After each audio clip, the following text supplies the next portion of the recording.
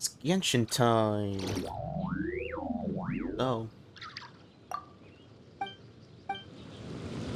Time to do my daily commissions.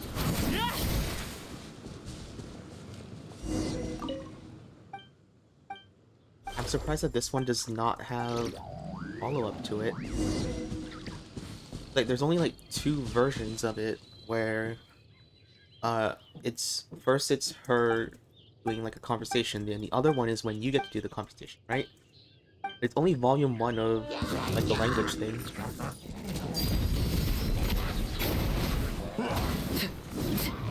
Which implies that there's a volume 2. And the last time that we ever interacted with like the language, it was for like an event, but we didn't gain anything permanent from it.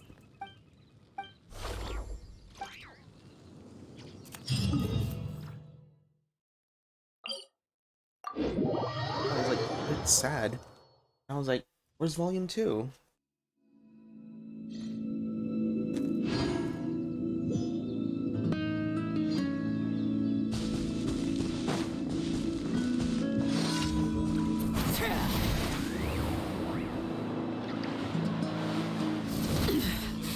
Pitiful.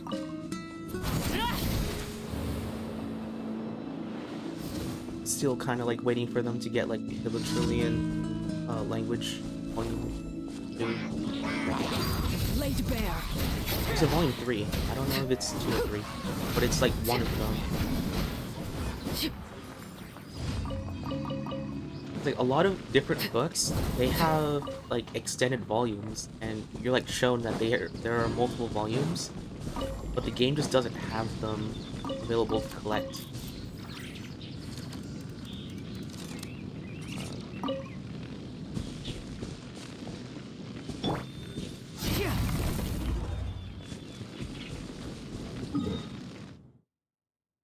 So I'm a bit sad about that.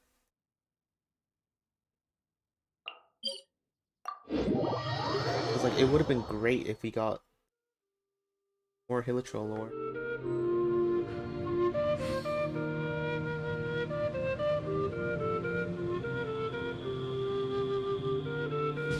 Then that got me thinking.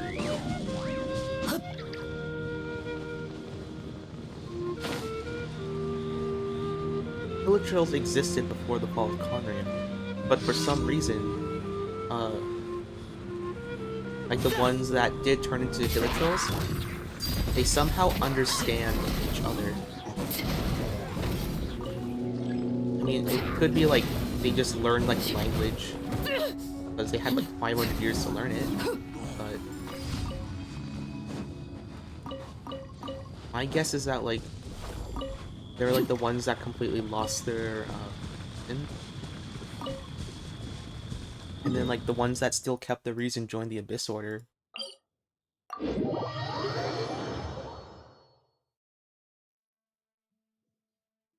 Only in the grip of winter do people truly appreciate the warmth of flames.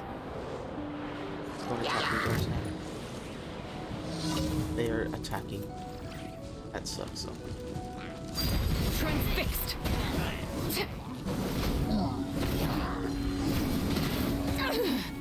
Oh, what the heck? Oh, that one probably stayed behind. Or like, that's the one that's trying to attack me, right? Also no. Where is it? There. Here, oh.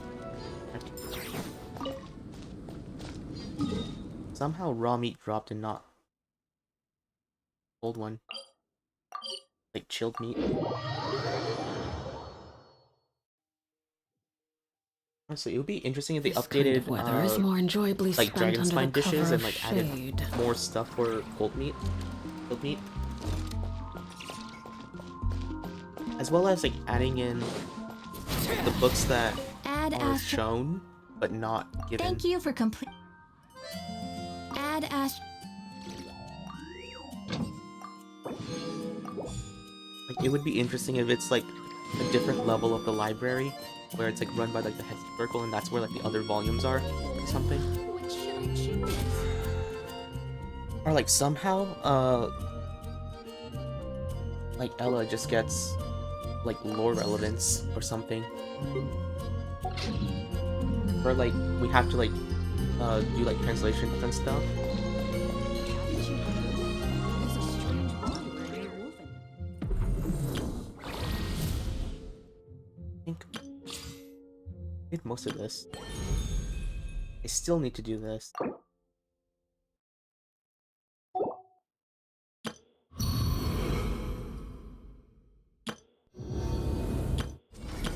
want to do stuff. TT. We got. We don't really have to like worry about it for now.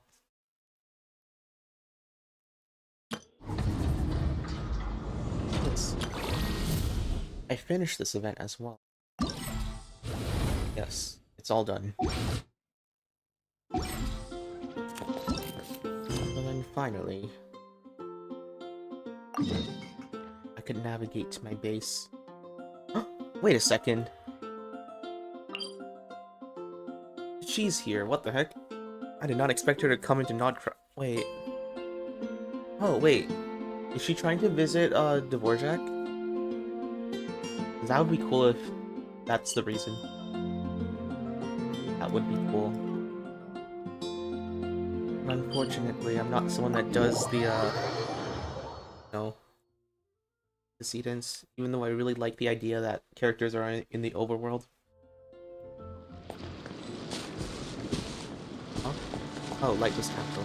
I was really confused. Okay. Cut your point over there. T.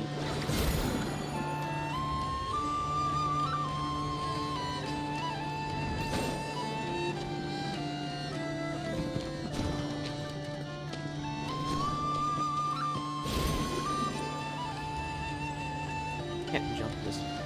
You're right about that. Oh. Okay. Boat thing? Hello, boat thing. Do you think the others are making good progress? Hope it's all going smoothly. And that's a death flag. Hey, look! They made it back as well! Flint's! Lama! How did it all go? All is well, thank you. Nefer and Yehoda had to stay at the curatorium to wrap things up, so they won't be joining us for now. I ran into Miss Anefa and Miss Aino on the way back. Their work is still in progress, so I suspect they won't be back for a while either. You seem rather cheerful today, Mr. Flint. I certainly am. I achieved what I set out to do and came away with more than I bargained for. Or? Fighting alone can get quite tedious, but I had the good fortune to run into a pair of brave young warriors. We meet again. How have you been? Albedo! What are you doing here? I'm guessing you're here to see Barca? That would be a natural assumption to make. It's also the correct one. These two courageously lent me a hand while I was fighting the wild hunt. Oh, it's Durin. When they told me they were Servarka's colleagues, it all made sense. And given how people of outstanding talent tend to cross paths, it's no wonder you're Wait, already so Barca acquainted. already met Durin? So? Who's your travel buddy, Albedo? Why don't you come and introduce yourself? It's a dragon boy.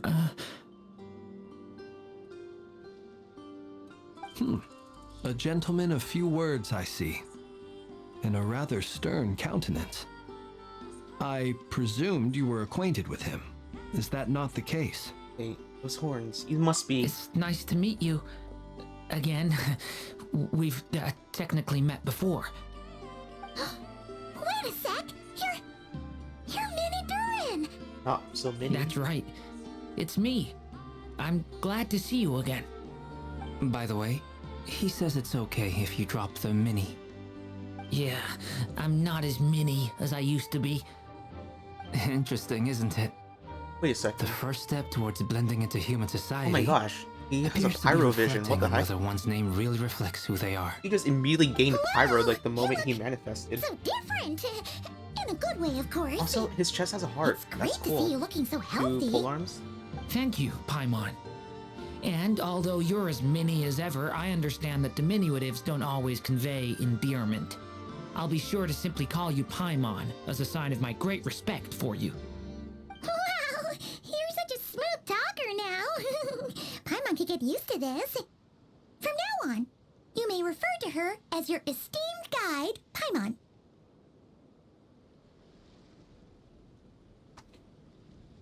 Little Paimon is pretty tiny after all. Personally, I think our little Paimon is the perfect size. When people call her Little Paimon, it's just because she's so adorable that they can't help themselves. If that's not a sign of endearment, what is? You're absolutely right, Miss Lauma. My brother still has a long road ahead of him when it comes to understanding human relationships. Anyway, speaking of long journeys, Alright, because they didn't used Cooper- golds Columbina as like reserve leave with you? How come she homunculuses. isn't back yet? She's been catching up with old friends. Wouldn't be surprised if she stopped for a cup of tea or 10 on the way back. Uh-oh. People are talking about me. Hope it's nothing negative. It's very negative. And like she's in much better spirits after meeting her old colleagues.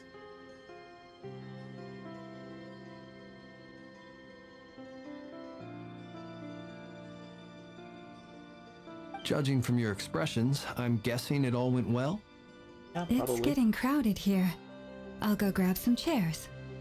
No need. This is a job for an alchemist.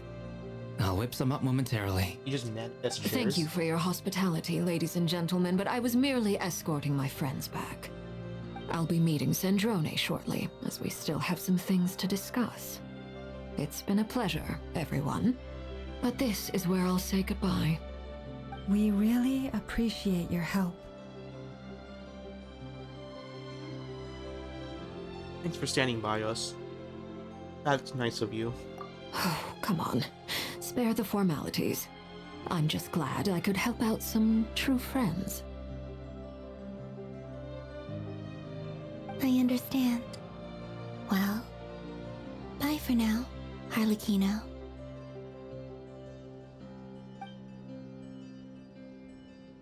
Oh, this place is hopping. It's probably a good thing one of us left.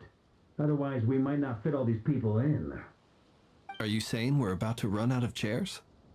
As a matter of fact, I am. Come on in and see for yourself. We ran out of chairs? Dang.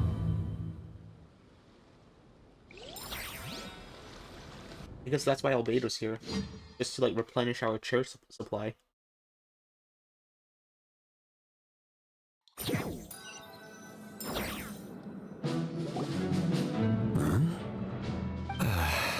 Oh, never mind. Oh my gosh, he's finally the main your little story. chit-chat outside, by the way. With Miss Columbina's colleague gone, we should be back to the original crew plus the other colleagues I brought in. Though, it looks like we have another new face. Someone else managed to rope in a colleague too? Yeah, no, he's probably here for us. Frankly, you and Paimon are the only people I know here. This Really? here You is don't know- Dinsleif, colleague of Tibet's greatest guide, Paimon, and greatest adventurer, He doesn't know traveler. Albedo? Well, not exactly colleagues, more sort of friends. When someone else jumps in to do the announcing, you know you're speaking to someone important. Let's hear what he has to say. Note to self. Once Paimon knows your name, the rest of the world will soon follow. When he comes looking for us, it's usually something important. Paimon's guessing you've heard about the Wild Hunt, then. From the looks of it, you're about to hold a meeting. If I were to say that the Wild Hunt is our mutual enemy, would that earn me a seat at the table? As the saying Albedo, and goes, manifest the more enemy chairs. of my enemy is my friend. Mr. Dainsleif, there's a seat with your name on it. Though, I can't promise the same for everyone else. Hey, Albedo, think you can rustle up a couple more chairs? I'm surprised that Llama didn't make the connection. Grandmaster Varka's first order is to rustle up a couple more chairs. I've missed this. Is he being sarcastic? Hey, he's your brother. Why are you asking us? What we've known I've him still the got a longest. lot to learn about the nuances of human conversation. Trying to decipher Albedo's way of speaking has been like jumping in at the deep end.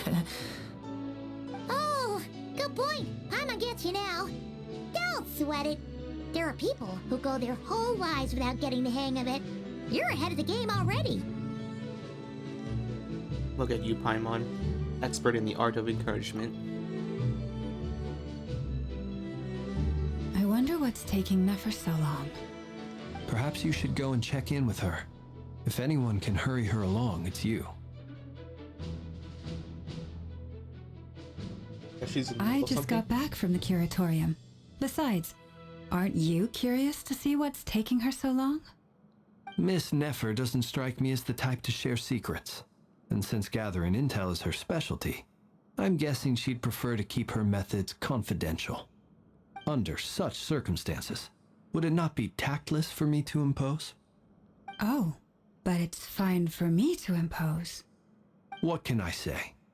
You have an unrivaled ability to garner people's affection, Miss Moonchanter. Besides, you have far more in common with her than I do. All right then.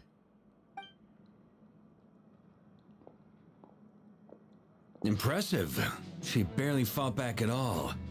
I admire your powers of persuasion, my friend.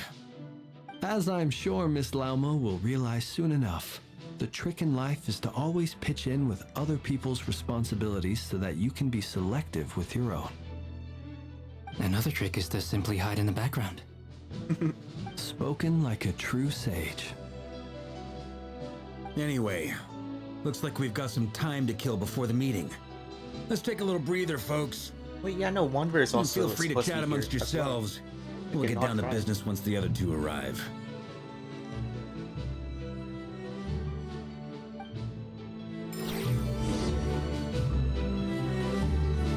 With everybody.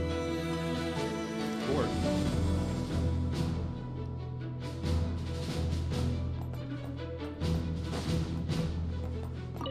with these two. Truth be told, I can't remember the last time I was in a meeting with so many people. You're not alone there, my friend.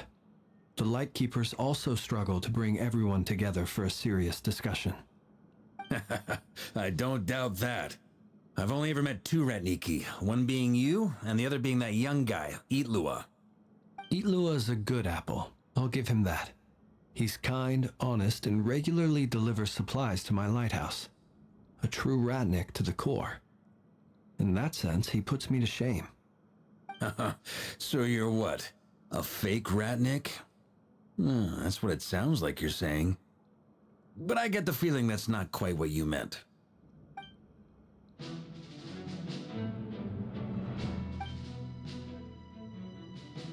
Come on, why the awkward silence? Did they just tease a new character? Sorry.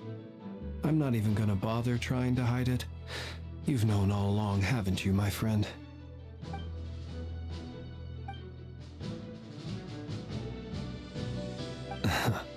Now that was an awkward silence.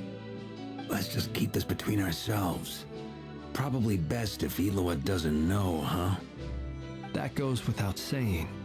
Gotta be careful what you share with youngsters, after all. Anyone else in the know? Let me guess. The Traveler and Paimon? It's dangerous being too sharp for one's own good, you know. Then, in the name of the Animo Archon Barbados himself, I swear your secret's safe with me. When we went for drinks, you said that you and Barbados were practically best buds. In the light of that claim, do you really expect me to take your oath seriously? Of course. Just as long as you don't go spreading around the fact that I'm close with Barbados, all right? Fair enough, then. Nothing like a bit of mutual leverage to seal the bonds of friendship.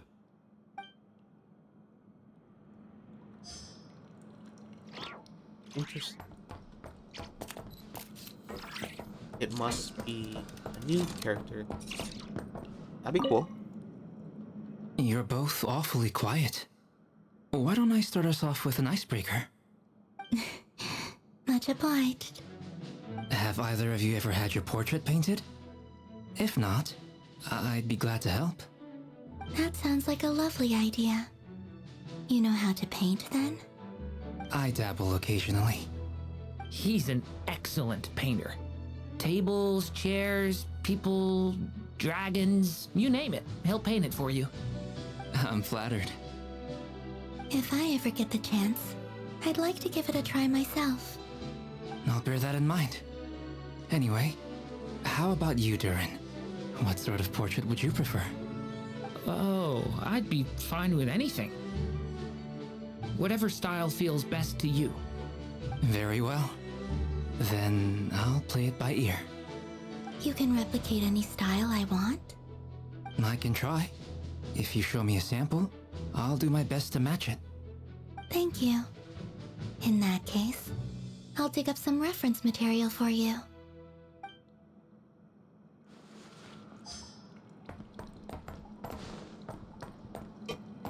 Albedo the artist Is himself. there something you'd like to say to me? Whoa, whoa, whoa. For starters, why'd you just show up here without even giving us a heads up? Wait, so we're already ending Nod-Krai? Dang. That's a new record. What? 2 patches? I'd like to ask about my sister. If you think back to our previous interactions, you may recall that that's hardly out of character for me. You do have a point there. Sorted out your accommodation yet? Oh yeah! You'll need to find somewhere to stay the night too, right? Want to tag along with us? You never know. Probably we might not. get a group discount. Sure, let's do Oh that. my gosh, he's actually gonna stay. Paimon will handle it. And in return, we can get Dainslift to be our very own personal bodyguard.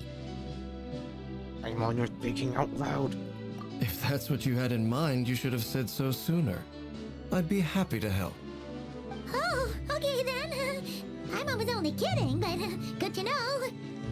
Anyway, since we're all here together, we might as well watch each other's backs. Bodyguard wants That's to just be a what friends bodyguard. do, right? Indeed. Thank you.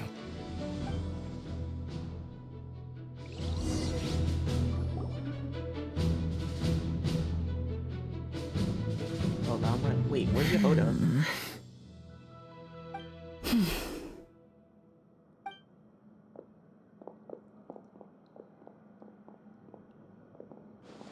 Ah, Miss Nefer. You made it after all. But what about Yehoda? I'm here to give you an update on how things are going on our end. Once this is over, I'll be heading straight back to continue my work. I left Yehoda back at the curatorium to watch over things while I'm gone. Huh. So much for just this once. Not so loud! We're on a roll here. What if she remembers and suddenly decides to back out?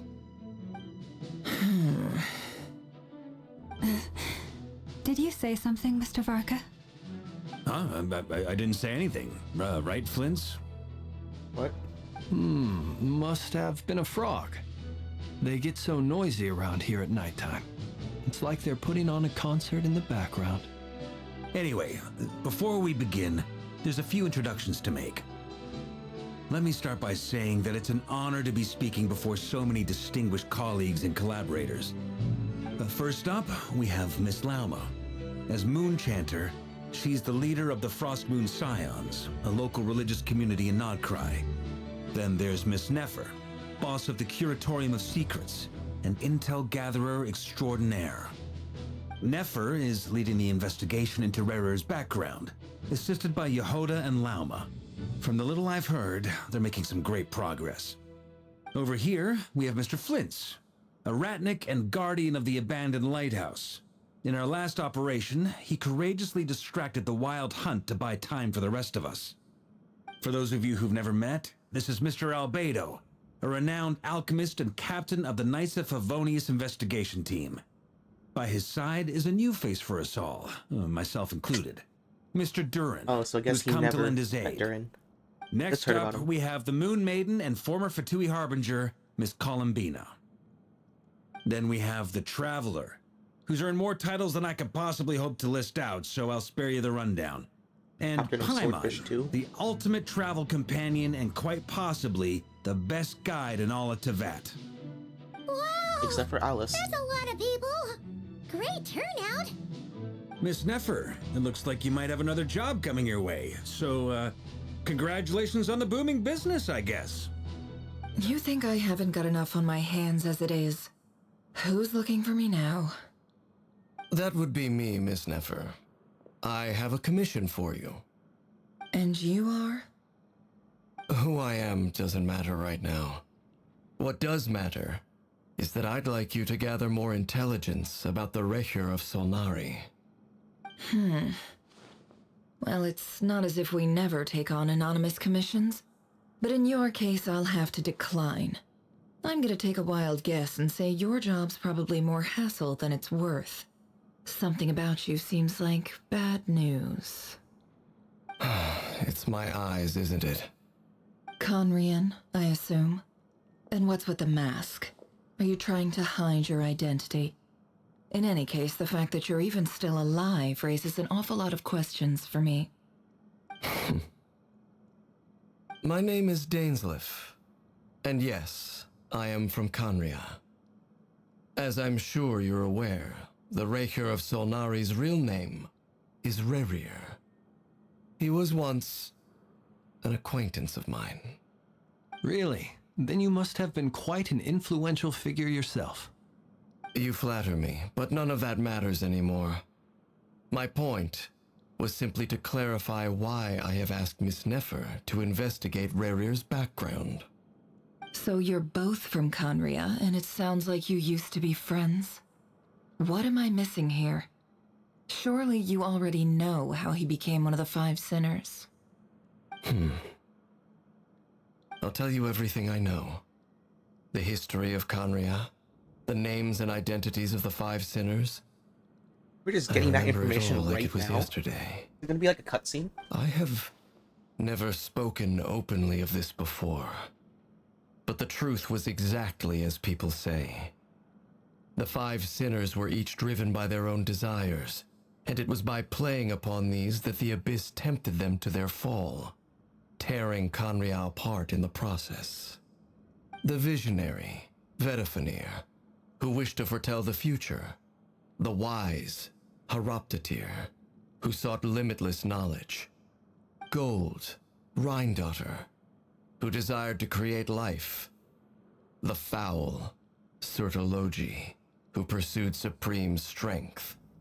And last, but not least, Recher of Solnari, Rerir, Ravager of the Moon. Of the five, Rerir is the only one who remains a mystery to me. He never harbored grand ambitions, so what changed in the space of a single night? How did he come to fall like the others? Interesting. In other words, you're saying that his change came as a shock to you, and you have no idea what actually happened? That's right. You mentioned how the Abyss tempted them, which led to their fall. But what did that look like in practice? And what other context can you give me about the events of that time? The more detail you can give me, the better. Strangely, now that it comes to it, I hardly know where to begin. The fateful night took place during the era of the Eclipse Dynasty. One day, my elder brother, the visionary, Vedifenir, was summoned to the palace by the Vinster King, only for the king to gouge out his eyes and cast him into the dungeons. When I came to hear of this, my fury knew no bounds. I gathered together every ally I thought I had, and together we set a night to storm the palace and free Ved. Centuries on, the memories of that night still haunt me like a never-ending nightmare. We broke through the palace gates, just like we had planned, each striking towards our separate targets. But then, I was betrayed. Even Vedifenir, the very person I had come to rescue, abandoned me and partook of the Abyss's power. So, it's personal after all. Then tell me, Mr. Dainsleif, what price are you willing to pay? You, of all people, must know that nothing comes for free. I cannot say what price would be worthy of such a commission. But know this. Rerir was not always a madman. Believe it or not, there was a time when he was just an ordinary man, working for the Conrian Intelligence Service. Uncovering the truth of Rerir's Fortunately, past Jiri is knew the this. only way to unravel this mystery.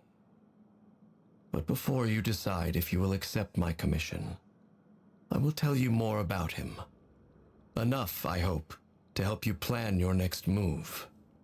Sounds pretty good to me. Feels like we just flagged down a random passerby, only to discover he's actually a master strategist who has a score to settle with our enemy.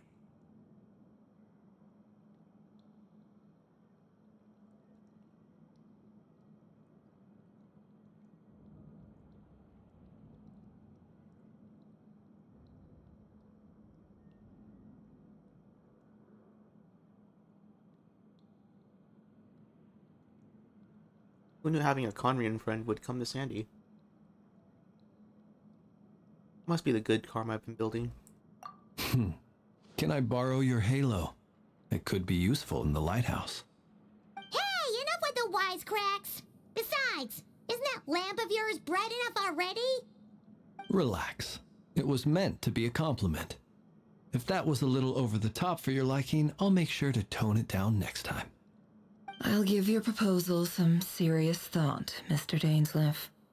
Let's speak in private once the meeting is over. Before that, there's a few things I'd like to share.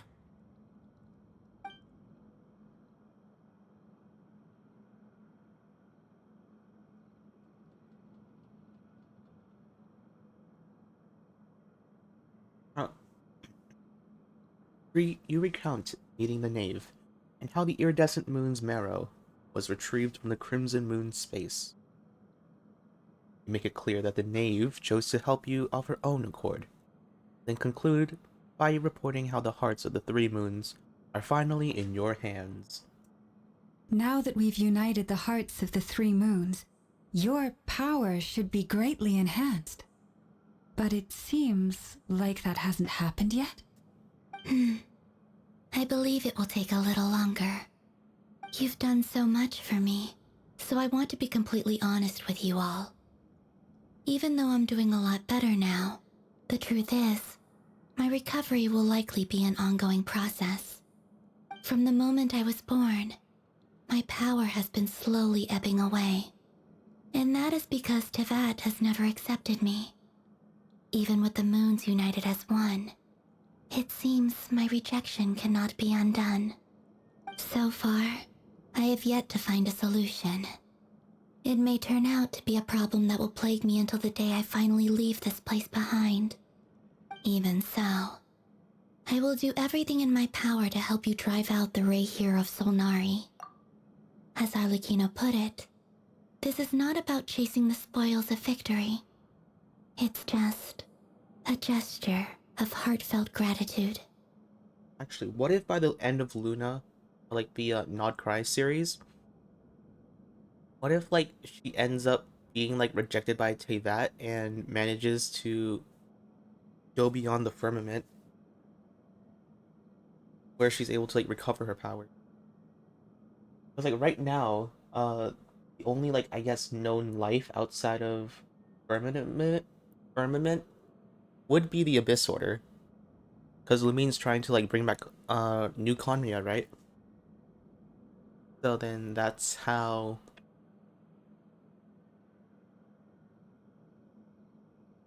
Yeah, that could be like a place like where she lands. Like she ends up in like New Conria outside the firmament.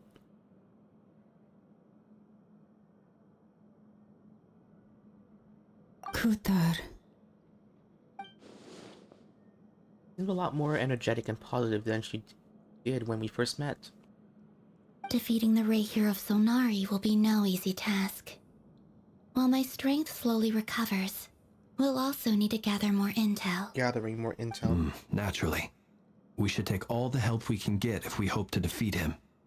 We've considered several viable plans now, but our choice hinges on the answers to a few key questions. Is it even possible to kill Rerir? What experiences shaped the person or monster he became? And what's he really after? Given Albedo's expertise in alchemy, I think we should leave him to try and answer the first of these questions. Understood. As for the other two, I'm afraid we'll have to count on you again, Miss Nefer. Believe me when I say it's not my wish to burden you. But right now, relying on your skills is our only option. So you're placing all your hopes on me, huh? We can't thank you enough for agreeing to help us. Honestly, I can hardly believe how lucky She we didn't are. agree. You sure have a talent for changing your tune, Miss Moonchanter. Timid like Yehoda one moment, then flinches insincere flattery the next. Ladies, please. I must object to your portrayal of me. That's all. Feel free to keep bickering. Just pretend I'm not here. I almost don't want to leave this room. I'm curious to see how this plays out.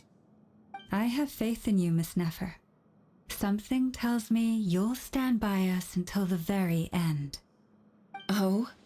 And what makes you so sure of that? What if I suddenly decide that my compensation is insufficient? This isn't about the money. I can sense that you've got a deep-seated distaste for Rerir. And knowing you, that alone is motive enough. Look at them getting along so well. Like two peas in a pod. And I'm the one they accuse of insincere flattery. There is no justice. Miss Lauma, you have to understand something. Unlike you, I don't actually enjoy having everyone's hopes on my shoulders. Is that right? Well, maybe the fact that I'm willing to put my hopes in other people says more about me than you. But the fact is, I also trust you. And that's because I know that you're someone we can count on. Anyway, we've got our plan, so let's get moving. Mr. Dainsleif, let's talk. And Traveler, once we're finished, if you've nothing else planned, I'd like you to come with me. This whole experience is teaching me a lot. For instance, I now know that when other issues come up in the future, I'll have far more luck getting Lauma to convince Miss Nefer than trying to do it myself. Hate to say it, friend, but that's one of the funniest things I've heard in a while. Why? You think I've got it wrong? Quite the opposite. But what makes it so hilarious is how long it's taken you to realize. Ask a lot. Nefer and Dainsleif converse intensely for some time. In the gravity of their expression, you can tell how heavy the next stage of the plan weighs upon them both. After a short chat, Albedo and Dern head off with Varka on what they describe as a sample-finding mission. Lauma steps out for a while, and comes back loaded with some emergency medicine. She tells you that while people rarely expect to get hurt, it's her duty to be ready when they do. You and Paimon wait patiently for Nefer, content to see how well everyone is working together. Once Nefer is finished, you follow her and Lauma back to the curatorium.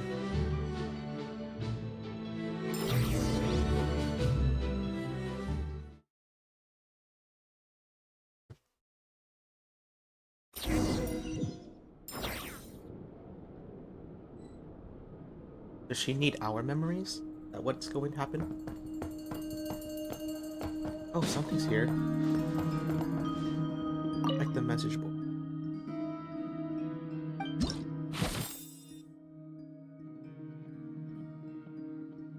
Oh, what the heck?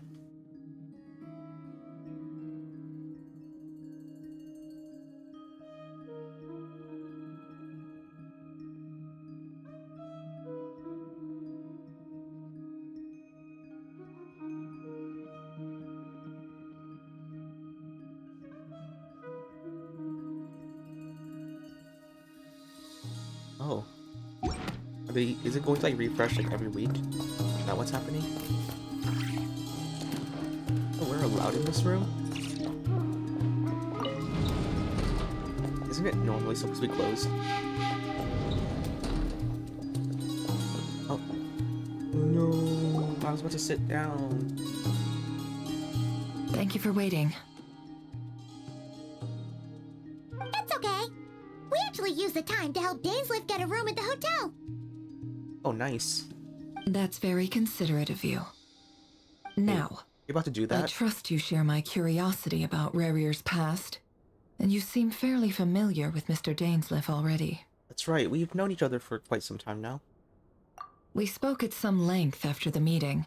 He was the one who suggested I should invite you to join this operation. He feels confident that these secrets will be safe with you. Dane has a lot of faith in us, that's for sure.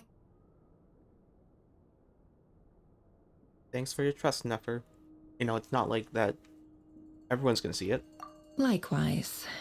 I appreciate that you got right on board without interrogating me about why I invited you. It shows that you trust me to explain everything in due course. That's because we know what you're capable of. We appreciate you too, Nefer. You might have been forced to help in the beginning, but this time, it was your choice. That's one way to put it. Another is this, that once a decision's been made, it's set in stone. After that, my only goal is to see it through. Alright, so here's how it is. I'm going to access Rarir's thoughts again using my confidential method. Now, I'm sure you've seen things like this before on your travels, so you're surely well aware of how dangerous it can be. The reason I've gathered you all here is to ensure my safety during the proceedings. I plan for us to enter the fragment of his consciousness together, and once inside, I will focus on searching for information. Bro, we need to call Think Nikita of here. this as a diving expedition into someone's brain. If I'm the diver, you are my safety equipment, tasked with keeping me alive while I'm under the surface. Once the ceremony begins, we will all be spying on privileged information. But in the interests of safety, you must remain absolutely silent at all times. We will discuss our observations after the ceremony has concluded. You heard that, Paimon? Lastly, any individuals of a weaker constitution are advised not to partake in the ceremony. In any case, Paimon has her own job to do, which requires staying in the room but not joining the ceremony. You just called Paimon weak. Never conspicuously left out the details of her confidential method. I guess her brain diving technique are a trade secret. Probably from Sumeru. Well, good luck, everyone. Sounds like all Paimon can do is cross her fingers and root for you guys. There's a little more to it than that. I was being serious when I said you have a job to do. While the rest of us are inside Rarir's mind, it's imperative that we have a team member on the outside. In the event that something goes wrong, you will be our first responder. I don't anticipate any issues, but the extra level of safety will be greatly appreciated. That means that there will be issues. I second that. This is a dangerous operation here, and you're our whole rescue team. That's pretty much the most important job in the crew. We are her rescue team? Paimon's like the lifeguard? Yeah, that makes sense.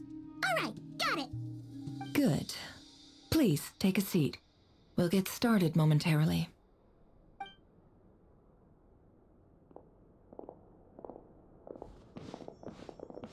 So, did Mr. Dainsleif tell you anything else? He told me that he believes Rarir kept some big secrets in his life. He's not sure that they were the cause of his eventual downfall, but he's asked me to uncover what those secrets were all the same. But surely you're not planning to go through with this, no matter the cost. If you think that, you'd be overestimating me. I'm a businesswoman, not a mercenary. But I do have my own professional reasons for taking this job. You think I'd turn down the opportunity to get a first-hand glimpse into Conrian history? No chance. Well, as long as you don't let morbid curiosity get in the way of safety concerns, we're good. We'll do whatever we can to help you. You're such a killjoy. That's an unexpected thing. She's got incense, candles, almost like a summoning ritual. Summoning time. I know, you should be familiar with this. It's like what we did like during the academia. Seems like Nefer still has no intention of sharing her trade secrets. But now is not exactly the moment to pry.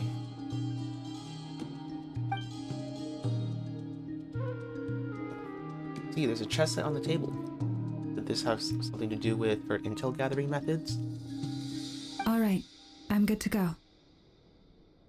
All set over here too.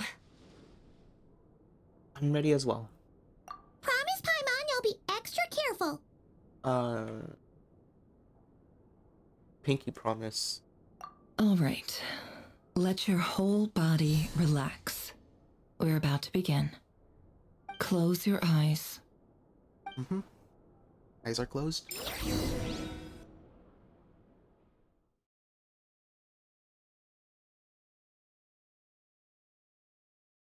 Phew.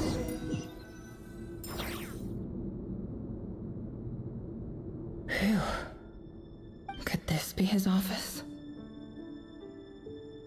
Pretty standard setup. Bookshelves, paperwork, files. According to Dainsliff, Rarier used to be an intelligence operative. Chances are there's plenty of top secret intel stashed away in this room. Is this where you keep your secrets, Rarier? Can't say I'm not looking forward to this. Nice. We're checking everything. Oh my gosh, we could jump. Can't hide the truth. No more lies. Bookshelves full of documents. Looks like these are all files, packed with the personal details of individual Conrians. The Crimson Moon dynasty preceded the eclipse. Since Rarier worked as a secret agent during the latter, it stands to reason that he was tasked with purging remnants of the old dynasty. Yep, lines up exactly with what Dainsliff told me.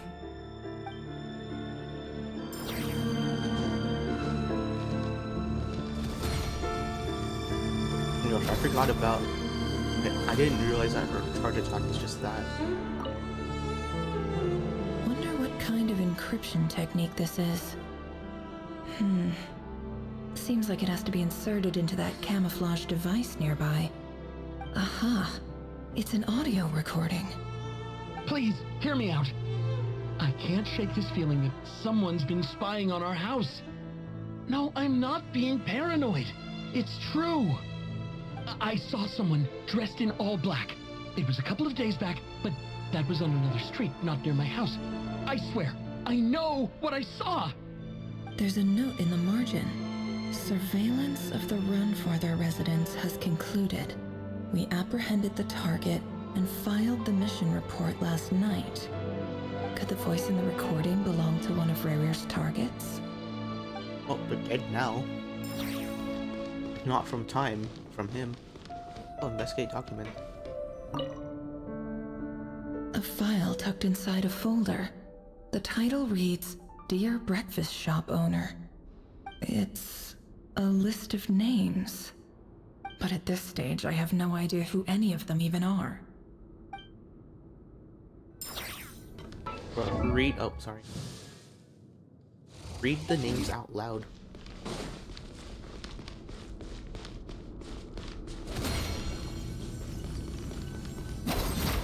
Oh, there's nothing here.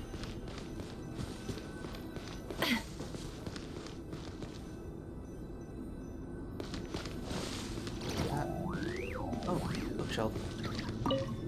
Box. A box containing a ring, inlaid with a precious gem. Wedding gift. Must be for his girlfriend.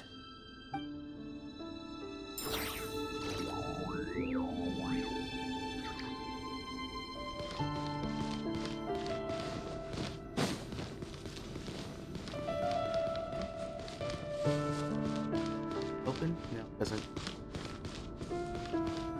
To Two there. Got these two. Nothing here. Nothing to open. This is the final thing. Oh. Oh. This is. Oh, what the heck? Today's files are in. Time to wade through them just like usual. Just to be.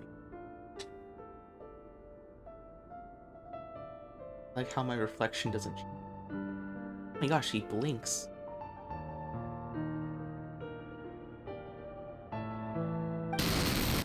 Male, 51. Occupation, cook. Confirmed Crimson Moon descendant. Has maintained frequent contact with other descendants over the past year. Poses a threat to the dynasty.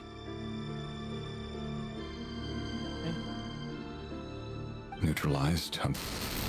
Oh.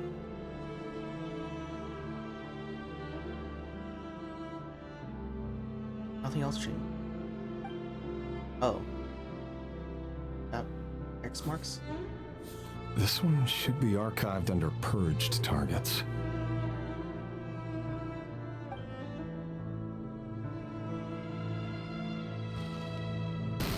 Female, 23. Occupation, office clerk. Confirmed Crimson Moon descendant. Has maintained frequent contact with other descendants over the past year. Poses a threat to the dynasty. Neutralized.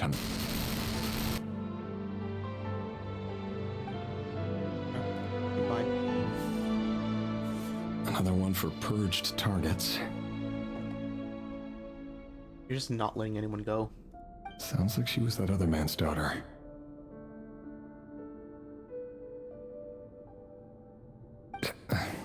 Never mind. What's it got to do with me?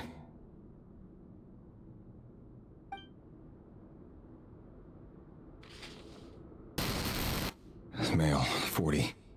Occupation, teacher. Confirmed Crimson Moon descendant. Has been observed making contact with other descendants during the past year.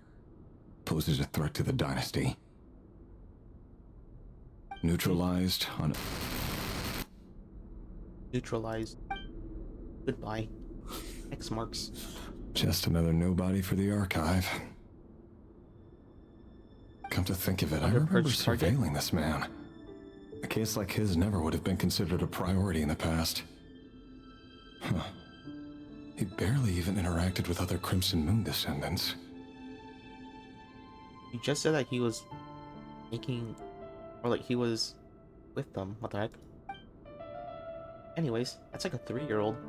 5-year-old? Female. Okay. 16. Occupation, none. Orphan and confirmed Crimson Moon descendant. Has been observed making contact with other descendants during the past year. Poses a threat to the dynasty. Neutralized on... Goodbye, child. Filed. I have no recollection of this girl. None whatsoever. She doesn't seem to be anyone important, but then again, how many of them really are? They're just dead because of them existing. Alright, let's see. Does the pilot get Female, smaller? 13. Occupation, none. Orphan and confirmed Crimson Moon descendant. Has been observed making contact with other descendants during the past year. Poses a threat to the dynasty. Oh, were they sisters? Neutralized on... Because I guess that would be making contact with another Crimson Moon descendant. Because, you know, they're sisters. They would hang around each other. And they're technically hanging around each other. Goodbye. You're dead. Filed.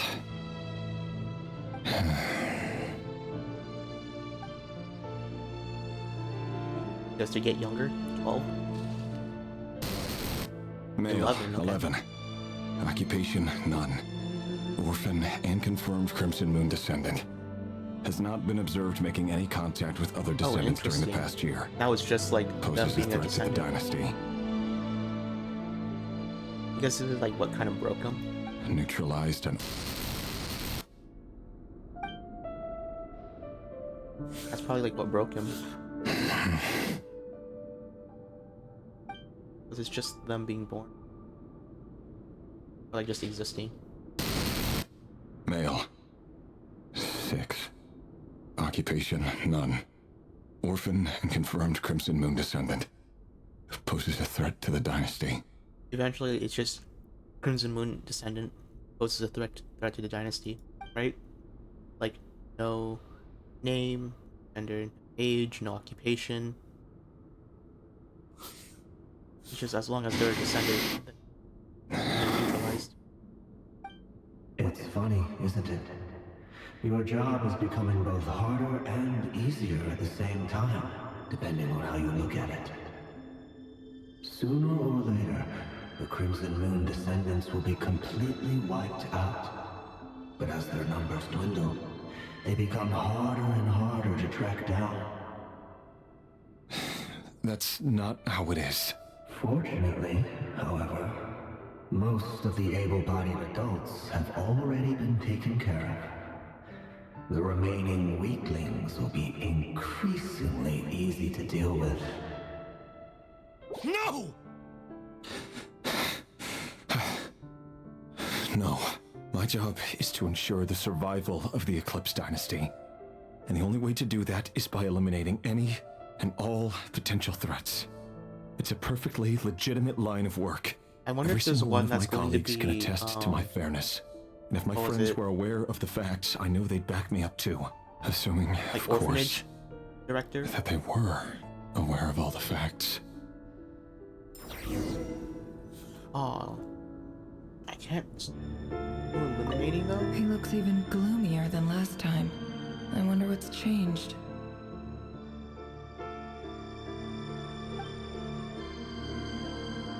So I want to just keep eliminating them. But I guess it would just be, like just drawing X's on faces.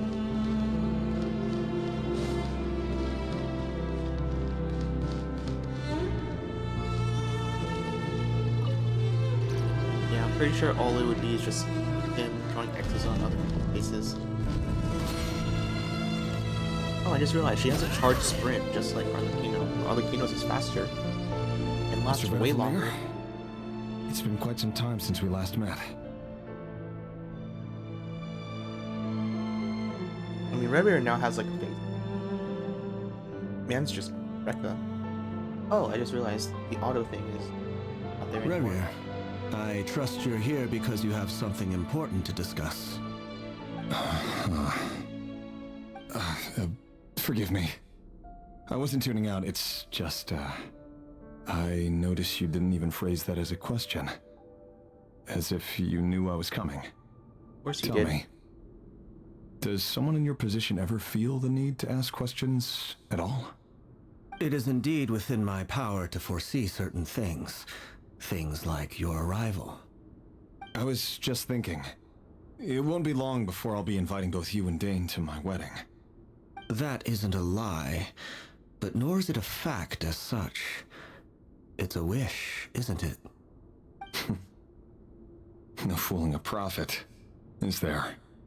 Ever since that day we met for drinks, I knew it was only a matter of time before you came looking for me. Does it feel good? Knowing how the future will unfold. I'm afraid the notions of good and bad fail to capture the complexity of what such a power entails. Once you've seen what will come to pass, it can be all too easy to succumb to fear and melancholy. Unless, of course, you learn to abandon these feelings.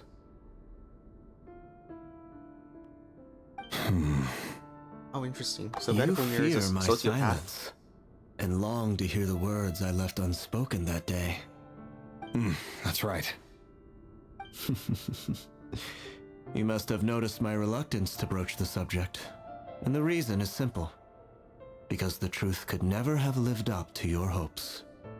For both our sakes, such words are better left unsaid. The burden of prophecy was never meant for your shoulders. So who exactly do you deem worthy to hear your prophecies? None but our exalted king? Or rather, our king as he once was. You're closer to His Majesty than I am. You must know better than anyone how much he's changed. You say that as though it is to my benefit. Yet precisely because of that, I dare not speak rashly. A king can turn out to be the most virtuous of rulers, or a tyrant more terrible than the most vicious of dragons. You are so wise and far-sighted, yet still you would have me live in fear of the unknown? You make a fair point. Especially given my silence alone was all it took to send you spiraling downwards. Very well then. Let me offer you some advice. And I say this not as a prophet or a visionary, Don't get married, but right? simply as Is the that brother what of your he's gonna friend. say? For many reasons, there is very little chance of your marriage ending in happiness. If happiness is what you seek, you should find another fiancé.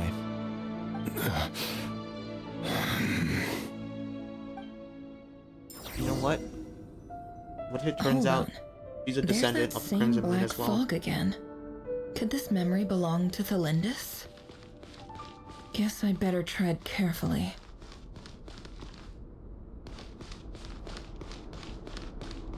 Because if it turns out that she's a descendant of the Crimson Moon as well, then I guess he would be torn between like following orders to kill all the Crimson Moon descendants, as well as wanting to fall in love with Wolfriend, right?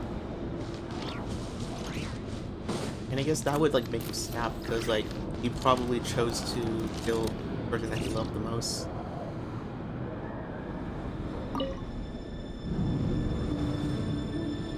Wait. Hear me out. This time we finally got a clear look at his face and learned his true identity. His name is Rayrir, and he claims to be one of the king's guards. What did you say? A cruel irony, isn't it? The man you're set to marry leads a double life as a brutal executioner. Why are you telling me all of this now? They're about to get married, right? Simple. It's because I want you to kill him. You are the only person he would never suspect. No, absolutely not. I would never dream of doing such a despicable thing. So you'll just stand by and watch him slaughter us to the last? Do not forget that the blood of the Crimson Moon flows in your veins too. I knew it. The blood of the Crimson Moon? What does that matter now? The dynasty has long been dead and gone. You think that alone is reason enough for me to throw away everything I have? Why wouldn't it be? You two were once a child of the Crimson Moon, just like me. Don't tell me you've never felt so much as a flicker of fury for the way we were trampled into the dust. As long as you promise to abandon this pipe dream of restoring your dynasty, I can try to persuade him. Or have him persuade the Venster King. Interesting. Hold up.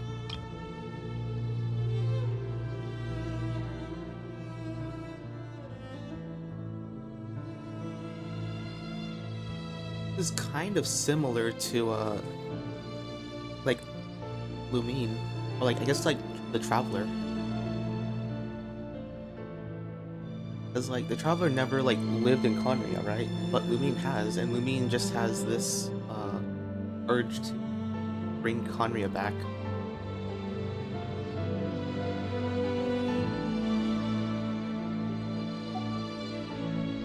Which, you know, kind of foreshadows that it's not gonna work. Persuade the Venster King?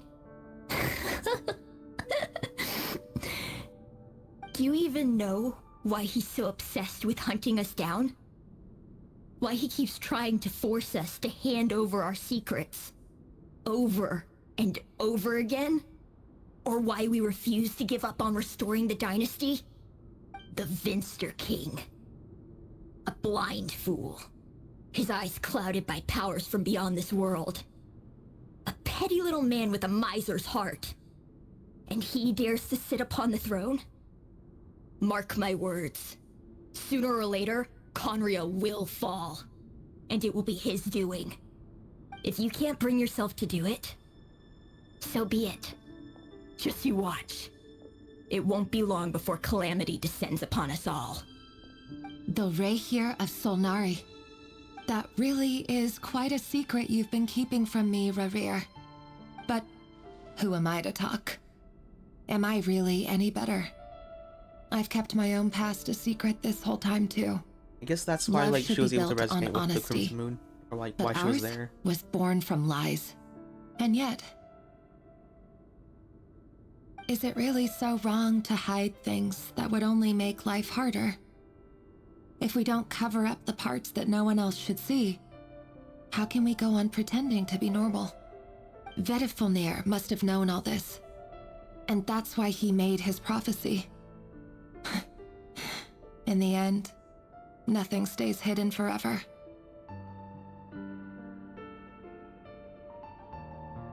But I won't just sit by and watch this disaster unfold. I'll do everything in my power to protect what I cannot afford to lose, no matter who I have to face.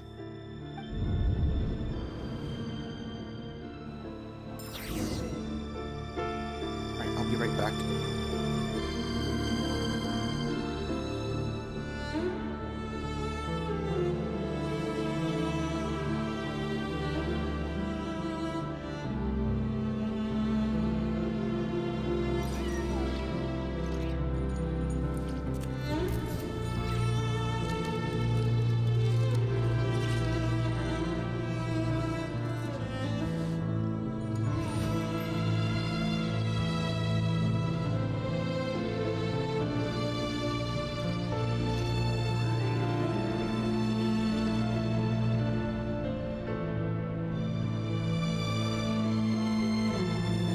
Emotions are like a raging torrent that surges through the mind.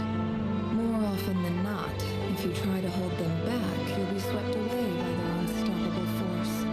And if you try to ignore them entirely, you'll end up tearing yourself to pieces.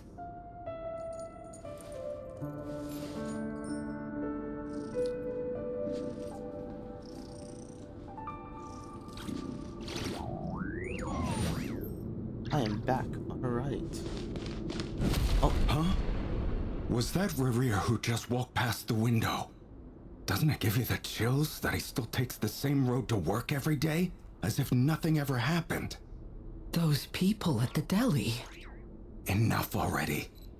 They're clearly pretty taken by their own disguises, so just smile and play along. Pull the rug from under beasts like that, and you'll risk having your throat torn out. Deli? Oh. They're talking about those people from the opposition. Right. I'd almost forgotten they used to run a deli. People of no consequence always vanish so easily. And no one even remembers them. Gosh, the cat's here.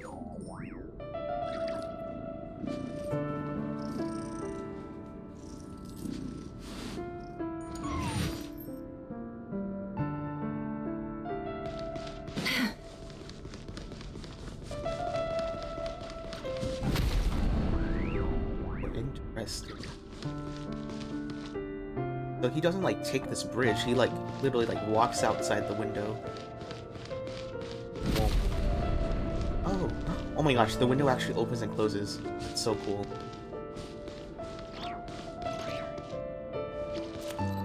And this still flowing up. Oh, there's light. Oh, it's probably from like candles.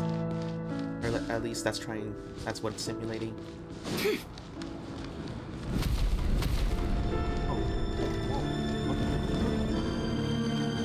Gosh. Oh, we walked backwards.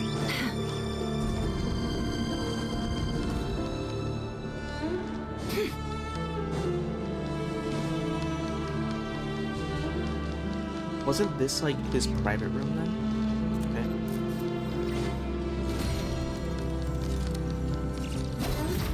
Okay. Yeah, I guess I kind of feel bad for him. I think like kill the person that he loves just because he was told But to. surely you you can see he's not the man he pretends to be. So many have died already, and they say that the king's madness grows with each passing day. We're not going to survive this, are we? But why does it have to be this way? Do we really deserve to die just because of the blood that runs through our veins? Felindis, are you even listening? Sorry, Freether. My mind was off wandering. I heard you, though. You're talking about what Rerir said. He's just following the king's orders. He's a secret agent, and it's his job to hunt down rebels and dissidents. By the time you first met him, he'd already taken lives. Maybe he was using you from the very beginning. No. Rerir has no idea I have anything to do with the Crimson Moon. My family are only distant relatives of the main lineage, and besides, my eyes are perfectly ordinary. Truth be told, apart from my teacher, pretty much no one knows I have any connection to any of it. It's been a long time since my family severed ties. But as Orlog said, who could possibly talk sense into that raving lunatic of a king? No one. Basically, if you have I'll like work something 1% out. drop of Trust blood. me, I'm with you all. But for now, you need to keep yourselves hidden. Don't let anyone find you, anyone at all. Don't forget that Rerir is an Eclipse operative. You need to be extra careful when he's around, and when I am too. For now, don't come looking for me. And if anything happens to me, just act like we've never met. If even you can't escape this, what hope do the rest of us have? But after all this time together, surely he wouldn't lay a hand on you. I won't speak in his defense, nor can I give you a clear answer to that question. But I'll do everything I can to put an end to this. Here, hold on to this. If an opportunity to escape presents itself, take it. You'll be glad you took some spare change. You call that change? But what about you? I've got a job, and there's still money coming in. But you can't go anywhere right now. Please think about yourself for once. So when are we gonna get her death scene? And when are we going to see Rerir having to kill the love of his life? Go to the train. Was it this room? Oh no, it's here, okay. Another day, another round of assassination training. Ooh, training grounds just beyond this hidden passageway. When you kill a person, doesn't it bother you when you end up covered in their blood? Why would it? Aren't we all just walking blood bags? But not everyone is accustomed to hunting down others like prey. You've been a hunter for so long now, you seem to have forgotten that most people just go around killing one another. Leave me alone.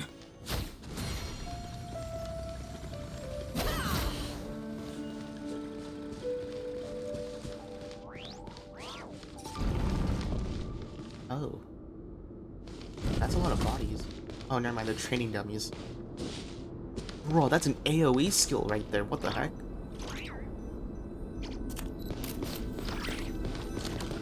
Begin training.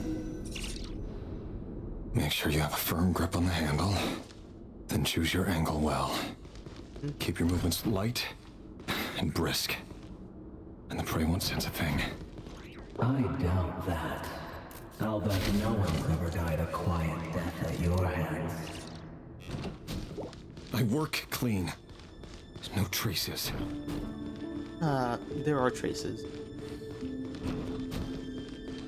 Oh, am I supposed to hit them? That doesn't make it open or board, though. The king just happens to need you right now.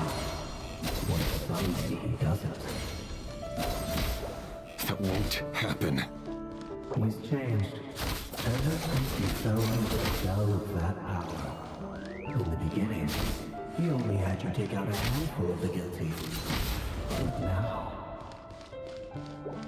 The ones I've dealt with have always been guilty, and I've carried out my work flawlessly.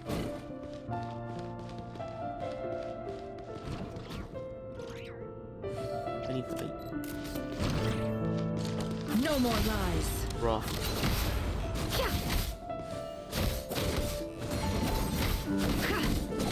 Wait, hold up. Am I actually supposed to like? Okay. You know why Felinda didn't accept your proposal, don't you? Was it because she didn't trust you, or something else? Enough!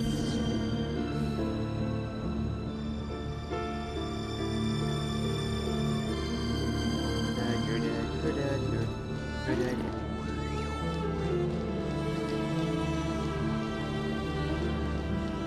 Oh, they're new memory.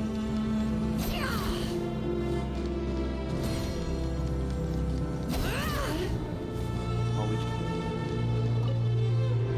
let's do this one first. Delindis, do you still remember Orlog? He's dead. Orlog.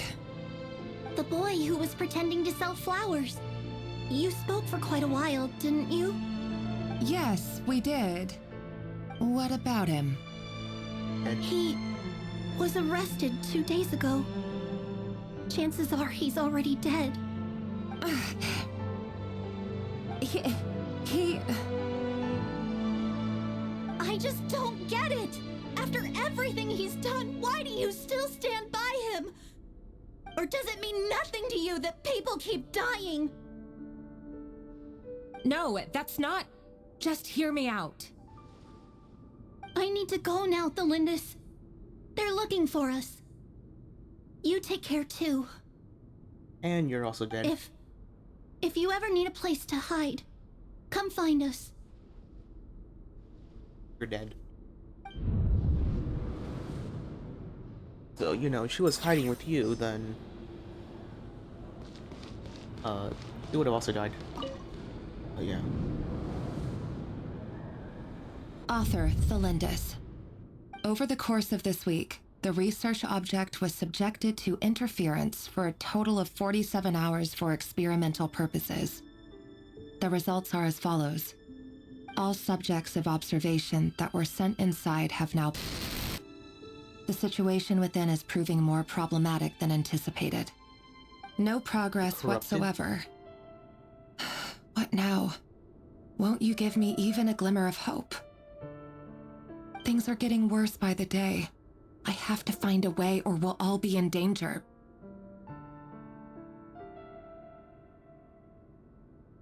But I... If all this research comes to nothing, what then? Sooner or later, it'll be my neck on the line. But could he really bring himself to kill me? No. Surely he wouldn't have the heart.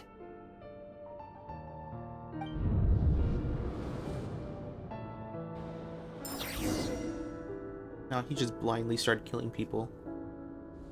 And then eventually, he regains his sanity.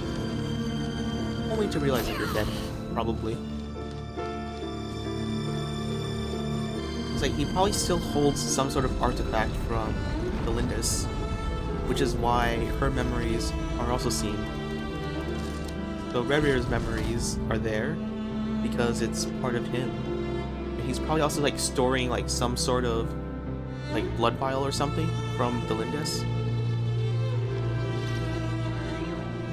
So we're seeing like small glimpses of her memory. Why won't you just let us go? We don't even know each other. All we want is to live ordinary, peaceful lives. You want to live? Yep, that's his memories.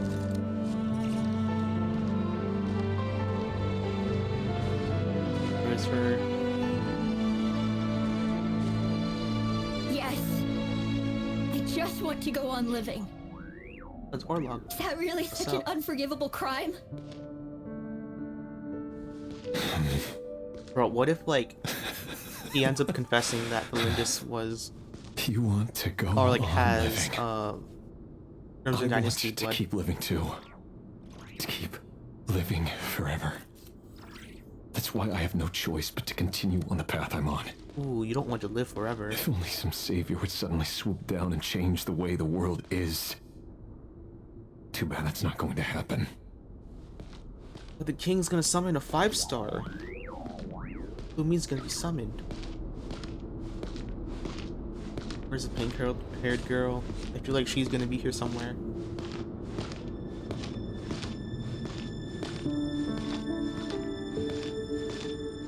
Orlog, Imagine here? that. Never mind. If there really were such a person, you and I wouldn't be standing here like this, would we?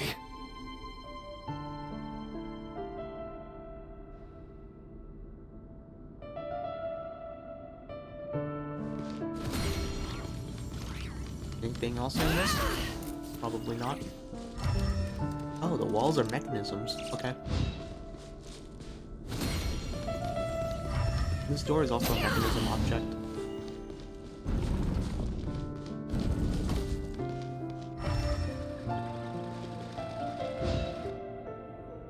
Today's files are in. Time to wade through them just like usual. No, I don't get tired of it. It's my job. And not only am I lucky to have it, I'm good at it too. Bro, he starts talking to himself, okay. Wait. That's... Thalindis?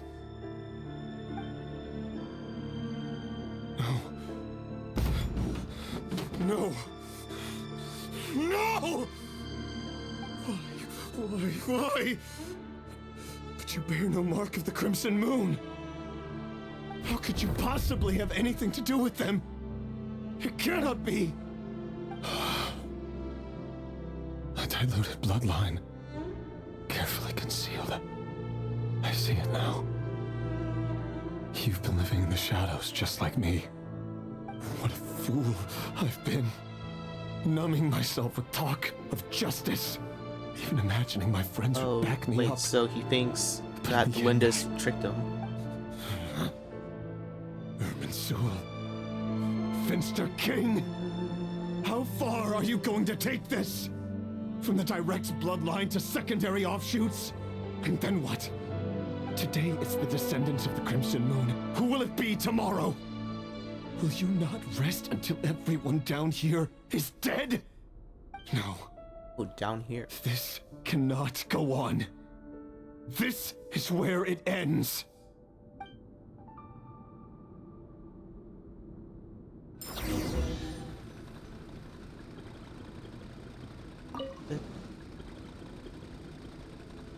It's the Lindis's portrait. Whoa. That's cool. She has like her own portrait and not just generic NPC portrait. Teachings of Elysium. Whoa. Okay. I was like, that's way too dark. Oh, is stuff gonna start closing? Let me guess, Vedifulnir is gonna be here? Nope, never You're mind. really letting me go? I am. As long as you can guarantee that no one will find you. Don't worry, I'll be extra careful. No one will know I was here. But what about you? Me? If you let me go, you won't be able to complete your mission, will you? Good point. In that case, maybe you should stay. No, please! I just want to see the outside world again. To... Go on living? Yes! I know you're a man of your word. So please, just let me go. If I let you leave, what will become of me? Just kidding. Go, now. But remember, He's probably gonna end up dying somewhere don't else. let anyone know you were caught. We'll be seeing each other again very soon if you do. He's gonna get caught Even by the someone. shadows in the dark must live by a code. But you can't save everyone. You've been whispering in my ear for days now, Vedifilnir. What are you trying to do? Break me down? Oh, he's actually I only Vulcan. say this because you long for an answer to your problems. Let her go, Rerir, or you risk losing everything. I will not abandon Thalindis. Then you'll need a little more vigilance and a lot more power. The world is changing, Rerir. Keep your eyes peeled for your moment of opportunity. Oh, so That voice that's used to why be so she. Okay, unclear. that's why he took the chance Now to I know exactly whose it is. accept the It's Abyss power. Vedifilnir. He won't tell me how to actually resolve any of this, but he keeps trying to manipulate me like a puppet. What's his game here? Tell me then. What will this moment of opportunity look like? And no answer. He's like a ghost. Always disturbing me when I'm on edge, but never answering when I need him most. So, the Eclipse Dynasty was purging, well, massacring the descendants of the Crimson Moon. And it seems like it was all connected to the Vinster King's research. The King's obsession with abyssal power left the future of Conria hanging in the balance. No wonder every aspect of Rerir's life was so unstable. And it looks like this Thalindis, Rerir's would-be fiancée, herself belonged to a sub-branch of the Crimson Moon Dynasty's descendants. It almost defies belief that a couple like them could hide the truth from each other for so long. If the Vinster King hadn't intervened in such a drastic way, they might have gone on deceiving each other for the rest of their lives. And why does Vedifilnir, Daneslif's older brother, keep talking in Rerir's head? This guy kept more secrets than I ever imagined. The human mind is like a vast desert of shifting sands. When you follow the flow of someone's memories, you only ever see the parts they're willing to let surface. Time for something a bit more creative. We've been inside Rerir's mind this whole time, building up a picture of his psyche. There's already enough clues on the board to start reading between the lines and mapping out the rest. Ooh, you're going to Now, create we an can artificial finally space? begin to put the pieces together. Sure, it'll only be a reconstruction, part simulation, part reasoning, but it's usually pretty accurate. Once we've built up a cognitive profile, we just need to cross-check the logic behind his actions. And then we'll be able to take a sneak peek at whatever it is that Rerir has really been hiding.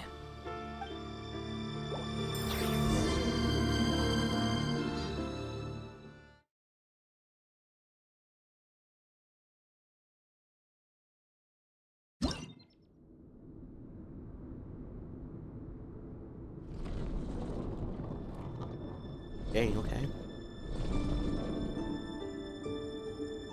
What's that symbolism then? Rerir, are you there?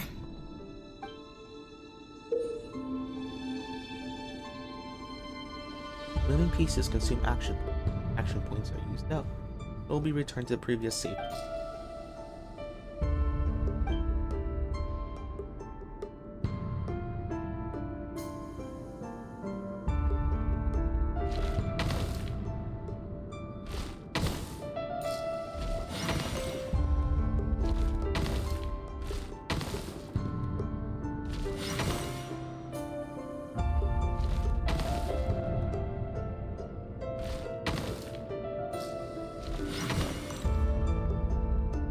Hey, Rerir!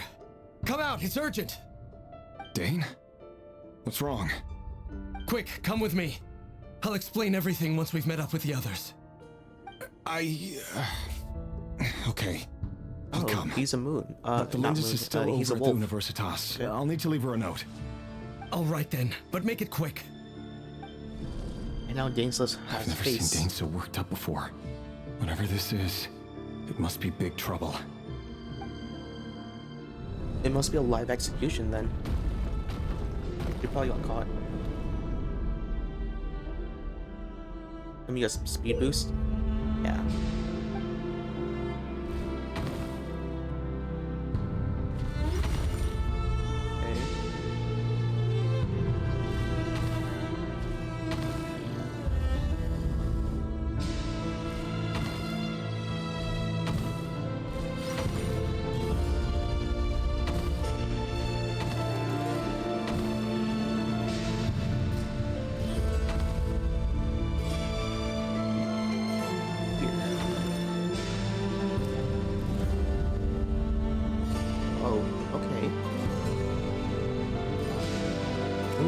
They're being represented by something, okay. Well, this is a nice change, Daughter's meeting a you all unicorn? at this hour. When men and women of ambition can speak face to face in broad daylight, I say that's a big step forward for our dear Conria. Don't be ridiculous. Okay, We so do Lord not is a fear the sword. day. Why would we seek refuge in the night? You might ask your blade that same question. They're not completely insane. I'm told though. it That's prefers interesting. the cover of The darkness. abyssal corruption just turned them pretty The word insane. on the street is that Sertologi only strikes when he has an unfair advantage. But that is patently false. I see you're missing an arm and a leg. Surely only a fair fight could explain that. Missing an arm. If this is your way of offering me replacement limbs, believe me, I'll take them. Oh, we can certainly discuss that. With bioalchemy, anything is possible. Assuming I have your full support in my research. Okay, so she just does unethical experiments. Lunatic. Roptatir, what brings you here? Why, Dainsleif, of course. He invited me. Please, cast aside your apprehensions, Miss Rhindaughter. Whatever the rumors may say, I am but a humble servant of the king, and I can assure you he affords me no greater convenience than he does you. Well, the Universitas Magistrorum won't stop fawning over you. False crown? So at least some of the rumors must be true. You're clearly doing well for yourself, so drop the humble servant act. It endears you to no one. You're president of the Universitas Magistrorum, the chief royal mage known as the Wise by royal appointment, and by far the most favored among the 4 pillars of Conria. Oh. Vice President Veet doesn't even try to hide his envy when he sees you. My success is the product of hard work and good luck. He's a scholar. It's as simple as that. Were the king not such an extremist, I hardly think I would have received a senior post at my age. Of course, no job is without its gripes. Serving a king like ours can be a challenging task, as I'm sure you can imagine. And as for Efterveet, in missing out on the presidency, he's dodged a mountain of stress. Like everything else in life, it comes with pros and cons. A battle, alchemy, and scholar. You're all here. I apologize for the short notice, but it was an emergency.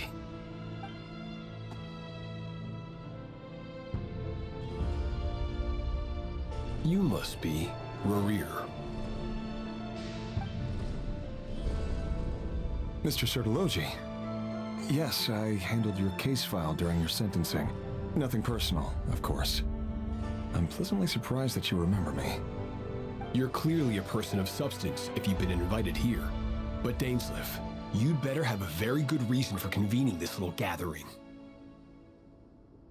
Okay, so Vedifulnir, Rhindaughter, Roptatir, Sertologi, and Rerir.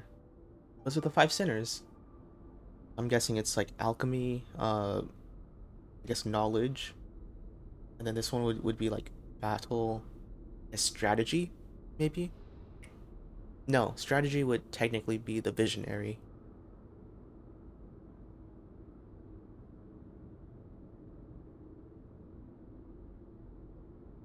I guess his would be like maybe representing love. And then Dainsleif was just left out throughout the entire thing. It's my brother, Vedifulnir. Oh, After there's he up to spoke at the 9 court moons. this morning, the king was That's so 5. infuriated by his words that he had him blinded in both eyes and thrown in prison. Oh. Vedifulnir in prison? Strange. I thought the king trusted him and Horoptatir more than anyone else in the world. Does this mean the king's circle of trust just got even smaller? Probably. It has nothing to Or do his with power trust. grab.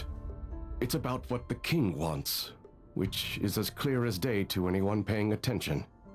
I simply appease him, because it's in the best interests of the Universitas Magistrorum. And also because you're slimy. Vedifalnir, perhaps less so. But still, a visionless visionary? It rather inclines me to think that qualifications are not what get you ahead in Conria. Do you honestly think this is an important discussion to be having right now? Dane, what are you planning to do? Prison break. Rescue Vedifalnir, I assume. Correct. It will mean storming the palace by force. Tonight. I need all of you on my side. That's far too dangerous. And don't forget, Dainsleif, you're captain of the Royal Guard. You swore an oath to the throne. Okay. An interesting thought is that Vedifalnir must have planned all this then. Like, he knew that the king is going to go crazy and like summon the, I guess, abyss like inside Conria, right? But like he also saw that as like a chance to create like an army of his own. So then like, you know, that's why like Rhine-Daughter, Sertology, Optier, and Revir, I'm guessing that like throughout like a pretty long time they've just been hearing Vedifalnir like recite like, you know, prophecy or something. Like for Revir, he must have been like the newest guy that was hired by him, or like that was brought into his whisperings. Because I'm guessing like it's just when he realized that Revir's not going to have like the strength to protect the person that he loves, he's like, you know what? I'm gonna take advantage of that.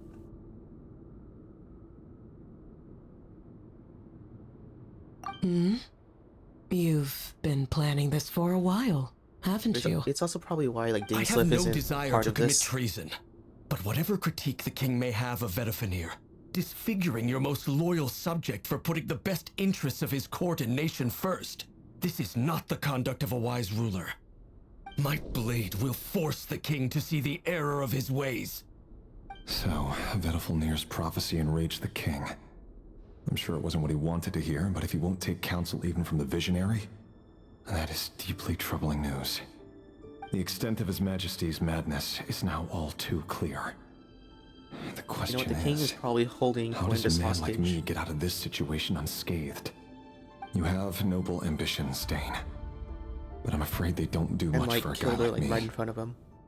I'm not interested in saving the world. All I want is a letter of pardon. A letter of pardon? For whom? Thelindis? The chances of the Vinster King issuing a pardon for anyone connected to the Crimson Moon seem vanishingly slim.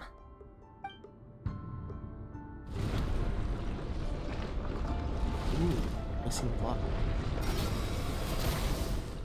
Oh, avoiding enemies. This black fog over the board must have some connection to Thelindis. But why is it taking this form? Does it have something to do with Revir's past? It's another mystery I'll need to unravel. Probably Thelindis' obsession with Revir. And it like affects his like object. Wait. Oh no! We have his heart, right? Yeah, because I just remembered that Revir literally said that we have his heart in his hand. Yeah. So within his heart, like, Thelindis pretty much like etched most of her memory in there, which is why we're seeing it. Kind of poetic. All right.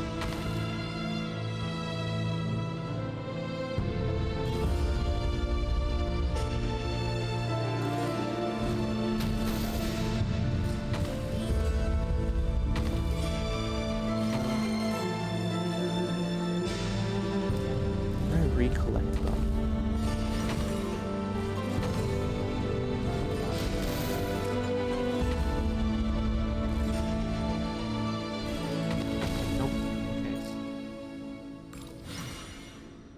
Oh. However, they stay.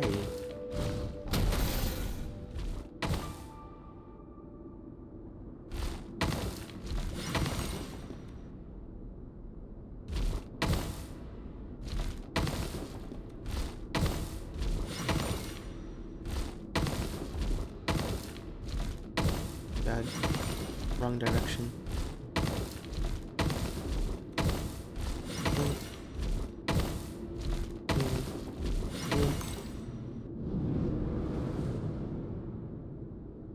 So what is she going to be represented Author by? Thalindis. Oh, never mind. Over the course of this week, the research object was subjected to interference for a Moon. total of 60 hours for experimental purposes. The results are as follows. Research dating back to the Crimson Moon dynasty has established 2 points regarding moon marrow.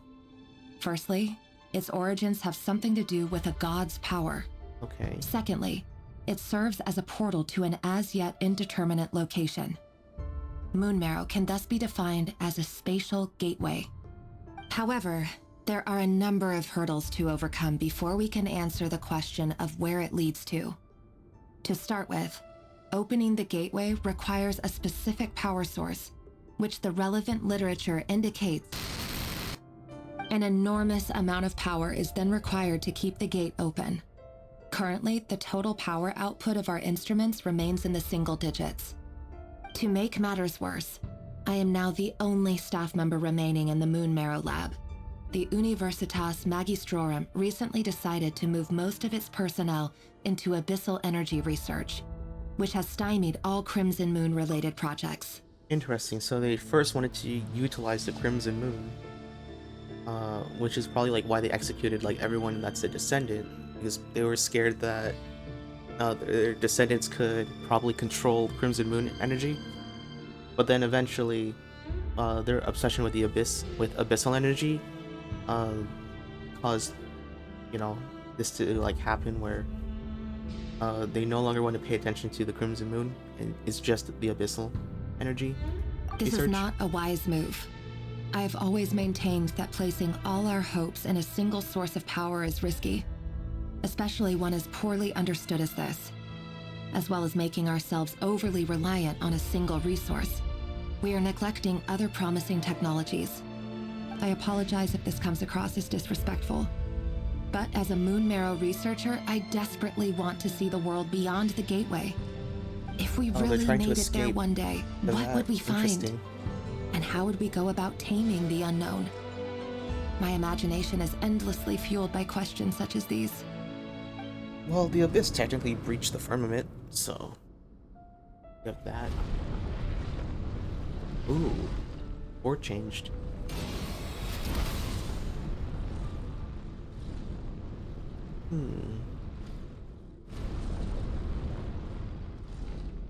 Okay.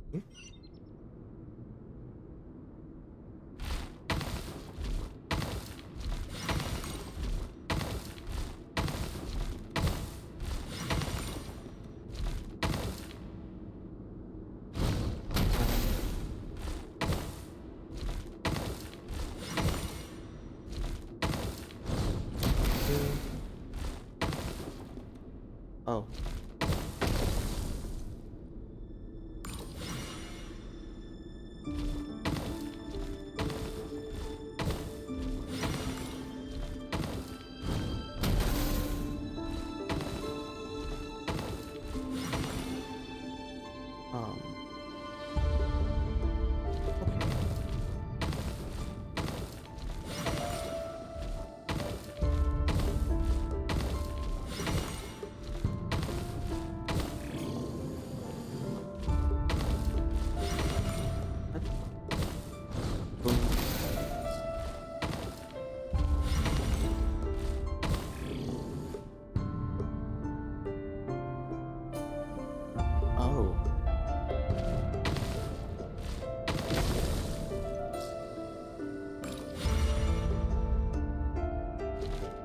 So that is just one way.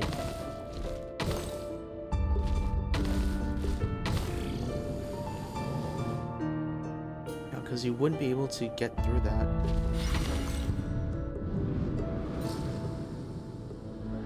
This is for you.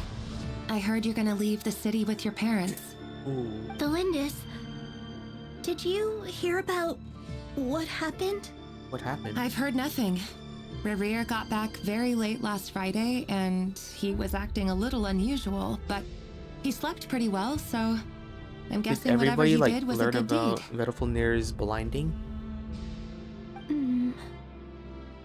You never saw him, and I don't know what he did. And this conversation never happened. You understand? What if he finds out that you pried into his secrets? Don't be silly. I don't know what secrets he does or doesn't have. All I know is he's just a normal guy who happens to run some errands for the king. Are you scared of him? I don't know. The Rerir I know doesn't match the person you all describe. Logically, I should be scared of him. And yet, I don't want to lose him. But enough about that. You should get going, and be careful with the package I gave you. Keep it secret. Keep it safe. Ooh, she's What's gonna in get it? caught. A piece of the moon. All you need to know is that as long as you keep it safe, then in the future, everyone will be able to see a red moon. A red moon? You mean our moon? Oh, she stole a That's piece right. of the Crimson Moon. Our moon. Promise me you'll look after it.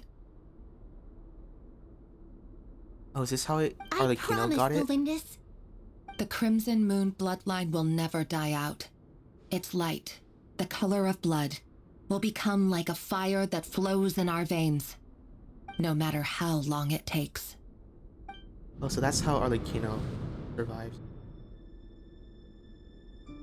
Because her family was probably one of her descendants then.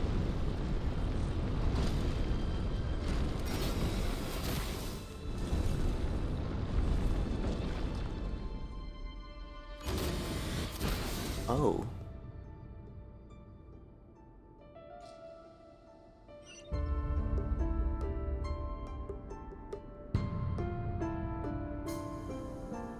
Let's get rid of everything here.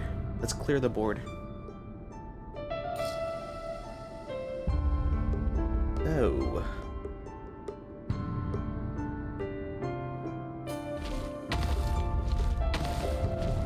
Here. Oh.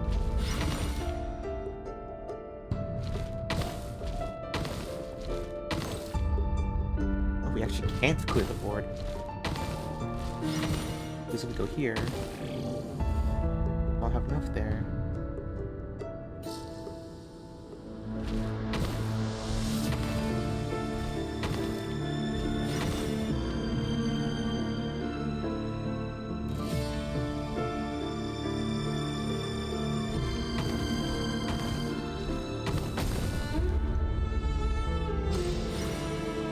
Going this way then.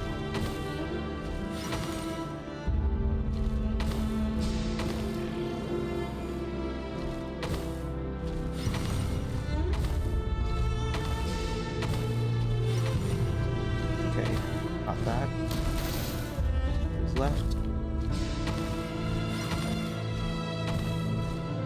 Oh, we don't have enough.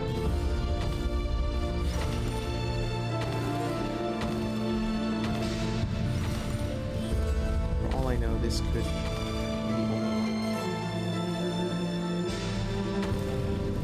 Oh.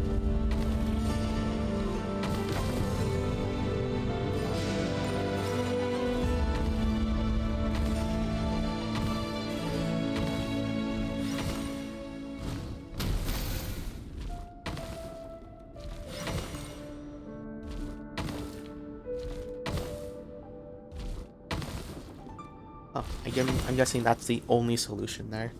Hurry, everyone, and stick to the plan. And stick to the plan. No one Sir sticks to the Dainsleif, plan. What are you? Is this treason? You know what happens to those who betray the throne. Please, don't do this. It is the king himself who has betrayed the throne. He has betrayed all of Conria. If you have any love left for justice in your heart, you should join me. It's showtime. Dane and his group will handle the troops in the palace. Then Hraptatyr and Rheindater will disarm the security measures. My job is to enter the prison and rescue Vedifalnir. Stay safe. Wish me luck. I'm guessing he's the Look first to after fall my brother. into Draw Abyssal your Power. blade. It is time I guess for second justice to prevail. one. Do we get to fight? Is that what's happening, or never mind? It's going to get walled off, isn't it? Yeah, it's going to get walled off. They didn't want to like spoil Conria yet, so they're just putting chess pieces. Okay.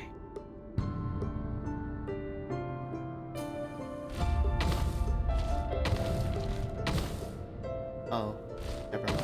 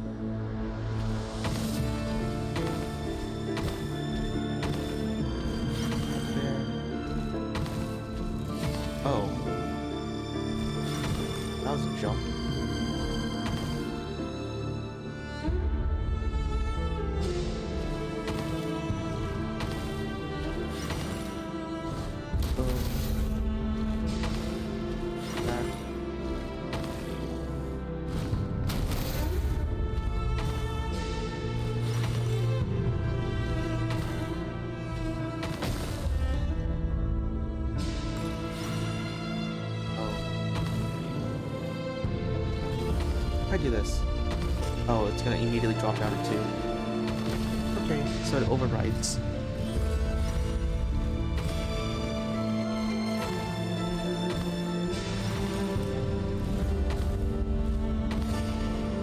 And lost 1.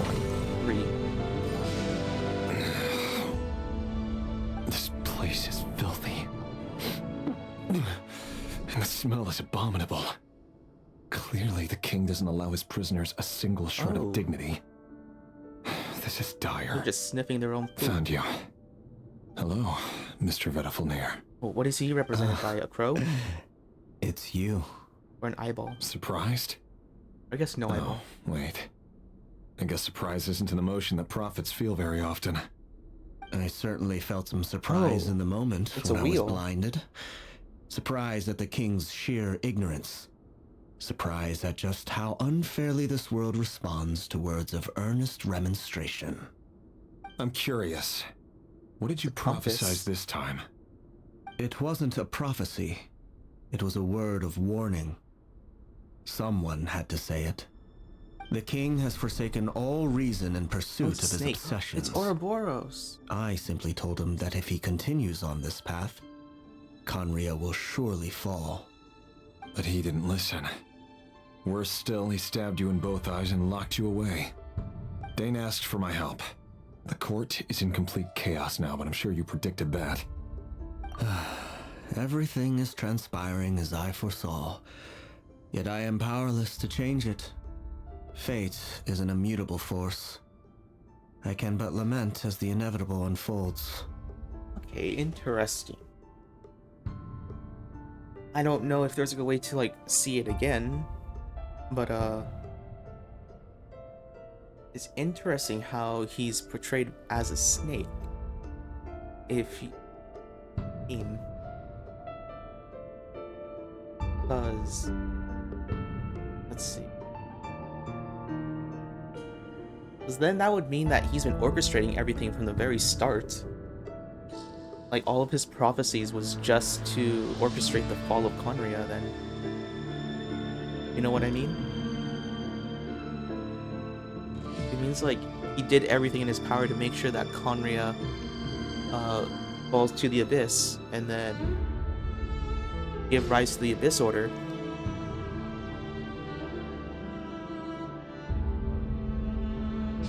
Because, you know, you would see, like, Lumine believing that she's the inheritor of Conria as well.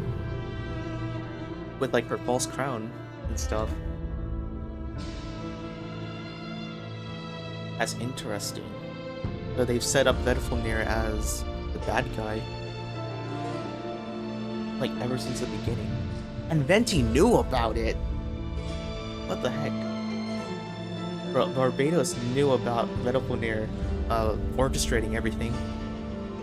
I do wonder whether giving a man the power to see the future is nothing more for him than slowly crush his spirits. Forgive my curtness, Vediflomir, but the king did not suddenly turn on you today. His suspicions have been brewing for a long time. You can't have wisdom beyond the reach of your fellow man without attracting his fear and suspicion. There are things the king does not want to see. So, he doesn't want you having visions of them either. He blinded you because he thought this would make the visions stop. He wasn't entirely wrong.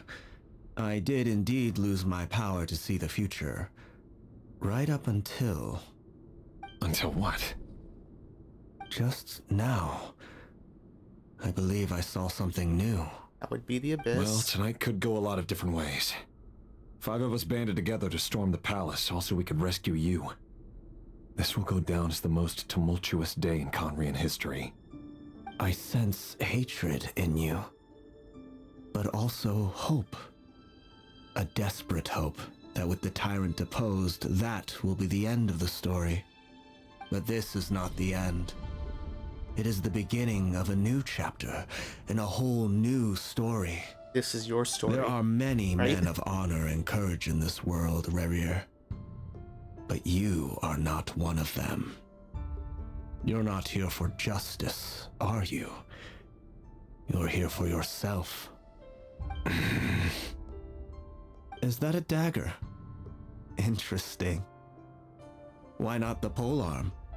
It was always your weapon of choice. With your abilities, I don't doubt that you were able to recover some of your sight. But I also doubt that you want to make an enemy of me right now. Of course not. We're on the same side, aren't we? We could be. But I need you to be honest with me, Vediflomir. At this point, you're my only hope for the future. You mean your future? With your beloved, Felindis? Yes. And I know there are bigger things at stake here. A dynasty, a nation, maybe the entire world. But forgive me, I care first and foremost about myself. I can't abandon the one I love to save myself. I just can't do it. But you see a broader picture of the future than I. You see the solutions to the biggest problems of our age. So tell me, what is my solution? What's the answer? You have 2 moves In left. matters of fate, answers are either right or wrong. You have 0 moves left. You're supposed to shatter. Not. Maybe you are willing to pay a certain price in the pursuit of happiness, but unfortunately, fate does not negotiate. That is the cruelest thing about fate. It is unmoved by your sacrifices. That can't be true. I know it's your voice that I keep hearing in my head, urging me to see how the world is changing, to seek more power, so I can protect the things I love. You show me disaster, but you won't show me how to avoid it? Why? Why are you doing all this? My voice. In your head.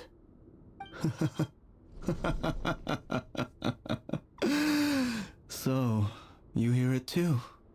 The voice that steals your mind, so it gains wasn't your him. trust and drives It you is interesting crazy. that he's a snake.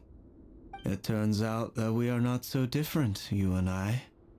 Vediflomir just broke into the strangest smile I've ever seen in my life, as if he'd discovered some monumental secret. Randar, Serdology, But and then he suddenly switched to looking extremely weary. the other Very guy well then. also heard their My voice. advice to you is as follows. You must persevere. Whatever trials and tribulations you may face, be steadfast in the belief that they are your path to the future. For as long as you live, your story with Felindis shall not come to an end. That is the only chance you have of fighting back against fate. It is up to you whether you believe my words. Regardless, that is all I will say on the matter. I have no right to intervene any further. I will hold you to your word. Thank you for setting me free. In return, I will tell you one more thing that you cannot afford to ignore. Just then, a strange wave of energy rippled through the city. We had no idea what it could mean. If I were you, I would head to the Universitas Magistrorum. The Universitas? Oh no! I'm sure we'll be seeing each other again very soon, Rerir. Whatever Vedifalnir said, I didn't catch it. I didn't even help him out of the prison. There was no time to lose. Yeah, he did predict everything. It was just so that he could gain the powers of the Abyss.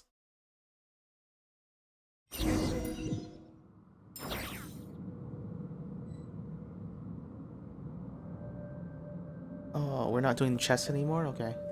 Oh my gosh, that's a chest.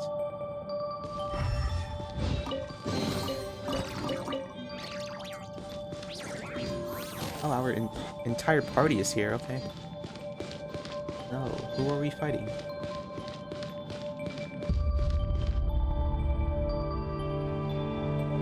Who are we fighting today? Monsters? Is this Rhindaughter's doing? Or the Universitas Magistrorum? Okay, so I'm guessing this is like when Rhindaughter's like creation started going wild due to abyssal energy fluctuation. So the Abyss does have like their own you know, Can't hide the truth. their own like will, I guess. Is probably why like they went berserk. But it wasn't Rhindaughter that was controlling them, probably. That reminds me of a rumor I once heard. Allegedly, the king installed secret mechanisms in the palace and around the city. No one knows where they are or what kind of power they hold. But if they were ever going to activate, it would probably be on a night like tonight. Help! Help! Hold on! Don't let them anywhere near you! Save me! I can't! Ah! That sounded like an explosion. So, the rumor is true? The king really went through with it? What other means does the king have at his disposal? They must run on power from the Abyss. And given it's a major center of Abyss research, anyone over at the Universitas will be in grave danger. I have to hurry!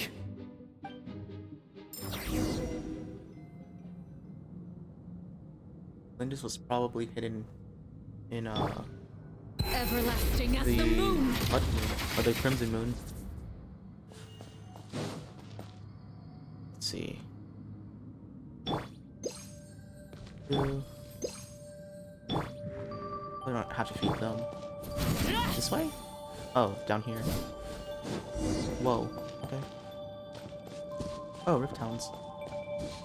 Yeah, definitely not Rhindaughter's doing. Probably like whatever Will of the Abyss exists. It's probably their doing. That's controlling the Rift Hounds. I wonder how Rhindaughter feels. Her creations going berserk, not under her control. Oh, that's a barrier.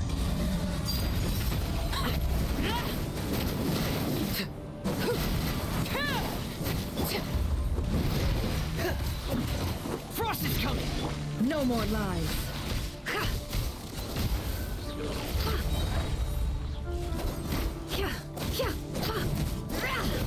The deception ends here. It all adds up. It's adding. It's addition. It's Can't hide the subtraction. truth. Fortunately, I don't have any other Nod-Krai characters, Laid bare. which is a bit unfortunate. Witness my rise. Overruled.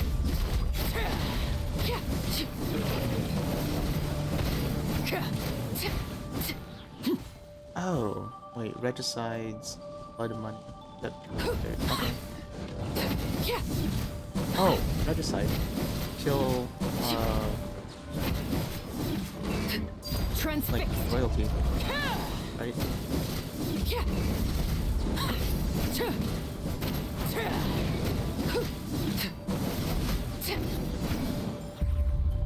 So, I guess technically you could say it's like the price of betrayal. Oh, this is her fate. Yeah, interesting. So Rever like kept a part of Valindis' memory inside his heart the entire time. And then eventually he got corroded. At the Universitas Magistrorum? Why now? Oh no, they're coming. It's no use, the table won't hold out much longer. The weapons. Where are the weapons? Are there weapons in every room? I don't think that there would be weapons in a study. All the lab equipment was upgraded after the inspection last week, but the new weapons haven't been allocated yet. I'm done for. Is anyone there? I need help! Ah! Rest in peace. You will be missed. Please stay back! Please! Is he gonna come through the window?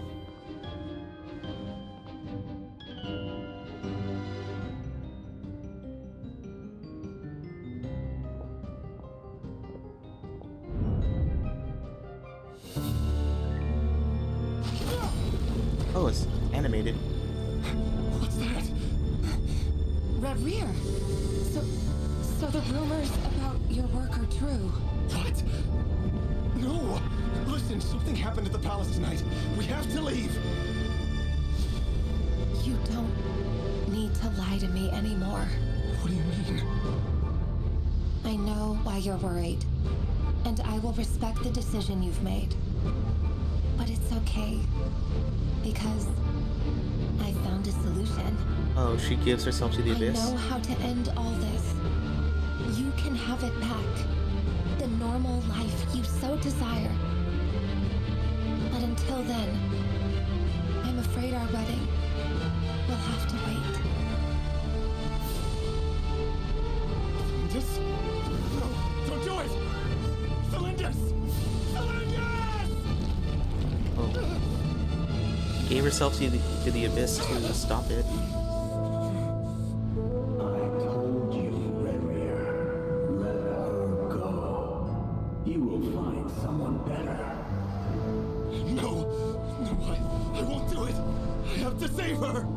And then eventually he gives in to the abyss's voice. A lonely pawn. You lack the power and the strength of will. This is how he gets corrupted. Do you know why? Tell me! Come to the palace. Join us. Interesting. Then I wonder how Granddaughter succumbed to it and broke free. Because it doesn't look like she's part of the abyss anymore. So she's probably kept part of her sanity stable.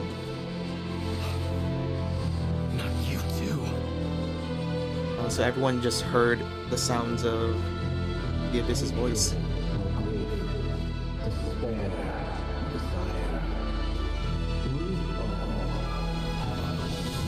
I was like Granddaughter, like right here, right?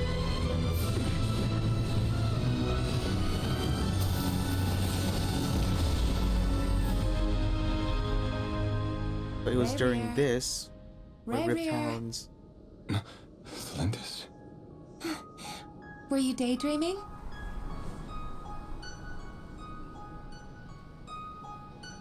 You still remember, Reverie? That question you asked me a couple of weeks ago? Oh. You mean the proposal? Yeah. I'm wondering, where do you think would be a good place to discuss it? Maybe in the garden? Or were you thinking a fancy restaurant? It's your choice.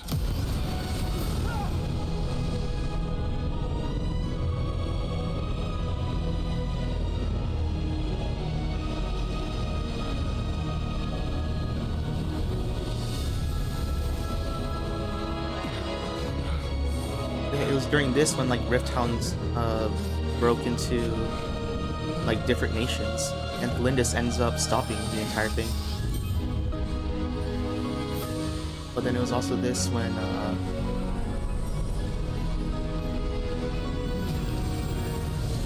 what? Like Celestia had to like intervene, right?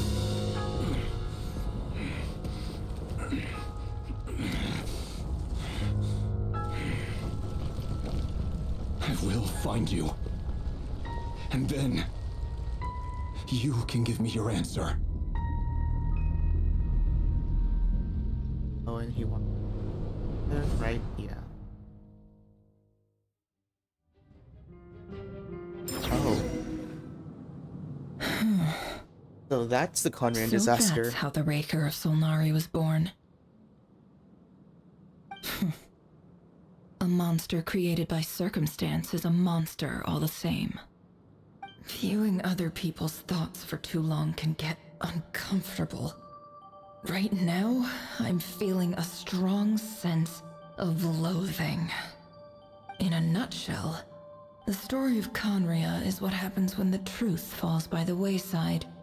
Everyone tells little white lies, and before long, you have a huge pack of lies that destroys everything. Whew. Time to get back. His past is filled with sorrow, but the tale of any fallen civilization is one of endless tragedy. Cruel as it may be, that was Conria's fate.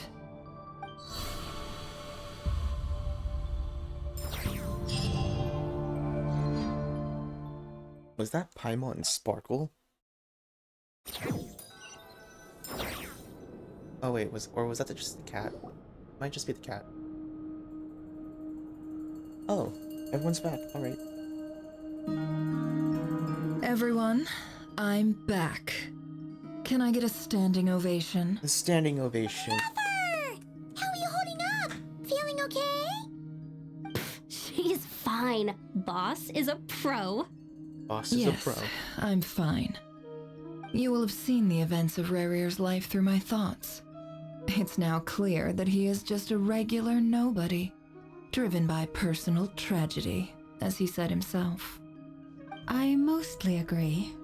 There's only so much we can know about him from his memories alone, but they did give us a clear glimpse into his life in Conria. However, I would not consider Rerir to be a nobody. He was deeply involved in the events of that era. Yet, when the catastrophe of a generation strikes, nobody is safe. Sounds to me like you're speaking in riddles again. Is this you urging me not to abandon the people of Nod-Krai in their hour of need? That's not what I meant. Although I do hope you choose to remain a part of the plan. Without you, the mission ahead will be all but impossible. Then try to remember that I respond better to the carrot than the stick. And I don't appreciate being bossed around. Now, as for you, Missy, you were excellent. You stuck to the rules of the ceremony and kept your mouth shut the entire time. Bravo. Bravo. Cool. So, can you fill me in on the deets now? Most of what I saw went right over my head. Patience. You'll hear the whole story, don't you worry. But let's meet up with the others first. It will save me narrating it twice. Yehoda? Yes, boss. Let me get that door for ya. That's more like it. For a moment there, I was worried you'd forgotten about the first clause of your employment contract. Forgive my curiosity, but what does the first clause say? It says I gotta do the annoying stuff that boss is too lazy to do for herself.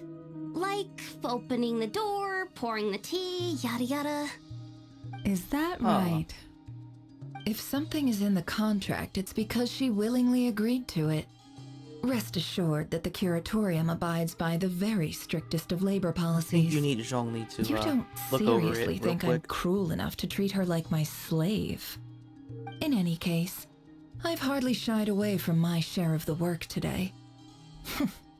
Hope I don't catch Flintz and Varka lounging about in their chairs, enjoying a leisurely cup of tea. There's nothing I dislike more than other people enjoying themselves while I'm hard at work.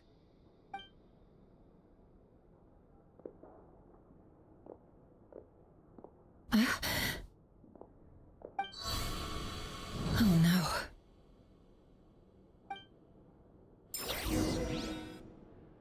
Oh, wait a second. Is she still trapped in the memory thing?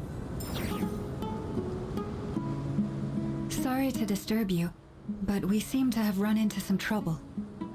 We're still trapped, right? Evidently so. Don't worry, I'm not about to leave you to fend for yourselves. I'm not that kind of boss. And it would go against the Curatorium's labor policy. I'm sorry? What did you hear me say? I wasn't talking about labor policy. Wait. How long have I been standing here? Not long. You just appeared by the door a moment ago.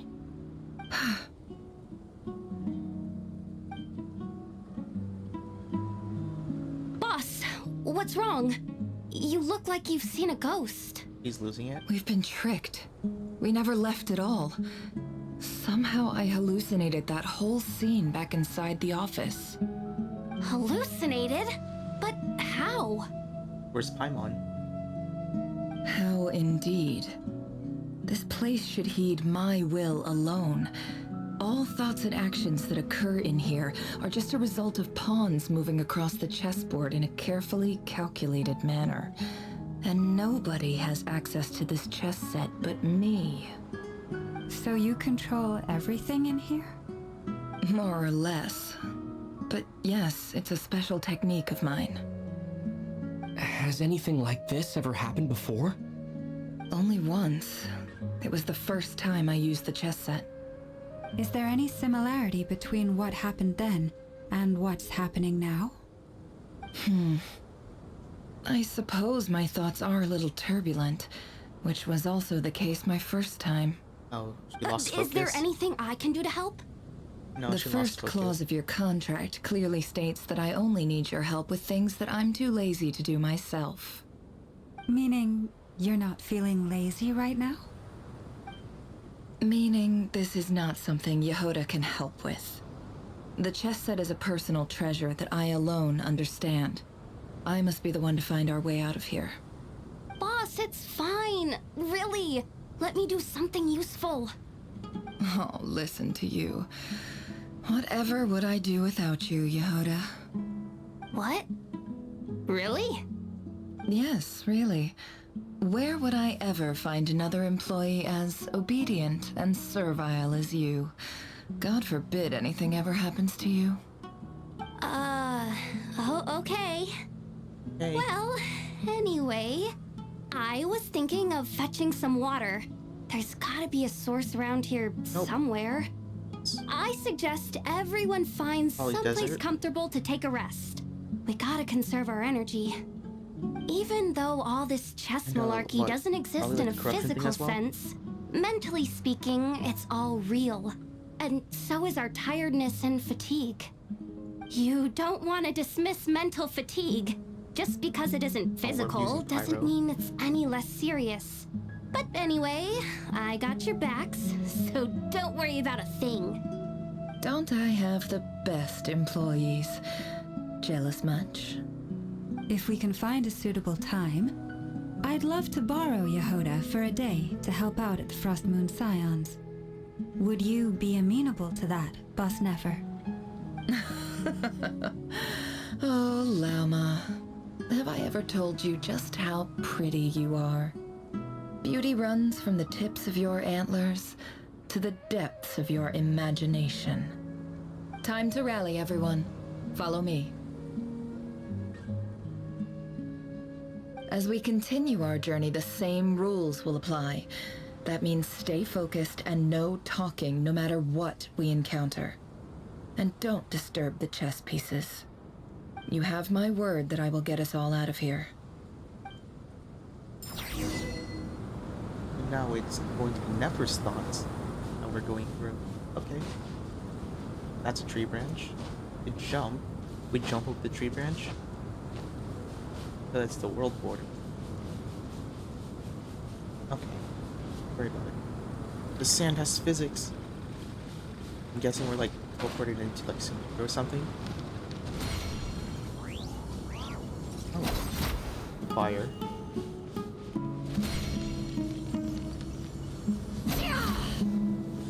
Oh, is this the town? Oh, I forgot what it's called. Oh, I haven't been in Sumeru in like it's like the one that Candace runs. Right? Yeah. This place looks familiar. That's not a good sign. Oh, she doesn't want people to know about her past. Ahead. Time for a little chat. Oh, just doesn't want them to know about her past. Bro, they're going to say like Neffy or something. You're gonna call her Neffy. I wasn't expecting visitors at this hour. Wait, is that? Oh, it's him. There you are. Sinue's been looking for you all day. I think he has some news for you. Oh yeah? What were you doing just now, Uncle Retinue? Hiding away some more loose change? I know I saw some Mora. What do you mean loose change? Oh, come on, I'm too old for this. Just pretend you saw nothing.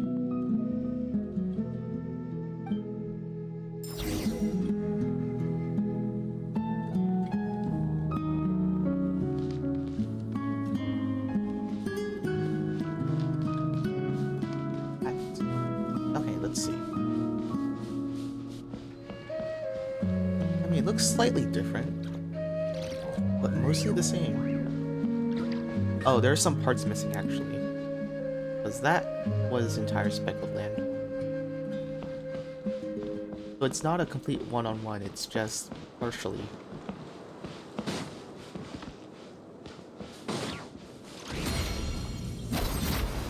Oh. Hey, kid. Mind telling me what Sinuhe's been up to recently? I'm trying to get in his good books and I need a way in. Get in his good books? Why? What do you want with my dad, Uncle Apepi? I've written a new song. I was hoping to showcase it at the next festival, but I'll need his approval. A new song, huh? I'd love to stay and listen, but unfortunately, Uncle Retinue says my dad's looking for me. Well, there's plenty of time and I'm not going anywhere. See that pile of stones? I'll be sitting there warming up my vocal cords. Come find me when you're done. Pile of stones. Got it.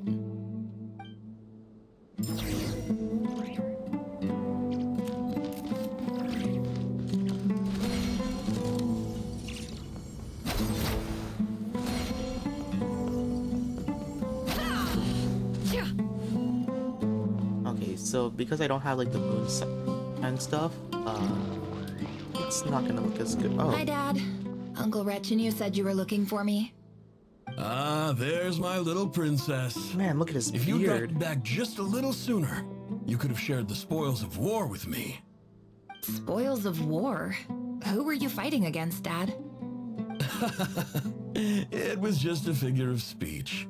The aftermath of a sandstorm is no time to be waging war. I was talking about our war against thirst. I went out to fix our water supply problem, and now I'm back. Which means... There's water? We have a well again.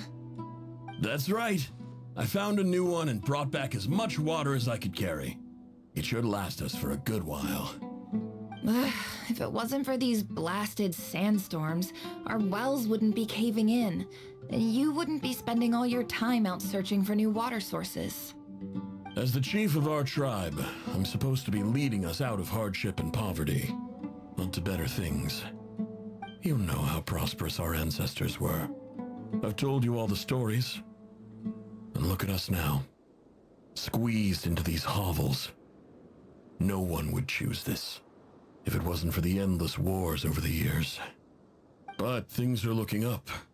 I started working with some folks from the academia a few months back. Ooh. They gave me some contacts in return for my assistance in the desert.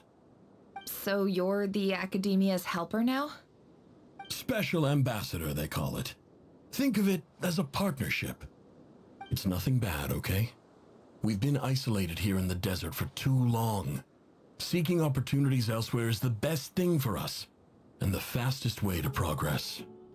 So, do you get anything good out of being a special ambassador?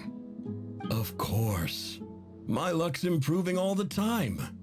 One day, I swear I'm gonna lead us out of this place. We'll find somewhere new. Somewhere better.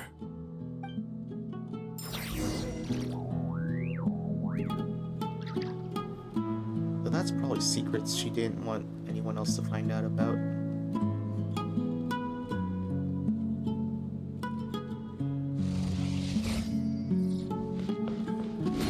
Maybe this way now, right?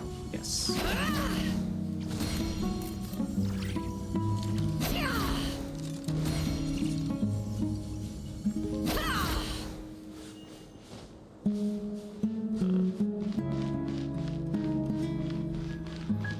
Continue exploring.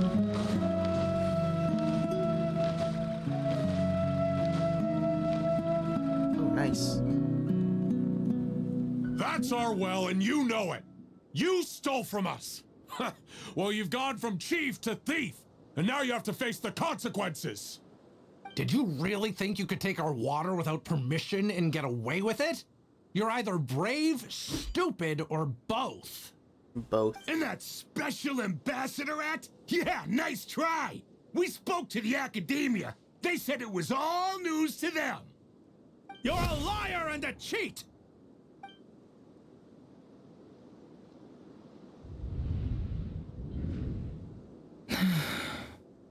I heard Yehoda gasp, but I don't blame her.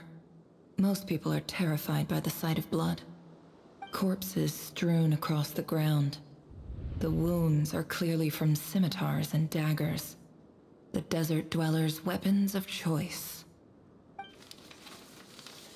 There's a handwritten note on the ground. Let's see what it says. Halil, this is Sinuhe, chief of the Shimti tribe. Surely you remember me. I was the one who helped you and your colleagues avoid the quicksand in the desert. This is my second time writing to you. I assume my last letter must have gotten lost in the mail, as I didn't receive a reply. I hope this one makes it to you safely. I'm writing to you because I need some help. That sandstorm the other day completely blocked up our well, forcing me to look for another water source in Iab and Unut territory. It was a matter of survival. Praise the gods.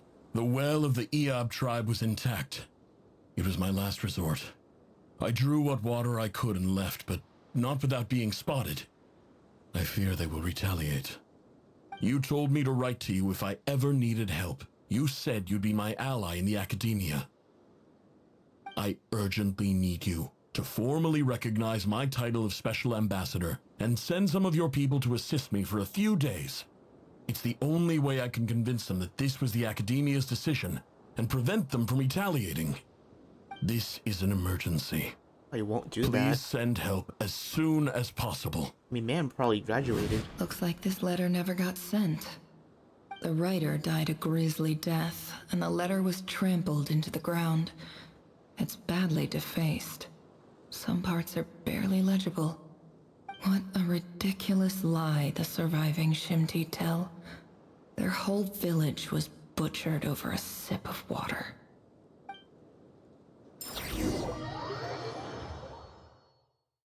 So, Yehoda, I heard that you said that you wanted to get water? Ah, officer, welcome. Welcome to our humble village. I thought you would at our least have the village. courtesy to provide some respectable libations. This is the finest wine our village has to offer. I promise. Oh, this is the village. Okay. Oh, was never here before? The Academia has agreed to reserve a single space for a candidate from your village. But I remain skeptical of this entire endeavor. I highly doubt anyone in this desert possesses serious academic potential. Please, That would be have Nefer, faith. right? If not in us, then in our god. The child we found shows great promise. I beg you, take her away from this place. Give her a chance. Don't let her talent go to waste. I don't recognize her. New arrival? She showed up here a few days ago and we took her in. She's a really bright kid. Please help. I'm begging you. So, where are you from? Nowhere special. Just a sand dune. What about the rest of your family? How many of you are there? Just the one. It's only you? Correct. So, no brothers, no sisters, no mother or father?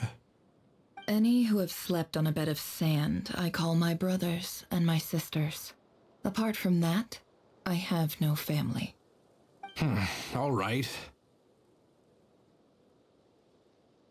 Get over here. Sign your name on the form.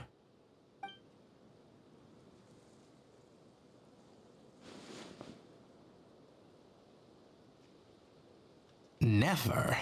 You're rather fair-skinned for a desert dweller.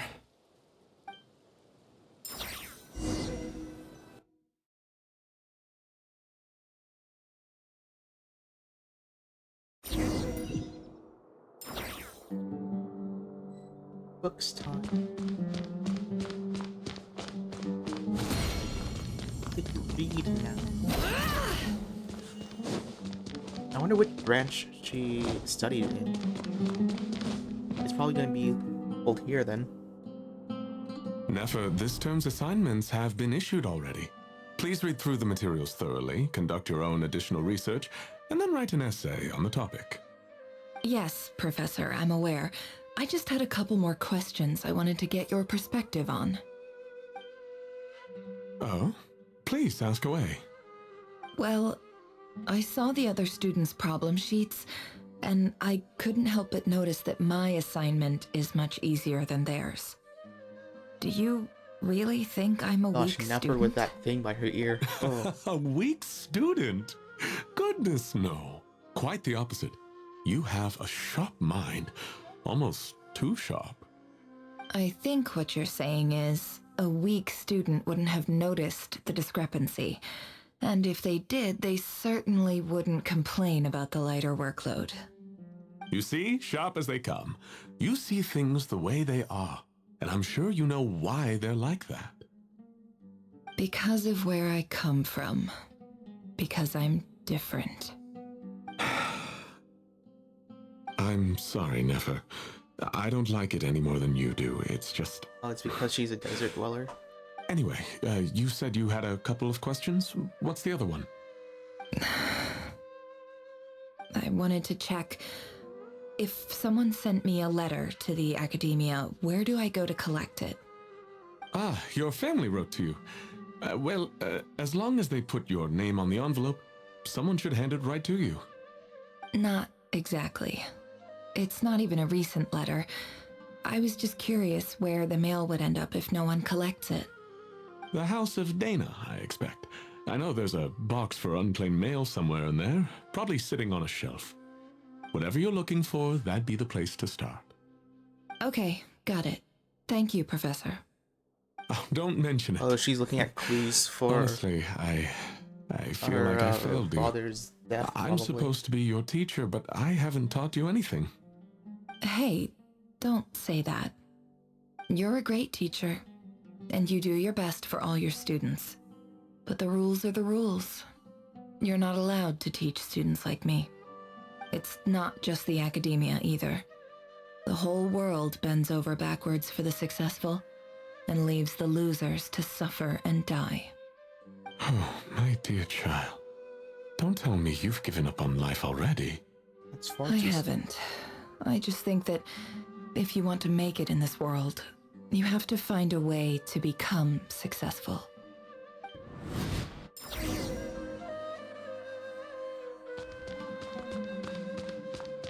Okay, so she's going somewhere else now. I'm guessing she wasn't able to get into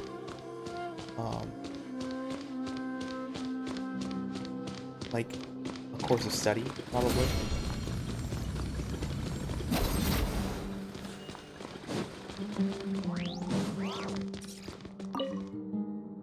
This must be it. A big cardboard box full of unclaimed mail. And probably some letters that ended up here by mistake, too. Let's take a look. Is she going to find her father's letters?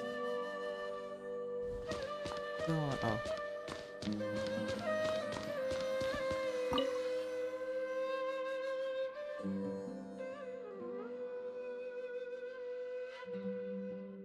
Up here.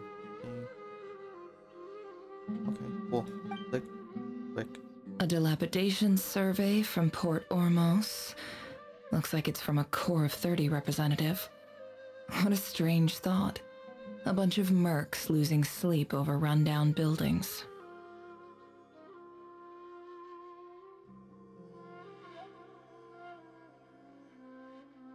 Well... This one was never even opened. I guess the recipient didn't care what the Core of 30 had to say about anything. And she is going to find her father's letter as well. Because no one really cares what the desert dweller has to say.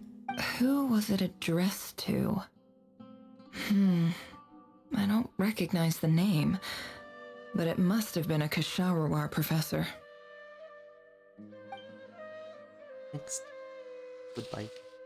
This one is addressed to the Immorta Sage. The title is Changes Observed in Satyavada Life Symptoms. Why do all these letters read like full-blown dissertations? Guided by the incense, we became lost somewhere in the forest. All the barriers between levels of consciousness disappeared as our minds soared around in circles, looking for a branch to seek refuge on. In clinical terms, these symptoms fit the description of incense poisoning. The Immorta Darshan strictly prohibits the use of hallucinogenic substances, but I believe there are still people getting away with it. Yes. Something that is supposed to be medically supervised is now being abused. For example, my neighbor who always breaks out into song and dance after using incense. This seems like something the academia would want to know about. Why wasn't it collected? Wait, what's this written on the back? It's so small. The note says, the sender authored this letter while under the influence of mushrooms. I would send it back, but no return address was provided. Stamped by the Grand Conservator of the House of Dana.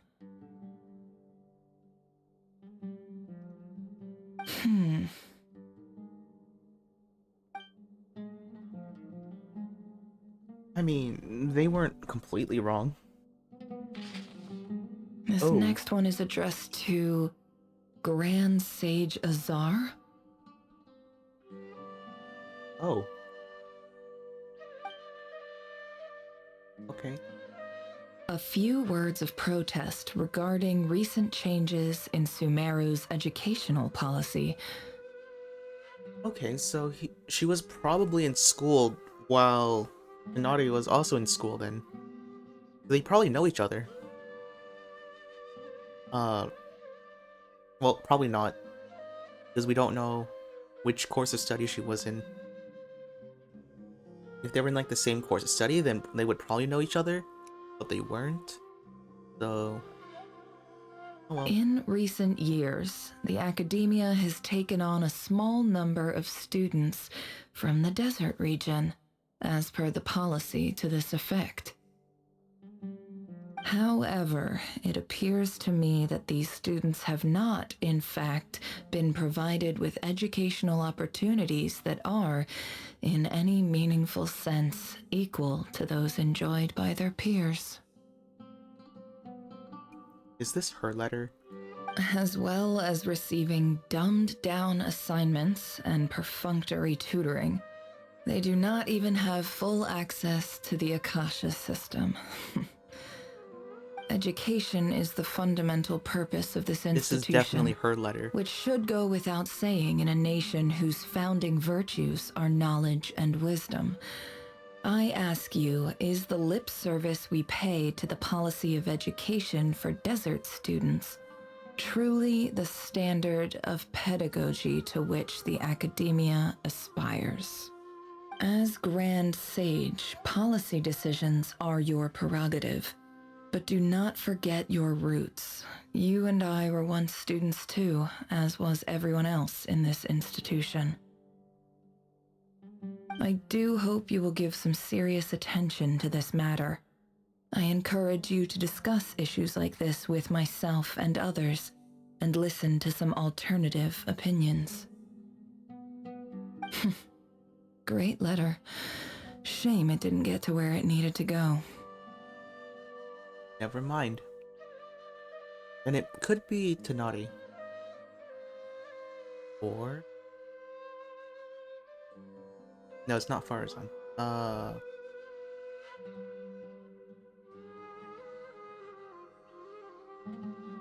You know, it might be Tenari. Or Lisa, actually. No, but they would have been in... He would still be attending. I guess. And the sender is... Huh? Sage Cyrus of Spantamad. Oh, wait. It's Tenari's master. I didn't realize anyone else even knew how bad students like me have it in this place. So this is where letters from the Sage of Spantamad end up? Nice one, Grand Sage. Really enlightened leadership. Whatever. This isn't what I came here for. Moving on. I'm not exactly holding out hope that a letter sent from the desert would even make it here. But if it did, where else would it end up if not in this box? I can't believe how much discarded mail there is. Must have been years since someone last went through it all. And this is just one box. The whole house of Dana is boxes on shelves. Yeah, but like... That's just a lot of discarded mail. Some of it is probably corroded. Or like... deteriorated. I don't believe for 1 second that any human being has sat down and read through all the documents in this place. Who has that much free time on their hands? You do. And that's probably your letter, right? Wait. Could this be it?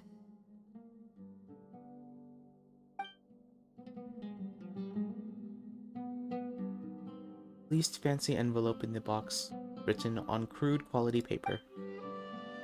And of course, it would be right at the bottom of the pile.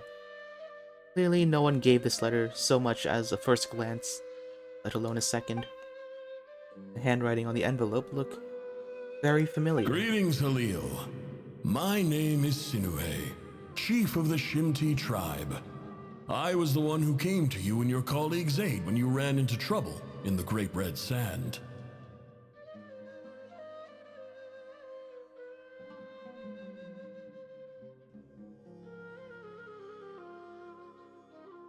I don't know how well you remember it now, but I brought you to safety and gave you some water and other supplies. You seemed very pleased and told me your name. In my tribe, learning a person's true name is serious business, and I therefore see you all as friends. You were kind enough to leave your contact details so we could stay in touch. The Shimti tribe lives a harsh, nomadic existence in the desert. You were sympathetic towards my plight, promising to make me a special ambassador of the academia and help us find a way to make a better living. This brings me to my reason for writing. Our tribe has fallen on particularly hard times, and I would like to ask for your assistance. There was a terrible sandstorm a few days ago, which blocked up the well in our land. To ensure my people's survival, I had no choice but to venture into Eob and Unut territory in search of an alternate water source. The Eob and Unut are descended from the Thamudians. While we trace our ancestry to Tulatala, we worship the Lord of Flowers and have had relatively good relations with our fellow tribes up until now. I found a well belonging to the Eob tribe. They declined to help us, but I really had no other option. So I took some water to keep me and my tribe alive. My actions are certain to incur their wrath. When we met, you assured me that you would be my ally in the academia. I would like to take you up on that offer, because I really need your help. I wonder if you could send an academia representative to meet with me. That aside, the last time you were here, you mentioned that the academia had started accepting students from the desert, and I told you a little about my daughter, Nefer. We have next to no resources here in the desert, and my power and influence are limited. Would you consider enrolling my daughter at the academia? She is a smart girl. I know she won't disappoint you. And it is not given. Okay, that's sad. From the outset, the academia never took you seriously. Those things they promised were just empty words. I doubt they even remember the name Sinuhe. And you were so emphatic that your luck had finally changed for the better. You swore you'd lead us to a better place one day. You spoke with such conviction, like you were the most powerful chief in the whole desert. You liar. You lied about everything. You promised the world and delivered on none of it. And who fell for it? Just me, by the looks of it. Despite your best efforts. Which makes you a pathetic liar. You weren't even any good at it. I think I'll take over from here. Let me show you how it's done. Well, so she's gonna have her revenge. It's Nefer's revenge.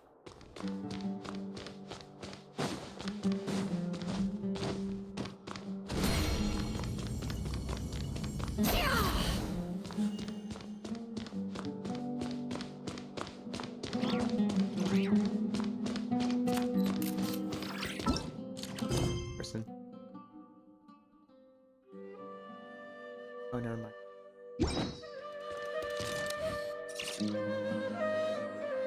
I just came to say goodbye. Thanks for everything you've done for me in my time here. Nefer? You packed your bags. Where are you going? I'm quitting. Something's come up in my hometown. Gonna head back and deal with it. Huh? But this was a hard-won opportunity for you. You know that better than I do. It was, but it doesn't matter. I have more important things to deal with and they can't wait. Oh, and I didn't want to overfill my bags, so I left some incense on your desk.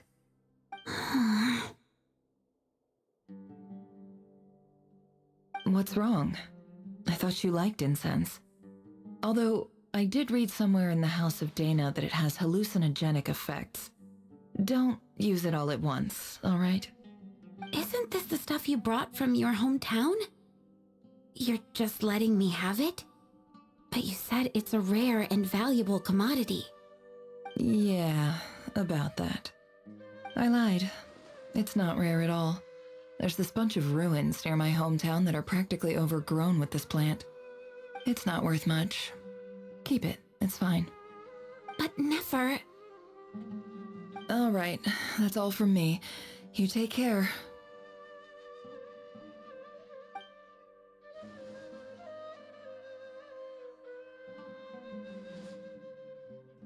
Don't forget me, okay? I mean, we're more than just classmates, right? We're friends. Yeah, I'll remember you. He doesn't remember I her. lied again. That incense is worth a fortune, and it's a rare find even in those ruins. And as for remembering her, I have far too much to do when I get back. No time to reminisce. I'll be lucky if I even make it through this alive. But either way, I expect I'll forget you pretty quickly. Don't worry, we'll never forget. What's her name? Yeah.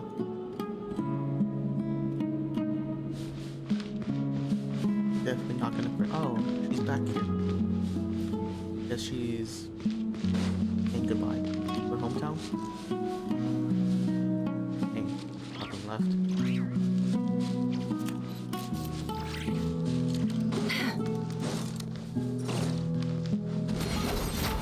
I mean, like, the landscape changed a lot.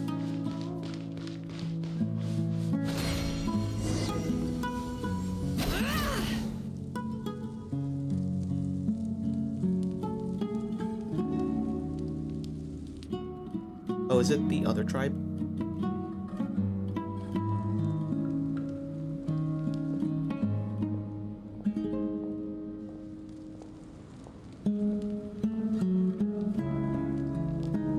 It's a pleasure to meet you, Mr. Arif. So, what does the Academia want? Since they've sent their special ambassador, I assume there's a big business deal to be made. If not, I'd be very disappointed. Please, sir, lower your blade. You're lucky I'm the one they sent. Not all special ambassadors share my admiration for the Iab people. The ever-shifting balance of power in the desert reduced the once great civilizations of this region to rubble and sand. But the story of the Iab has a very different trajectory. Others grew weak, but you grew strong, beginning in obscurity and moving to prosperity. You're the only ones who defied the trend. Huh. So, you do know who you're dealing with? This well is the perfect symbol of your strength, is it not? It used to belong to the Unut, but it looks like you have control over it now. You're not wrong. But I'm sure you didn't come all this way just to flatter us. Of course not. I came to bring you some very good news. Some information that recently came to light, which might just be your ticket to freedom. Records uncovered by the Vahumana Darshan show that a certain well currently under Iab control is built on top of some ancient ruins. These ruins are of great archaeological interest to the Academia. I checked the map carefully on my way over here, and I'm confident that this is the well in question. The Academia is offering 50 million mora in return for excavation rights. 50 million? No, wait. If these ruins are as important as you say, 50 million's a little low, don't you think?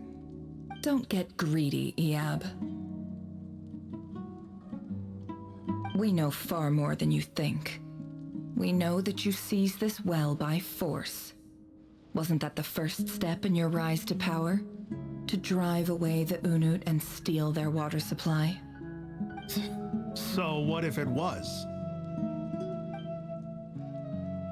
Oh, she's gonna destroy the well. Don't worry. As unscrupulous as it was, it's something we're willing to overlook. The Academia is only interested in dealing with the de facto power holders in the region. I hope I am making myself clear. And I hope your words are the truth. If I find out the Academia is trying to play me, I'll hunt down every one of your people and make you watch as I cut their heads off one by one. I assure you, Chief, that would not be in your long-term interests. You don't want to make an enemy of the Academia. You see how I'm dressed, don't you? I appreciate that you've never been to the rainforest, But surely even you recognize an ambassador's attire when you see it. And what does a barbarian like you have to lose anyway? You really think the Sumeru Academia would bother to come all this way just to lie to you? We have more important things to worry about. All right, I take your point. The Academia is the highest authority in the land. I'm sure you're trustworthy people. In that case, we have a deal. We will sell you the excavation rights. I'd like to thank you, Ambassador. This is good news indeed. Excellent news. In fact, it calls for a celebration. Would you do us the honor of staying a while and enjoying some Eab hospitality? Gladly. Oh, okay. I am partial to wine myself, and I trust you are as well. So let's indulge in a few drinks together, in celebration of this momentous occasion. Elated, the Eab drank the night away. And as a new dawn... Oh, brings some shocking news. The well is destroyed. Chief! Chief, it's an emergency! It's the Unut. They've taken the well. What? Well, don't just stand there. Take it back. Yes, Chief. I have every confidence in the Eab's military superiority, and yet... Well, what is it? The Unut's response was alarmingly fast. The day after we reach a deal, they seize the well. This can't be a coincidence. Perhaps there is a traitor in your midst. I don't think so. I am obliged to remind you, Chief, that the Academia will only deal with the de facto power holders. If you cannot regain control over the well, I'm afraid you won't see a single mora of that 50 million. No! Please, Ambassador, just give me some time. I swear the Unut will not get away with this. That well is ours, and so is the mora. Glad to hear it. I will wait here for an update. If there is a traitor, I will find them. In the meantime, make yourself at home. I'll report back as soon as I have an update. Oh, there was no traitor. Nefer just planned Much it all obliged. out. Where, like, the well is just not guarded. Wow. All it took was a few words and I've got him wrapped around my finger. What an amazing feeling. So, in summary, Ambassador, the Academia would rather negotiate with our tribe instead of the Eab, yes? The Eab are ruthless murderers who don't listen to reason. And now they have the gall to interfere in our research projects in the desert region. She's So let me manipulating ask everything. you, Chief. If you were the Academia, what would you do? Kill them all, of course. Precisely. The Academia does not tolerate those who stand in our way. The Eab have held back our academic pursuits for too long, and our patience is wearing thin. At the same time, there is simply no way that the Academia can be seen to be intervening in desert affairs. I'm sure you understand where I'm coming from. We have our own rules out here. If the rainforest dwellers raised arms against a desert tribe, it'd start a bloody war. Right. We can't confront them ourselves, but we can support their enemies. The Unut have always had strained relations with the Eab, which makes you our natural allies. Natural allies. Weren't the Eab your allies once? You were quick to send them after us to protect your interests back when we stole that water. And now look at you. You're at each other's throats. Let me be clear. The Academia wishes to collaborate with the legally recognized rulers of the desert in this matter. We are asking for excavation rights to that well, and our offer is 50 million mora. Say no more. I believe we have an understanding. Good. Then I suggest you get to work. Get us access to that well, and the mora's yours. You see, Dad? Lying is easy when you know how. People will believe anything.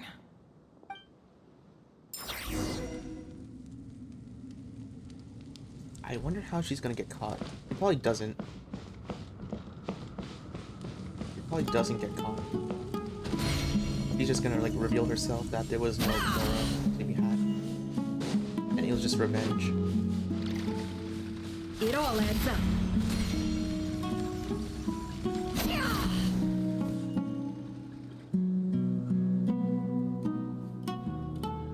That cat just flew off somewhere.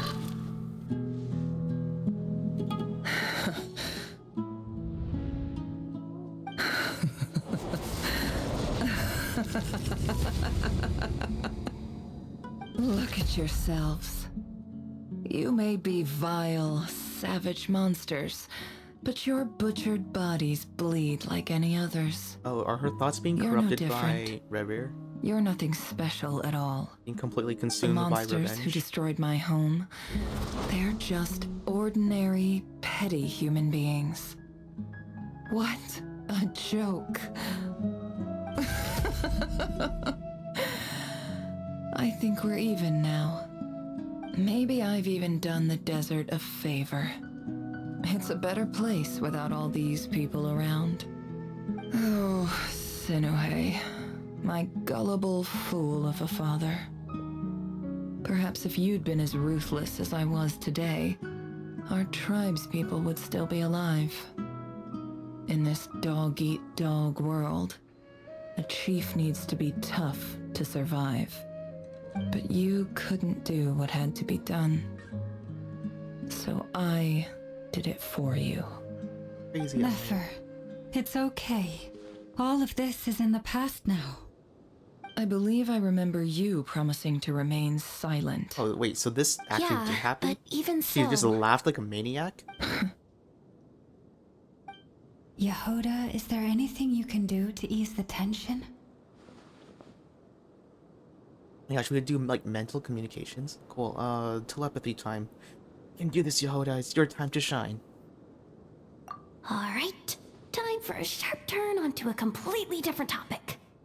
So, anyway, that's enough of that. When are we getting out of this place? Feels like we've been walking forever. I'm getting pretty tired. Oh, Alma, you tired? Yes.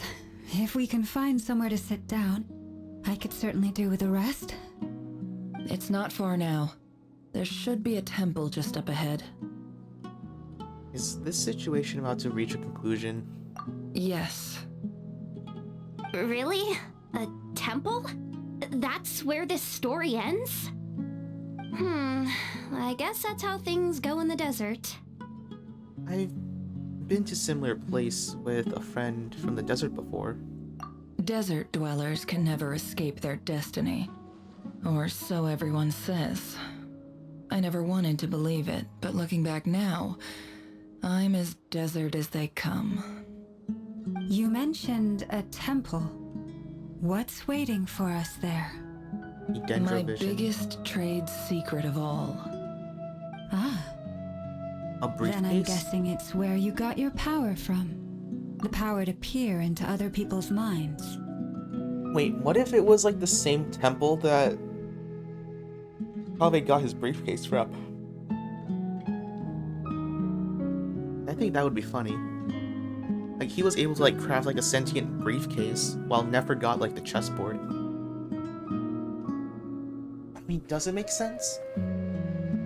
Because I guess in like a sense, it's having to do with like consciousness, because Kaveh reverse engineered it and was able to make a briefcase come to life with like sentient thoughts.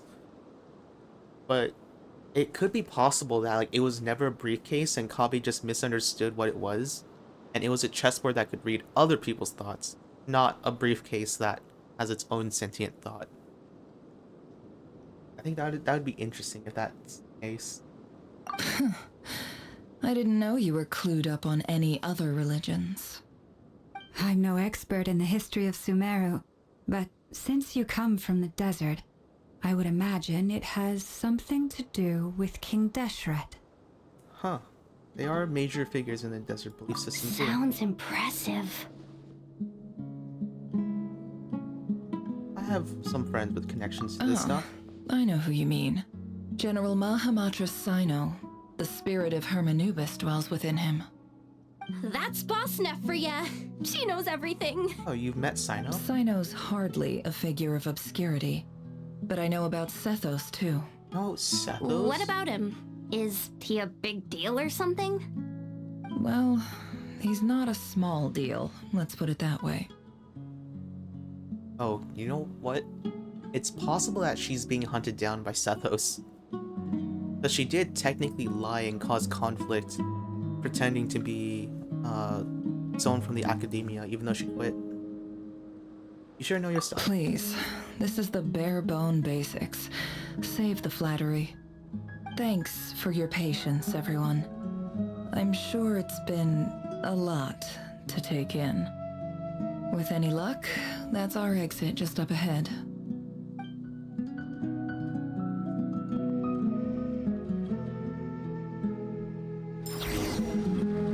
Continue exploring.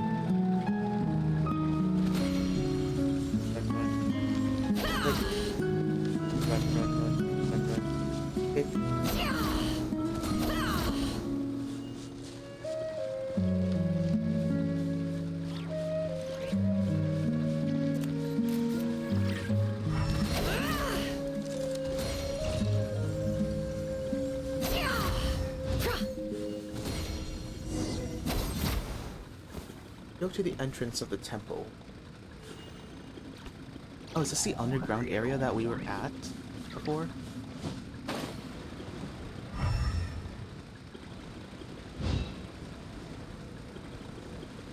Okay.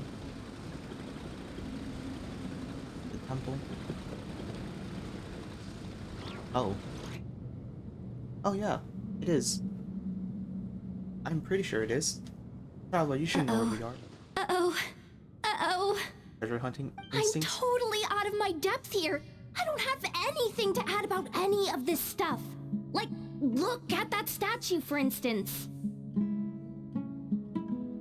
I want to do the whole name-dropping, this girl knows her stuff thing too, but I've never seen anything like it before.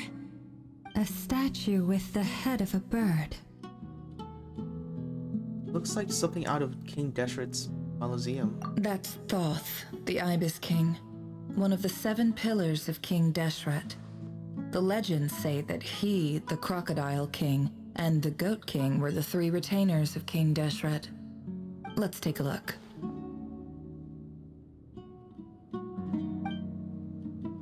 Oh, so it's not this temple.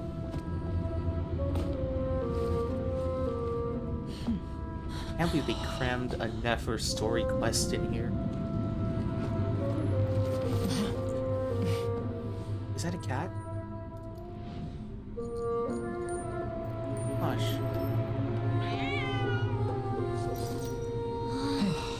It's just Ashru. So, all is well? He's the final boss.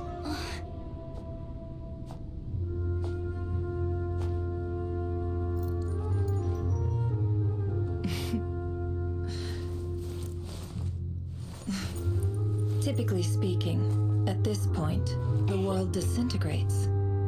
Then we find ourselves back in the outside world.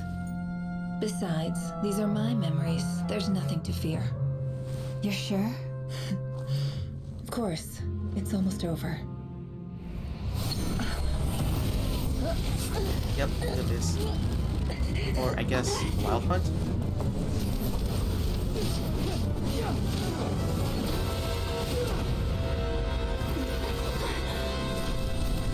Oh, Nefer. Hold on! Bro, the world's gonna disintegrate. But yeah, it's probably like corrupted from Barrier's memories, right? Yeah. Knowing too much is always a death sentence. Speak for yourself. Forbidden knowledge time.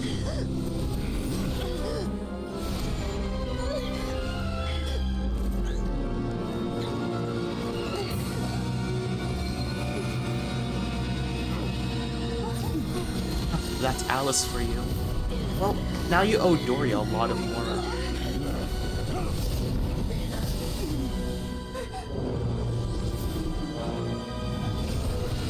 Wait, is that Alice? How repulsive. Oh no, it's Daneslip.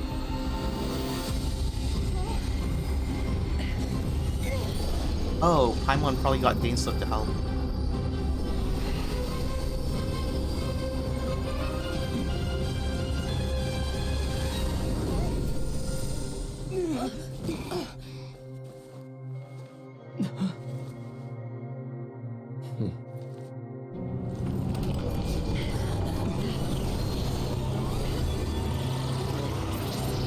Yeah, the box probably got corrupted. Oh, his memories tried to escape. Okay, that's what happened.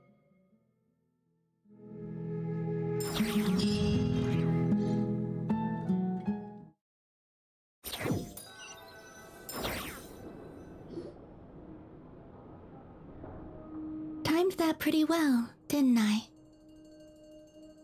Yeah, teleporting us away. You certainly did. Thank you. It's okay. I'm just glad no one was hurt. Paimon noticed you doing something too, Daneslip. Were you helping get them out? Of course. When I asked Nefer to conduct this investigation, I was not naive to the dangers involved. I had a duty to ensure your safety. Oh, so he put like a marker on her? Good to know your sense of justice is still intact after all these years. I take that to mean that you saw the truth. That comes as a great relief. I certainly did. And thanks to your help, I also managed to trap Rerir inside the chess set. Whoa, really? Probably not. How'd you manage that? Him. Well, to be honest, I sensed that something was wrong long before we made it to the temple. By using this fragment to probe into Rerir's past, well, the monster formerly known as Rerir, it seems I alerted him. I was tracking him, then he caught on and started tracking me too. Can't say I'm surprised. But how did he track you through your thoughts alone? That shouldn't be possible. Rerir was a secret agent who reported directly to the Vinster King. He is an expert at finding a trail and hunting down his pursuers. No wonder. He infiltrated the chess set, read my thoughts, and built a new virtual chess set inside of it. That's why we weren't able to leave A at virtual first. machine within a virtual machine. Speaking of your chess set, it's quite a remarkable item. Would I be right in thinking you have some connection to King Deshret? You overestimate me. I only have a connection with one of his underlings, the Ibis King. Oh. You all saw how this came to be. A long time ago, the Iab massacred my tribe, the Shimti, in our home village. A few years later, I enrolled in the academia, where some new information came to light. The Unut and the Iab fought a bitter battle over the rights to a well, all for the sake of a non-existent 50 million Mora. The Iab ultimately won that confrontation, but their victory came at the cost of almost every warrior in the tribe. The final blow to the Iab came at the victory feast, when an Unut assassin beheaded their chief right before my eyes. The remaining Iab fled and have been scattered to the winds ever since. Having gotten my revenge, I returned to my hometown, where to my surprise, the nearby temple was still standing. There it was, seemingly immune to the relentless hostility of the desert, while my tribal home lay in ruins. As I stood there gazing at the temple, I noticed a cat just outside. This cat, as it turned out, was home to the spirit of the Ibis King. He led me to a gate deep inside the temple, and there he made a deal with me. This chess set is my gift from the Ibis King. The chessboard within is made to the same specifications as the one in the mausoleum of King Deshret, and represents his power So of basically piercing she has like a pseudo-god. analysis. With this Has like a pet chessboard in cat. its container, I gained a certain ability to perceive hidden secrets. Now, You could conclude that the Ibis King simply wanted to give the people of this world the power to seek the truth. But I don't believe that's the full story. Interesting. Because that's the same ability that Nahida has. Because Nahida is able to read thoughts as well. So it's interesting how Nefer gained that ability through the Ibis King. Pause for a little bit.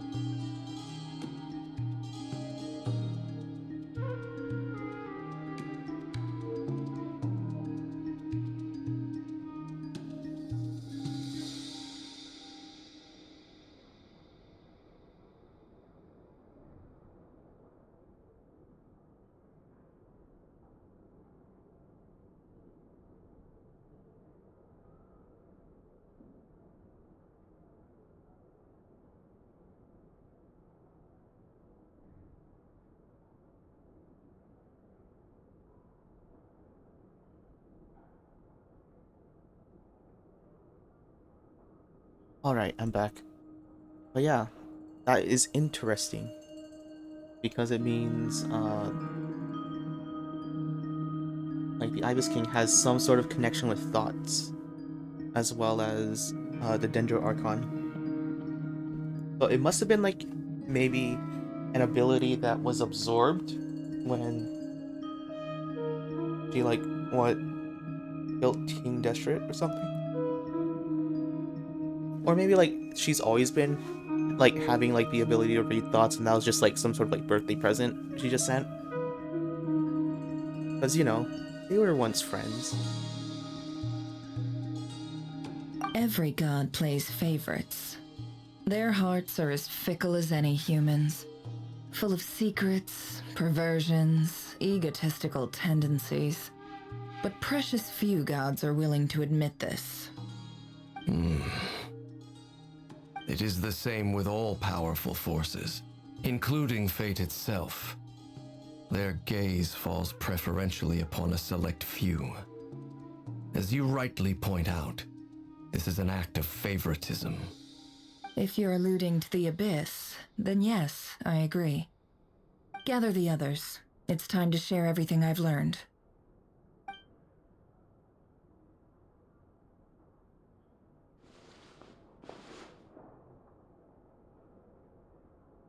Thank you all for being here. Right, As Yehoda's like, promised, I did some God. further investigating into the Raker of Solnari's background. I am pleased to report that the investigation has been most fruitful indeed. But yeah, The anyways, you Raker of owe Dory a lot of Solnari, money. real name Rerir, was once a Conrian subject who served the Vinster King. I will now share the important details of his story. Please save any questions or comments for the end. Nefer narrates Remir's backstory to the group.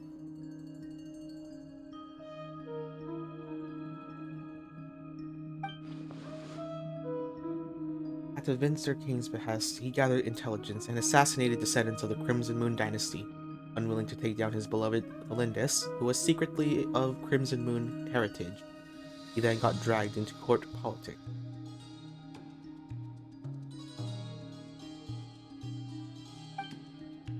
Vedfunir's voice, which spoke to him, his fate, was like a reflection of the moon. Though he could disturb the waters to gain some temporary relief, he was powerless to erase it entirely.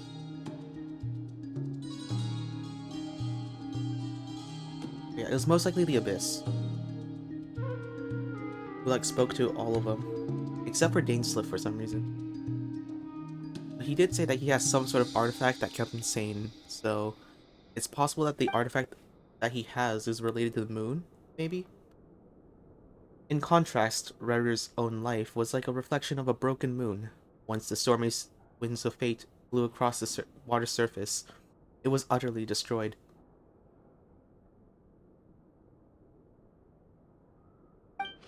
Elindis, smuggled away a piece of the moon before disappearing through that mysterious portal. It was passed down through the ages, finally falling into the hands of the knave.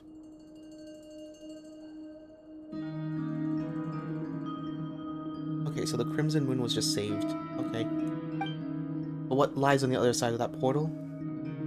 Is it really a whole other world?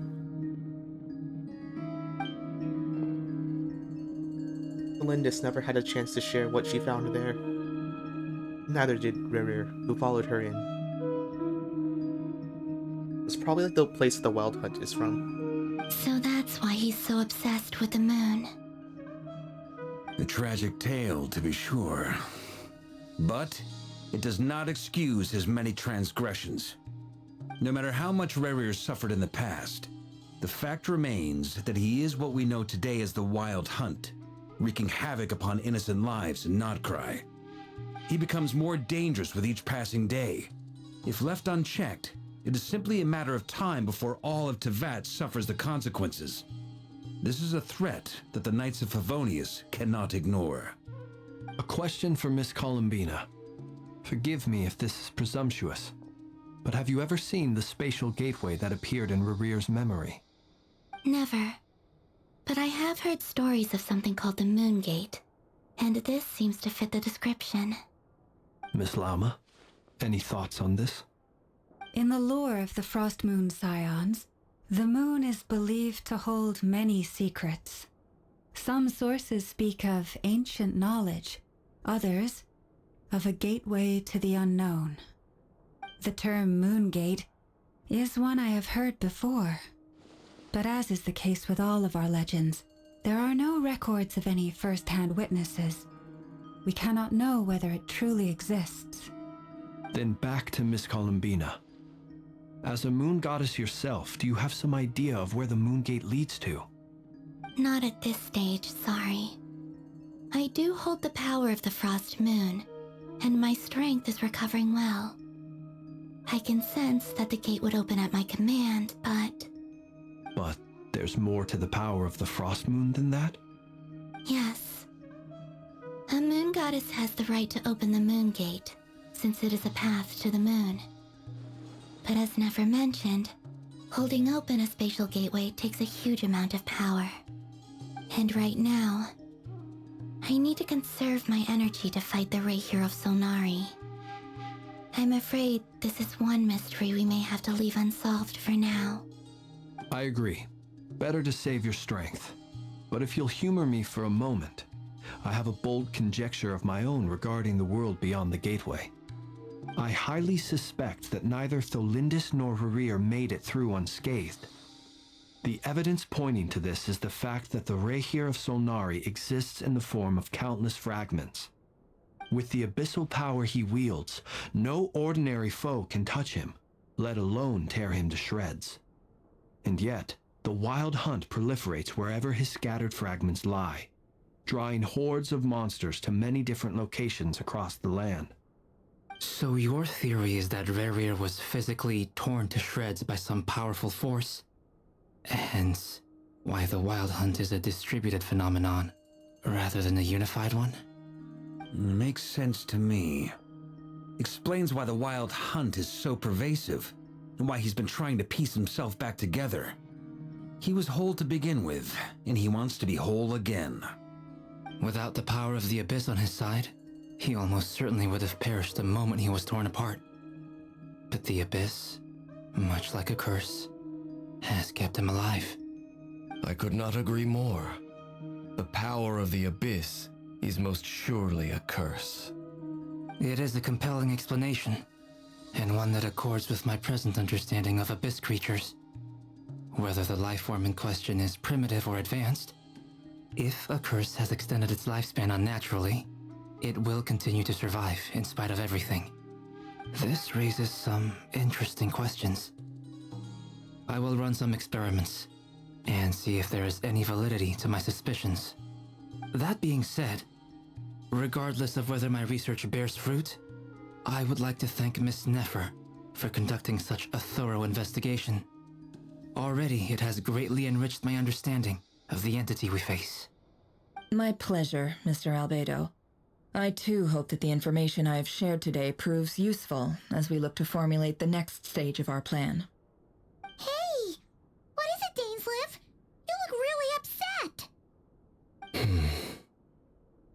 It's just... when I think of the man I once knew as Rerir, I struggle to understand why things had to turn out like this. The two of you used to be friends, didn't you? I don't know if these words will bring any comfort, but my heart goes out to you. Mine too. We can never know all the hows and whys of the way things are. The moon and stars are full of untold secrets and lies, and the skies are host to many more mysteries than these alone. Yet, none of that can begin to compare with the complexity of human life. Those are the first comforting words I've heard in a long time. Thank you both. Well, I think this is a good place to end today's meeting. I'm sure Nefer needs some time to recover. She's been through an awful lot today. That's very thoughtful of you, Lama.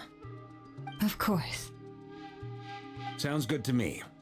Take some time to rest and digest before we reconvene to nail down a plan.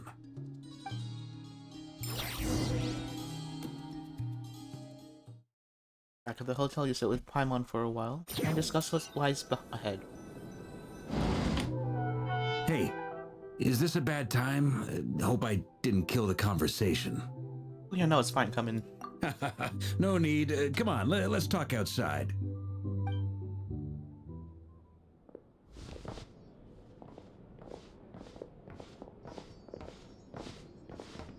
Anyway, Nefer went back to the curatorium to get some rest. But before she left, she shared some things with me that I thought you should be aware of. Firstly, although she managed to trap the Raker of Solnari inside her chest set, there's no guarantee that the power of the Ibis King is any match for one of the 5 sinners. Their powers are beyond our comprehension. It's only a matter of time before he finds a way to break out. We have to come up with a plan and take care of him before that happens. Honestly, Paimon figured that might be the case. So, how long have we got? 3 days. Well, I asked her that same question. She talked for a long time, but for the most part, it seemed like she was trying to convince me how precious her chess set is. What a long and storied history it has. It felt like some kind of sales pitch, you know? The kind where you end up handing over Mora against your will? Anyway, after all that, she finally answered the question. 2 days, at most. Ooh. 2 days? Holy moly! Can we even recruit enough help in that time? That remains to be seen. Which brings me to the second issue. How many robots can you make in 2 days? Dainsleif is obviously conflicted about this whole thing. But given how little time we have, there's no way we can pull this off without his help. You have some history with him, right? Do you think maybe you could talk to him for us? I'll see what I can do. Great. I appreciate it. All right, on to item 3. So, Albedo, Durin, and I put our heads together and came up with a plan. Can't promise it's gonna work yet, but at least it's a start. We figured we'd bounce the idea off you first. We'll explore it further once everyone's recovered. Oh, Paimon's dying to hear this. All right, so here's what we're thinking. Question lays out the current plan. The shocking plan, but nothing can phase the greatest traveler and the truest travel guide into that. It doesn't take you long to get behind it. We felt a little uneasy about roping you into this. I mean, firstly, you're not locals, and secondly, none of us are your boss. Firstly, you're not a You're local. well within your rights to refuse if you so choose. Roping us in? Why would you even say that? We know the stakes here. It's all of us against the Reher of Solnari, or none of us stand a chance. I choose my words very intentionally, I'll have you know. I like to think there's an art to striking a down-to-earth tone even when the stakes are through the roof. Sir Varka, I have a few thoughts about this plan. I'm all ears. I think we can be more flexible with how the roles are allocated. In my view, the most sensible lineup would be like this. daughter. I see your Renova. point, yeah. But if that's how we're going to Destroy. approach this, you'd better make sure you're ready. To be Add clear, Flinders on I our don't side. doubt your Ugh. abilities. Far from He's it. just gonna surrender real quick. I just want to make sure. Are you really willing to take all this on? Sure, why I not? want to do everything within my power. The Rahier of Solnari is a truly fearsome opponent, and if I do my part, it'll greatly reduce the risk for everyone else involved. Well, that tracks with what I've heard. Jean's mentioned in her letters that you're so diligent it's almost abnormal. As in, most people weigh up the risks and rewards in situations like this. But you seem to just march towards danger without a moment's hesitation. Of course, everyone appreciates a fearless pioneer. But all that aside, I'm the Grand Master of the Knights of Favonius, and you're our honorary knight. I want to make sure your courage doesn't come at the expense of your safety. Thank you, Sir Varka. I should be the one thanking you. It means a lot to have you on board. I'll give some serious thought to your suggestions.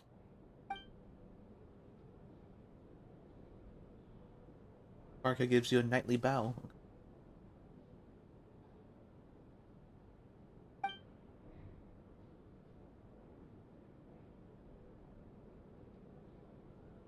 You booked out the entire freaking hotel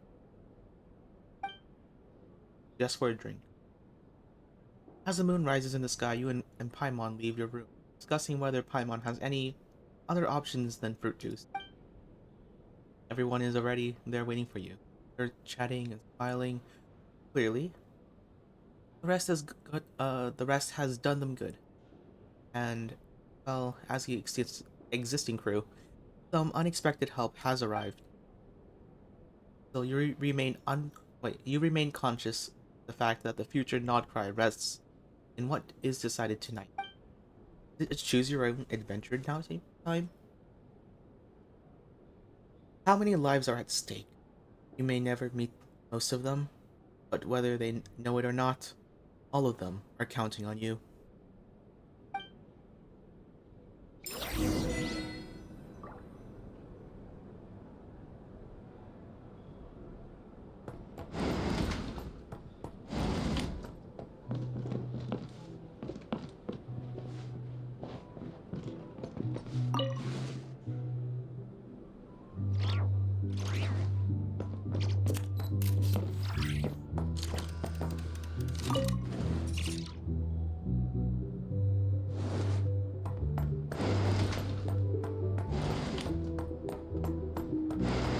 Time to discuss our plans.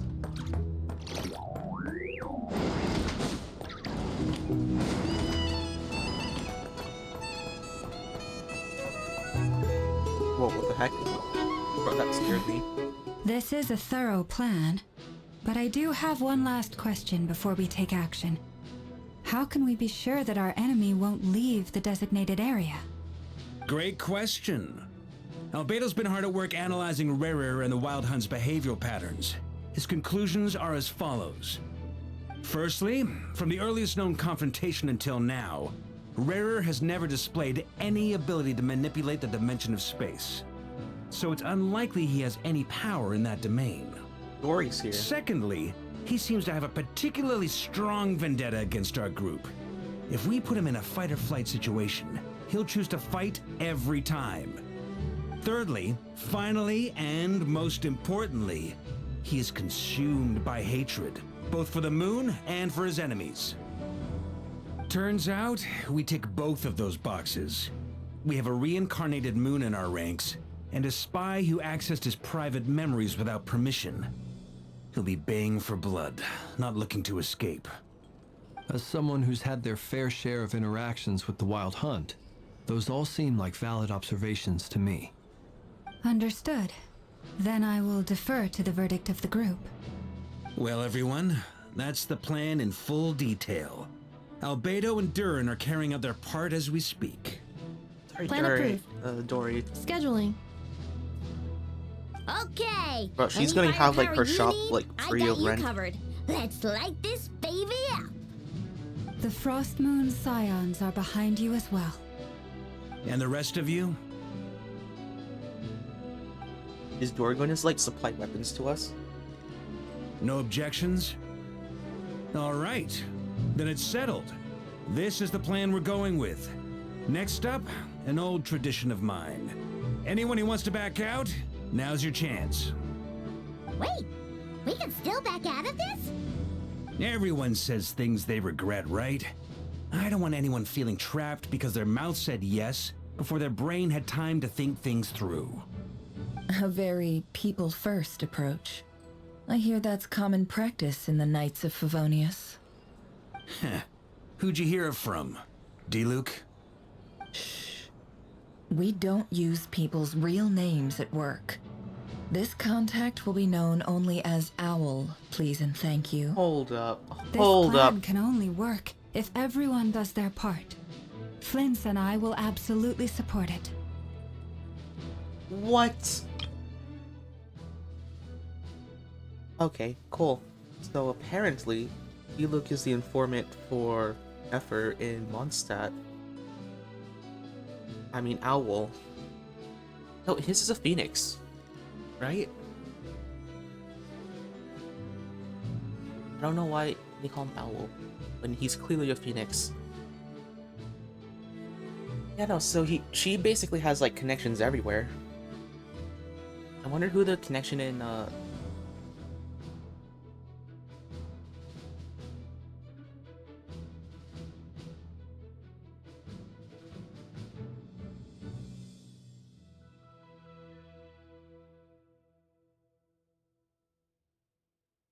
because I think it would be, like, very difficult to have, like, an informant inside the Fatui ranks.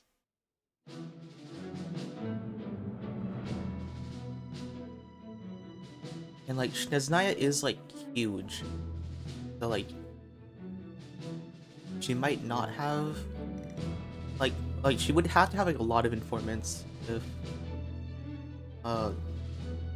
she has information there. But I'm guessing she's close enough that she doesn't need it. So, dang. We shall indeed. You'll be glad you accepted our help. Also, you are the last person I expected to see here, Miss Dory. I mean, we do owe her a lot of Mora. It's not often I get called Dory in a work context. My peers usually call me Lord Sangama Bay. So, the longer your name, the higher your net worth. Is that the idea here? In that case, Mr. Flint's here must be worth a fortune. That's right, I know your full name. It's... The walls are thin here. I'd appreciate you keeping that a secret. Okay, fine. I'm actually only here as a favor for someone else. Do you have any idea how much it would cost to hire me otherwise? Let me guess, it's Alice. Alice says that she's going to make another one. Someone out there actually has the power to boss Dory around? It's her supplier. It most certainly does not. We have a long-standing and mutually beneficial business partnership. She's actually the mom of a friend of yours. Said mom supplied me with a great little trinket, but now that lady's ruined everything. If I don't start building a little goodwill now, my whole business in Nod-Krai is gonna go down the drain. Okay. So what exactly is so special about this pendant? It's a lucky charm that a great mage made for me. We have a business relationship, and she was worried that something bad might happen to me. Bro, she is a mom. She wanted me to have something that can store power to protect myself with. I finally got it all fully charged up with Kuvaki, and then never went and used it all up at once. Never lost so big in my life. You're right. It was all my fault. I didn't mean to drain all the Kuvaki in the pendant, but I'll make it up to you. You will? Well, in that case, how about you give me your chess set, and we call it even? I knew you'd say that. Well, it's yours if you want it. In fact, take it now, and I'll even throw in a free Raker of Solnari. Deal?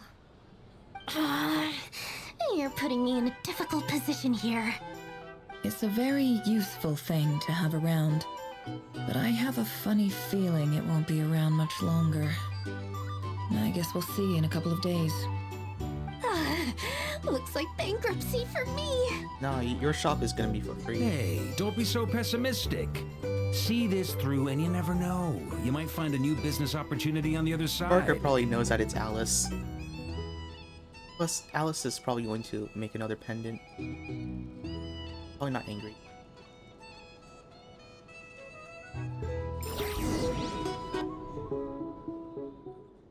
Yeah, she's like she went full mom mode for Dory.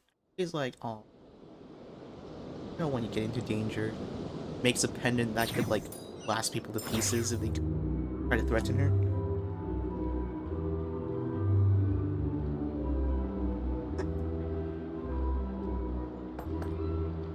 Oh, I think I'm lagging.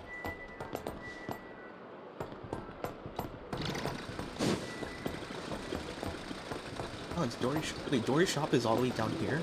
Heck, that's hella close. I don't know. I did not even realize that there was a passageway through here. Dory! How are things going? Feeling ready? Do we get to meet Alice yet? I was born ready. We only Probably have not. 2 days. You think Next Lord passers, Salama would let an Durin opportunity like and this slip by? Hoda. Don't forget, when something's in high demand, the people it's with probably the the patch goods on after, hand get to charge maybe. the Or by the highest price end. of all.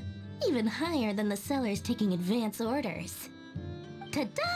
See? It's right here. Ah, it's so pretty. Did you make it? Is that a catalyst for Nefer? The heck? I had no idea you were so skilled with your hands.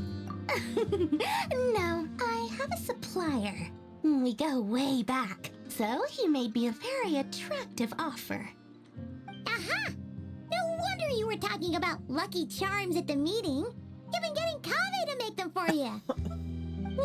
That's not the full story. It actually started a while back as a project between me and the Dendro Archon. You know the Mage Dendro Alice Archon? once warned me that this world won't stay safe forever. There may come a day when everyone faces a great crisis.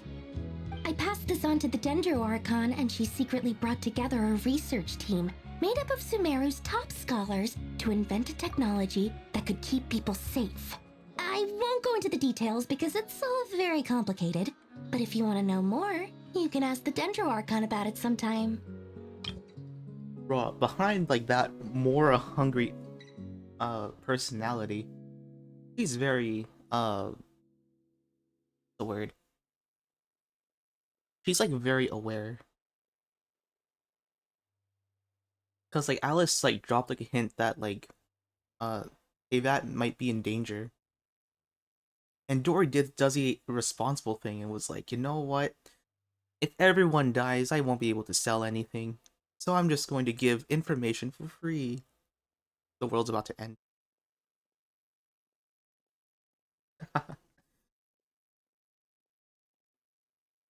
Imagine like just getting to meet the Dendro Archon. Because technically, he's technically a nobody. So I'm guessing it would have been Dory begging Kaveh to set up a meeting with the Dendro Archon. So then Kaveh told Alhaitham, then Alhaitham's like and then just like, alright, cool. Let's set up a meeting. So that's probably how it went. Dory had connection with Kaveh, Kaveh had connection with Alhaitham, and Alhaitham had connection with the Dendro Archon.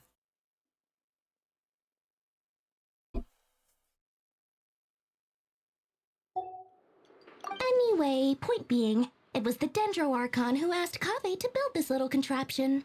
As one of the top Kasharawar talents, he was the obvious choice. He is in fact the obvious choice. Took him long enough. He stressed over it for ages. Must have gone through at least a dozen designs before producing a final product.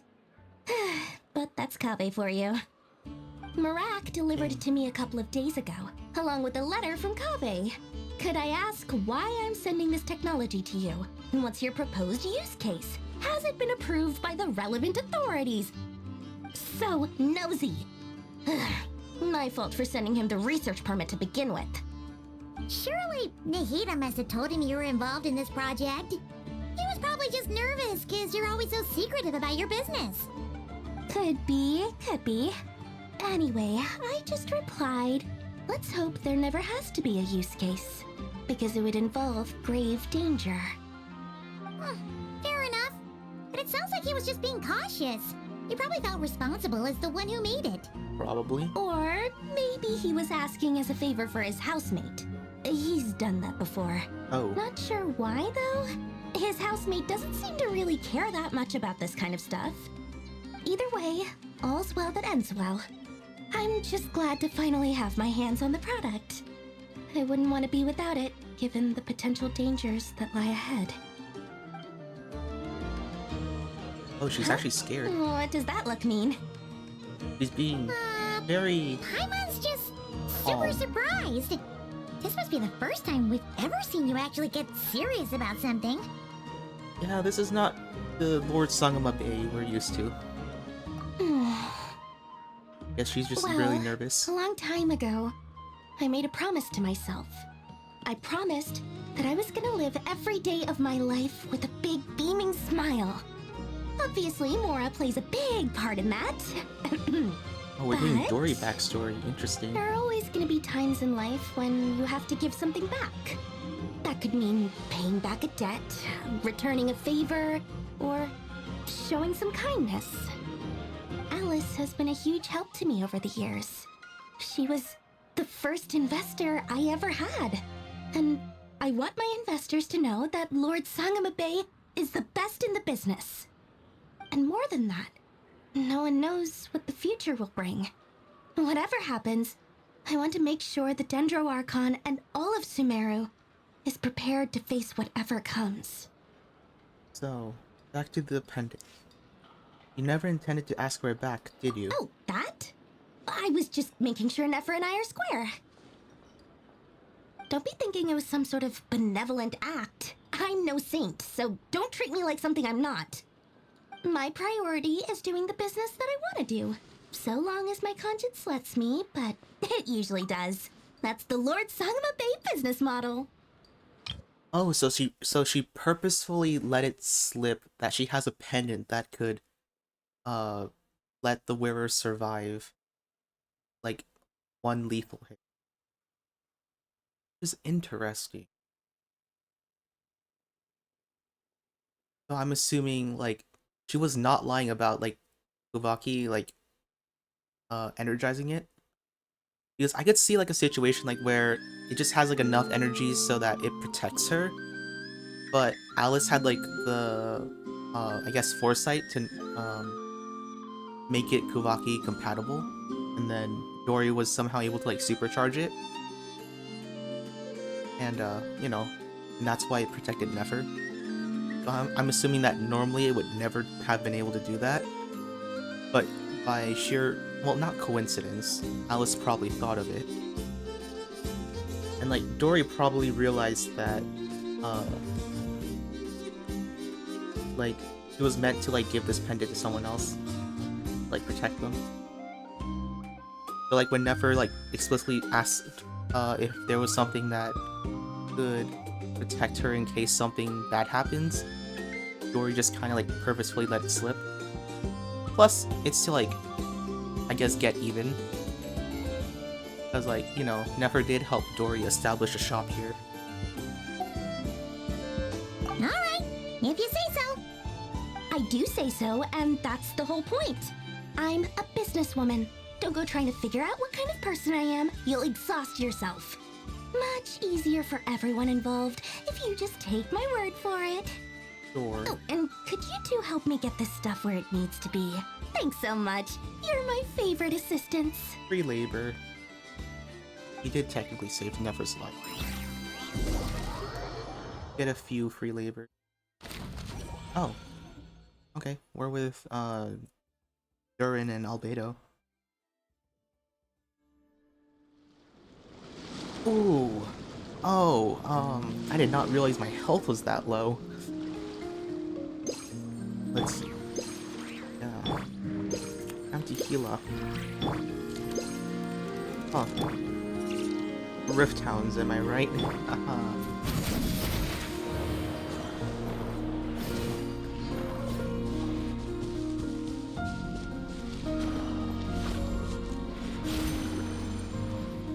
Hold up, wait, investigate. Oh, cabbage. They grow in the ocean. Oh. I was lying about cabbages growing in the ocean. Traveler, Paimon, it's good to see you. It's good to see you too, Durin. What's up? Everything going smoothly over here? You're not evil. Sort of. As you're probably aware, Varka, Durin, and I captured some abyssal creatures from the Wild Hunt. Per the plan, we dissected and analyzed some samples of these creatures. The process went very smoothly. The findings, however, come with some troubling implications. Are they near invincible inside the Wild Hunt? You can actually dissect the Wild Hunt? That depends on your definition of Wild Hunt and dissection. Harmless, lifeless. These words are accurate descriptions. The Wild Hunt is an interesting phenomenon. In and of itself, it doesn't seem to possess anything akin to a human personality. But taken as a collective, the medium through which the Wild Hunt is summoned does appear to have a soul. Master griped a lot about the wise Horoptotire, and seemed somewhat fascinated with the foul Certology. But she barely mentioned Rerir at all. I don't think that was because of his lower social standing, though. Anyway, it's a pity. I should like to hear her thoughts on the nature of the lifeform he has become today. It's a strange mix. The furious energy of an abyssal being channeled through a fractured physical existence. A consequence of being torn apart by an unknown power. Perhaps the only explanation for his survival in this state is that he sacrificed a degree of individuality in exchange for a continued existence. Oh, sorry. Once I get talking about interesting research, I have a tendency to go on indefinitely. Back to our research findings. Essentially, they confirm my hypothesis. Rerir's corpse is completely contaminated by the Abyss, and the effects are irreversible. You could think of this as Rerir in mutated form. But in my view, even that would be inaccurate. In reality, his whole being has been consumed by the Abyss. In other words, he is now nothing more than a manifestation of abyssal power. Unfortunately, at present, we have no means of completely eradicating abyssal power. Hence, we cannot fundamentally destroy the Rayhir of Solnari either. Oh, that's terrible news! So, that's it? We can't defeat him? Not even if we get the power of the Three Moons? Miss Columbina's situation is a difficult one. She can never achieve wholeness when the world does not accept her presence. It's as if her creator banished her to a place she can never be accepted. It means she spends most of her energy just on her own survival. Given the circumstances, it's only natural to despair. But we must see this plan through to the end. Time to kick off the backup plan. Oh, there's a backup plan. Nice. Paimon almost forgot! This is for you. Dory asked us to bring it. Ah, how wonderful. Well, thank you for making the trip. Durin and I will be heading off shortly. I'm sorry I won't be there to protect you in person this time. Please be careful. We will. All right then. Stay safe.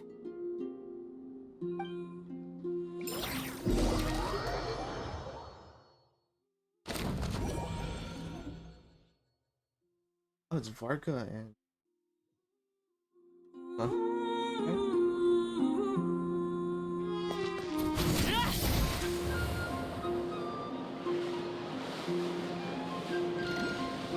Oh, what's happening? Medicine? Miss Lauma, is everyone here? Yes. The fate of my flock is in your hands, Grandmaster Varka. Please keep them safe. My lady, what are you saying? Within the next 24 hours, we will face the biggest crisis the world has ever seen. This is not a burden that we deserve to bear. But I believe that we reap what we sow in this life. So I intend to act. I must do what I think is right. For me, that means fighting for the future of Nod-Krai. This gentleman is the Grand Master of the Knights of Favonius, Varka, Knight of Boreas. In my absence, please follow his lead. Hey, everyone. Dang. Guess He's I able to should speak introduce without his myself. mouth. Well, to start with, I know my way around a battlefield. That landed The flat. biggest strengths are honesty and hard workingness. Anyway, point is, I don't intend to let Lauma down. I'm gonna do everything in my power to keep every last one of you safe and sound.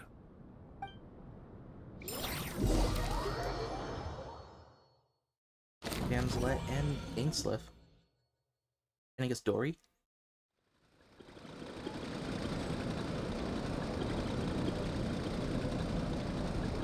Oh, dang. I never collected this chest. Why would I? The slime, village girl. They're just chilling with the chest. They're just chilling.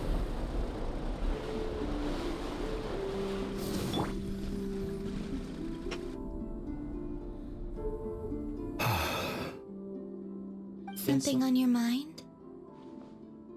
Miss Columbina, was it? I believe that's how the others addressed you. That's right. Names are funny things. Have you always been called Dainsleff? Yes. I take it your own name has a more complicated history. I have a different relationship with names than other people. To be honest, I'm not even sure that Columbina is my name. At least, not in the same way that Dainsleff is So yours. she doesn't know her true name? But it's what everyone calls me, and I go along with it. A lot of my life has been that way. I get so used to things that I forget to question why they are so. I never used to think much about where names come from, or what they mean to people. Maybe something's wrong with me. You're different from other people. I sensed it the first time we met. You're more perceptive than most. I'm sure your long life and rich range of experience explains that. Do you ever find yourself missing Conria, Mr. Dainsleff? Difficult to answer. I have dreamed of the past many, many times. Sometimes I'm fighting tooth and nail. Other times I'm lying on the ground, defeated.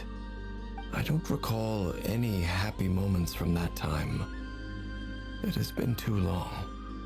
Is that because hatred survives longer than love and affection? That would not be for me to say. I make no excuses for the grudges I bear. But whatever the reason, I remember little that was beautiful or sentimental. Thank you for your help with the Rerir situation. Without your efforts, I never could have learned the hidden truth of his story.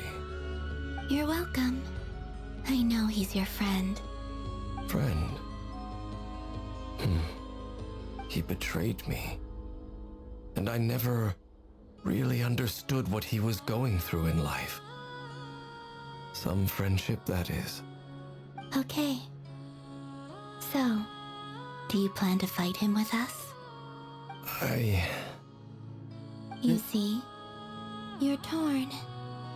Now you know what really happened. You see the things he's done in a new light. Yeah, I guess like it's because like he saw the four, or at least his brother like discarding him as like a pawn, and then like seeing like Rerir like stand by their sides, it probably looked like a betrayal.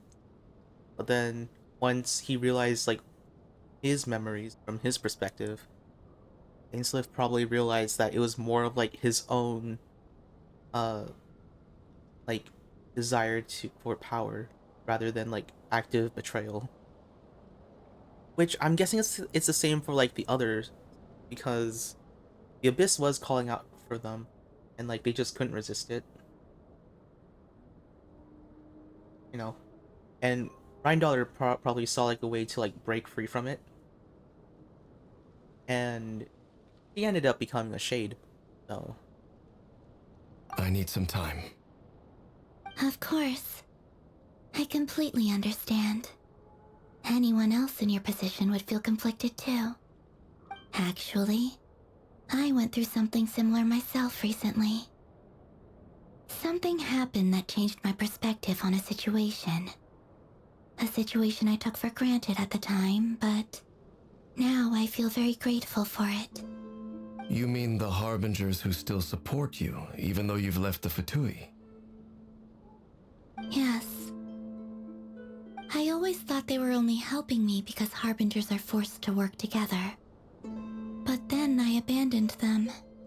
A warrant was even put out for my arrest. And even now, they still support me. Which means I was wrong about them all along. you know what I just realized?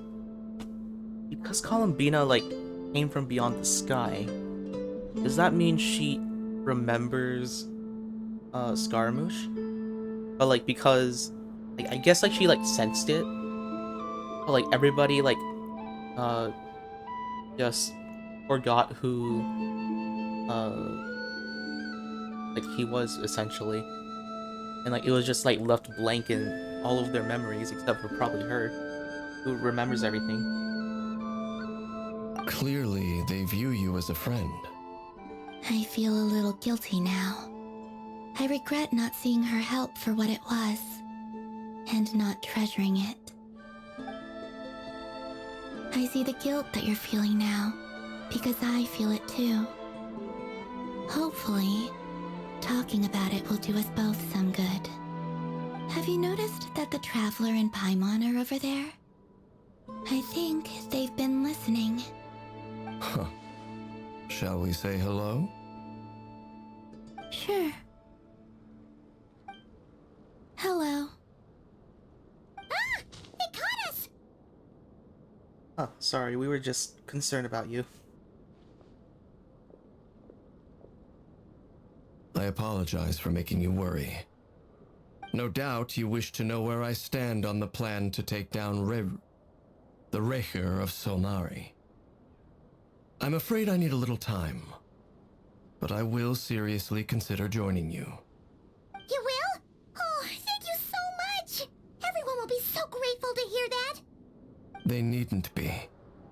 This was something that I was going to have to face up to eventually. That doesn't matter to them. They're grateful to you regardless. You can't control their gratitude, so just accept it. And then, have a think about whether you're willing to join us. Dang, she learned from us. Shut up and take her gratitude. Oh, Llama and Twins. And Nefer. It's nearly showtime! Let's go rendezvous with the others. You know the place. I know the place? Which place is that? Oh, if only there was a quest marker that shows me where the place is.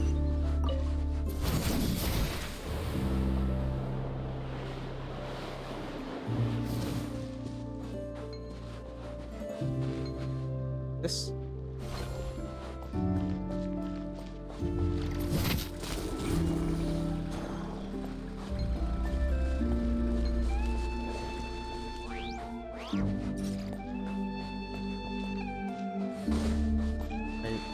What?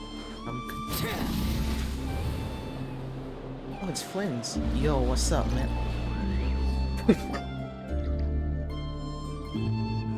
Ah, you're earlier than I expected. Hey, Flint's! Been waiting here long? Not too long. I came a little early so I'd have some time to think. Lakino just disappears right behind her. Quite the opposite. I'm reminiscing on my past battles. When I was awakened by the Radniki, I had not touched a weapon in many years. I felt like the battlefield was not where I belonged. But after waging war against the Wild Hunt for so long, I came to realize something. A life of absolute peace is simply not a possibility for me. My restless flame indicates that somewhere inside of me, there is a deep yearning to root out the evil in this world. Oh, that doesn't sound like such a Strong bad sense of thing. justice, man. I agree. Well, in the past, when I was a Fae whose primary concern was hibernation, it was hardly ideal. But it certainly serves me well here in the present. And I am delighted to be able to join forces with you in this endeavor. Looks like I'm not the first to arrive. Ah, Miss Lauma. Did you sleep okay last night? I struggled to settle down at first because of the nerves. But don't worry. I got enough sleep in the end. I'll be just fine. Thanks for everything. Please, I'm just doing my part. Never! Over here!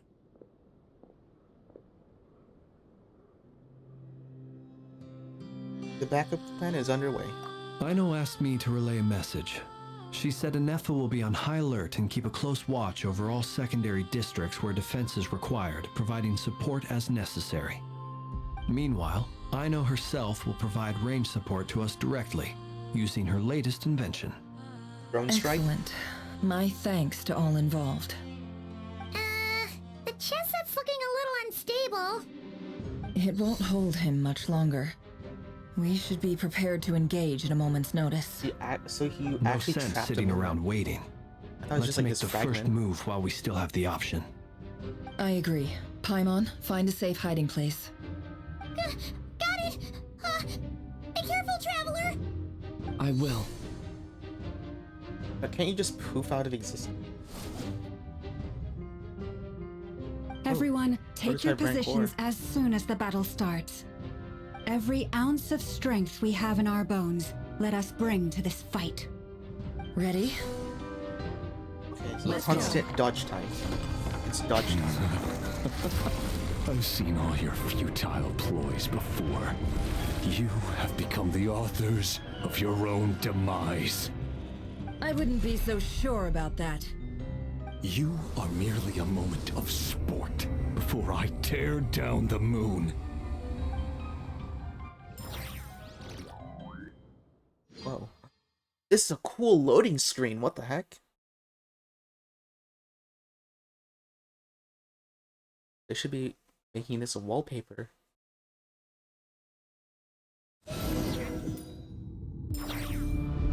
I'm to dodge constantly. Stay on your toes. Yep, you too. I am not on my toes. Wait, what the heck? Wait. Let me help you guys. Big this! Oh my gosh, it follows us. Can't hide it all falls into place. You poor lost lamb. Yeah. Hunt them down! Be silent. Observe. Close your eyes. Night falls. Oh, that's why I No know. more lies. It all adds up. Seek within. Moonlight. Great. This. Be silent. Observe. Night falls. Hunt them down! Moonlight. Pathetic. Oh wait, he doesn't deal that much damage. Right. Leave this place.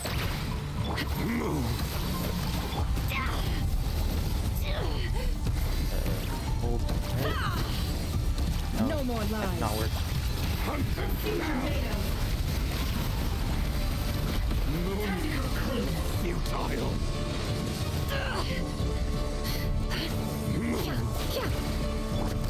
Close your eyes. Pathetic. Night Bro, falls. he like stunned us with that. Oh. Cool. Steady now. To dust. It began with the moon, and so shall it end. The moon will protect you.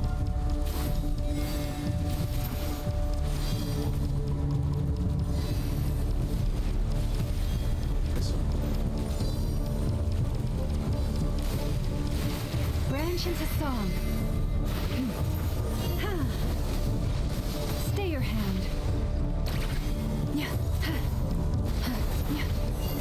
Oh. Be silent. Keep your distance. Close your eyes. Oh, we have to reveal them first? Do you see now? Yeah, I see you. Faramir, when will it be as you foretold? Hold up. Wait a second. Bro.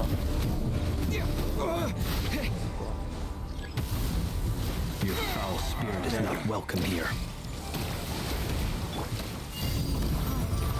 Oh, okay.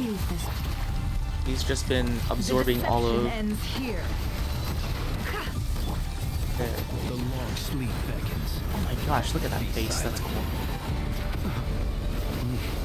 Close your eyes. Observe. Hunt him down. Dodge. Be silent. Steady now. To dust. No more lies. It all Hold.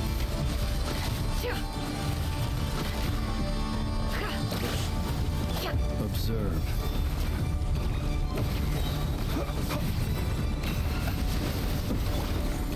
Forest, protect us.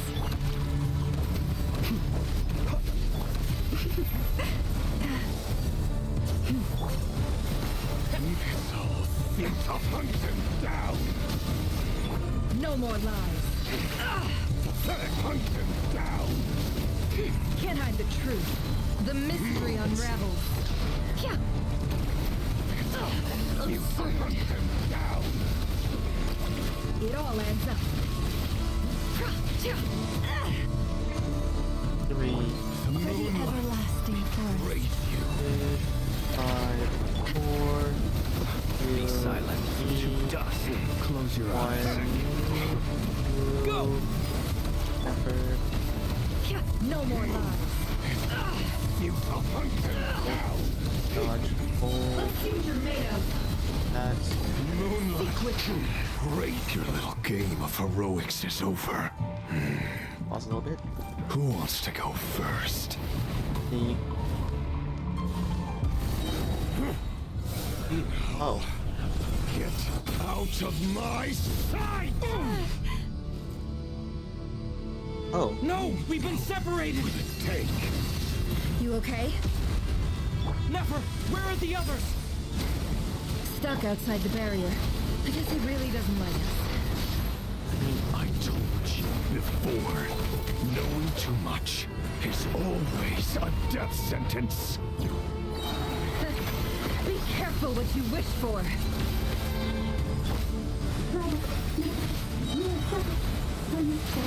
Lama! Can you hear me? Hold on, please. Silence. The voices are gone. But at least I know they're still there. I need to focus. Stick to the plan. Destroyed. Remember my most important task. Absorbing the abyss? Stalling him. If I can stall him for long enough, the moment will come. Okay. Unravel. Where is he? There you are. Hey there. You feel that? Go! Hydro? That. Wipe out! Effort. Seek within. It all adds up.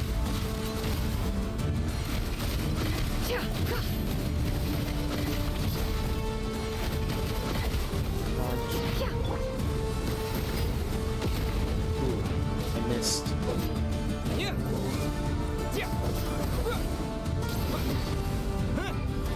Am I using mine? I'm not. Okay.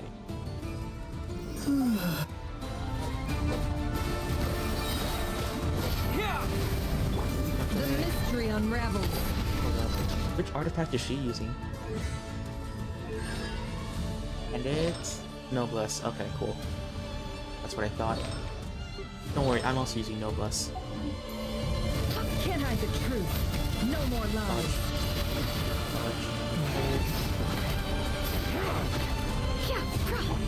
Wait, by stall, is it like actual stalling or like by time? Or am I actually supposed to get his HP down? Oh, it was literally just stalling. Oh wait, hold up.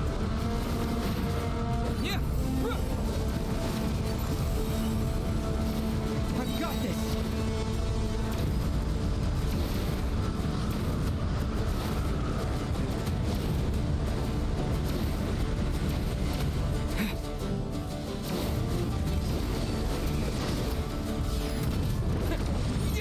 Nullified most of it. The shield's broken. I can't keep this up. Don't push your luck. Neither. Because, Go! Can't hide the truth.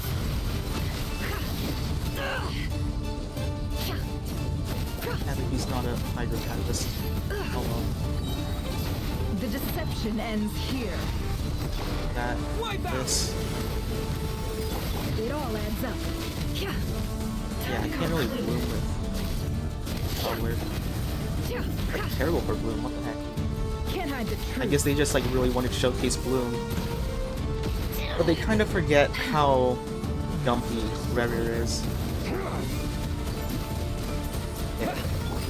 Seek within. It all adds up. Oh, that was a chair. He actually manifested chair. Bombs away! Go! It all adds up. Got it. Lunar blue. Then full, right? No. That's not how it works. And how did it work? The mystery unravels. Oh, wait, am I supposed to like make like the bloom things and then... Oh, I don't have enough for ult. No more lies.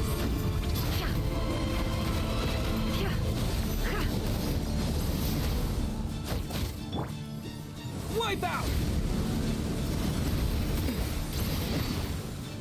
It all adds up. Seek within. Then it evolves, right? No? Am I supposed to hold? Nope. Am I just triggering it wrong? Is it because like it's not triggering? Is it just not triggering? Pretty sure it's just not triggering. No more lies. Oh, another one. Copy.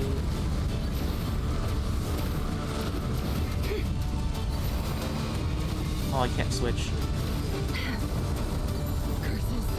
There's no other way. Oh, did we run out? Oh. Cool. Okay. Oh, trying to like steal him? Oh, it doesn't work. Yeah.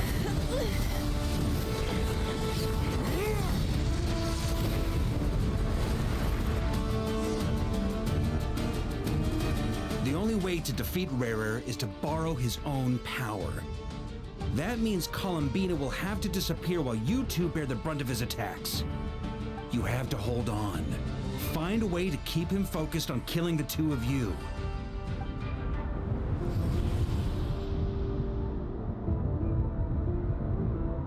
Nefer, your eyes are bleeding. Soon you will be powerless to resist.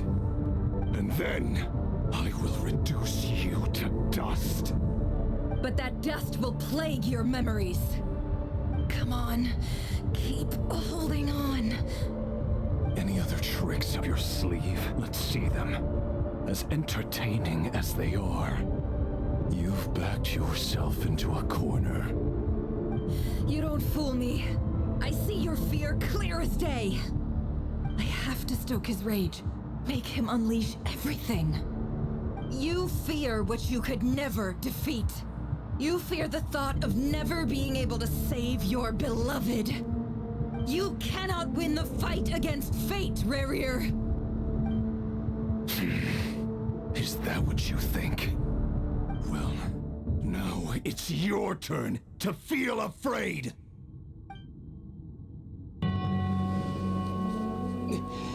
You fear the sound of your own name?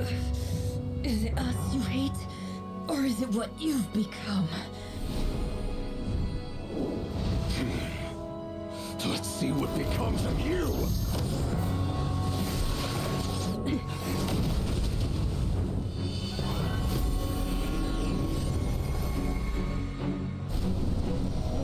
Interesting. Oh, they're absorbing it.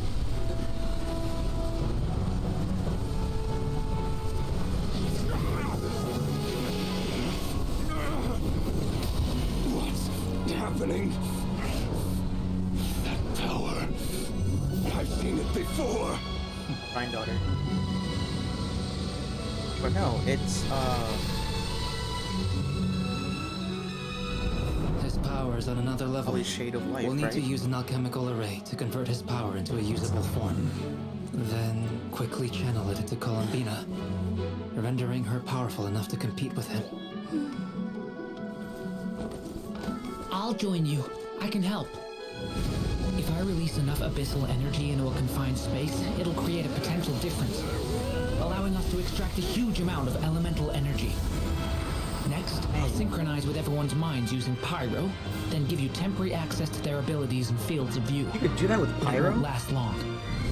Well, I guess you can, but... Can you see? No. Well enough.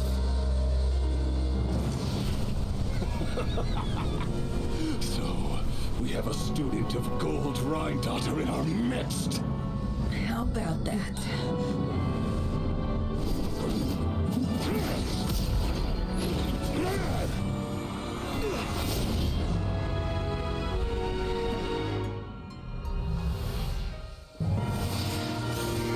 Dang, she just went fairy magic. Oh, wait, she's Hydro. Columbina's Hydro.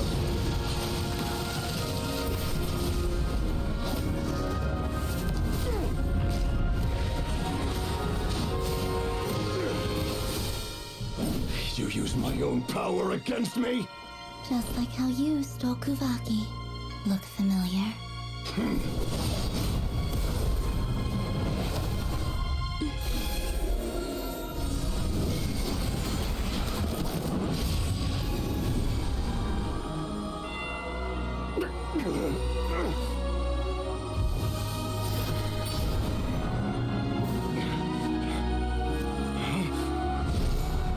Oh, the world beyond the firmament, right?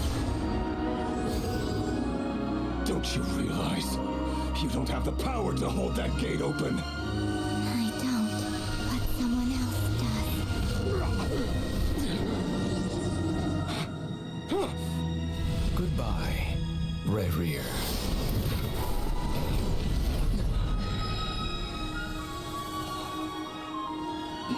Oh, she's gonna faint. We won. You okay, Durin? That's a lot of abyssal energy. Like, highly concerned for him now. Not because, like, he's gonna go berserk, but because, like, isn't his body, like, slightly unstable? Or, like, it's still in, like, the process of being stable.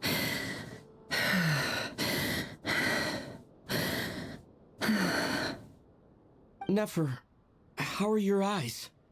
Bleeding? They're fine. Apart from the blindness, of course. It's not too late. Let me handle it.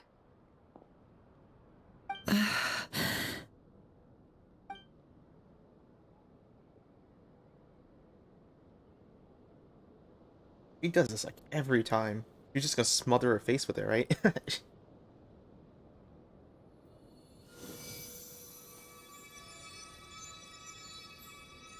Miss Nefer, it's not like you to lose your composure. That was the most reckless thing I've ever seen you do. Reckless how? The situation was critical. Our lives were at stake. We had to do something. Even so. Okay. I guess you're right. Under the circumstances, it was a wise decision. You traded your eyes for an incredible victory. An interesting thing is that Trevor is not dead. Like he was just thrown into like a moon gate. So I wonder if, like, by pure chance, like, he ends up meeting, like, Lindis or something, or like a highly corrupted version of her that, like, furthers his corruption, I guess, and then opens another moon gate back to Tevat just to, like, destroy the entirety of it. Or maybe, like, goes to New Conria, something like that, I don't know. In business terms, I suppose that's a huge return on investment. I'd be hard-pressed to argue otherwise. Still, I don't like this outcome, and I don't want you to lose your sight But it's for good. interesting how Dainsleif was able to hold open the People suffer gate. when they make sacrifices they shouldn't have to make, whether that means faith, strength, or in this case, your ability to even see. I had hoped you could win without sacrificing so much as a single hair on your head. Thank you. Really. All done. Don't try and open your eyes just yet. We'll see how you're doing in a couple of days. Until then, please follow your recovery plan to the letter. So Yehoda is going to help her recover, but she can't see the plan. Wait, yeah. Unless you want to like say everything to her and have her memorize it. I'll send full details through Yehoda. That's For what I now, thought. just get yourself home, relax, and rest. My dear friends, we have fought bravely and achieved a spectacular victory. A dark cloud has been lifted from the skies of Nod-Krai. All in this land will be grateful for what you have done. The moon will remember this day. The moon Thank will you remember. Yehoda shows up and helps Nefer get home. And you, of course, have Paimon to escort you back.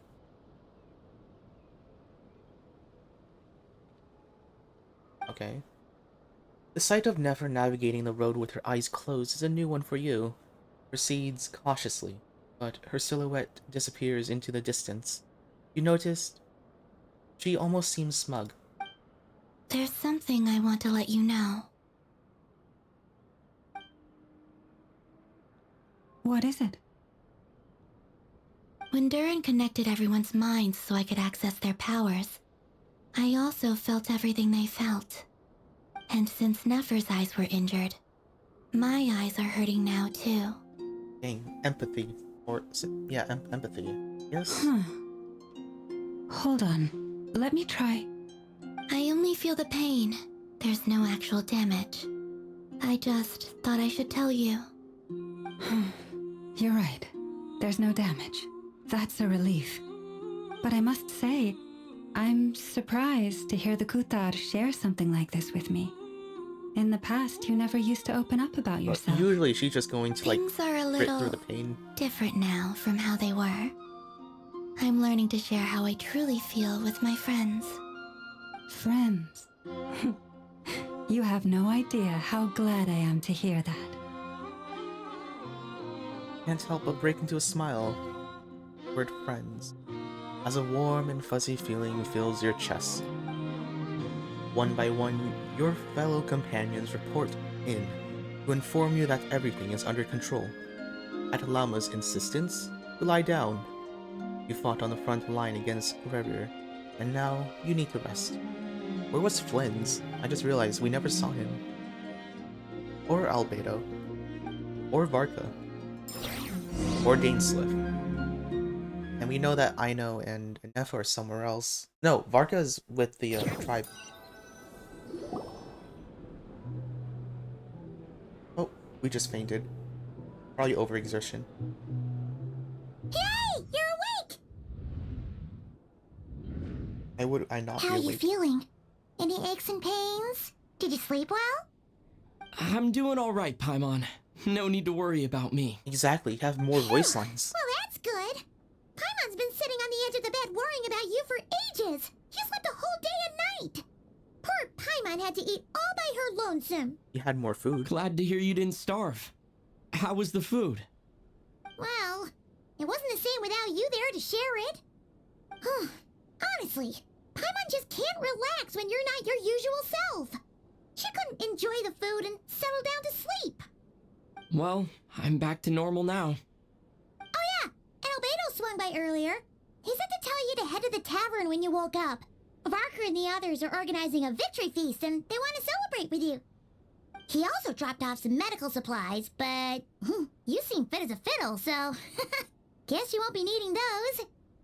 If you're feeling up to it, let's head over now. Wouldn't want to keep them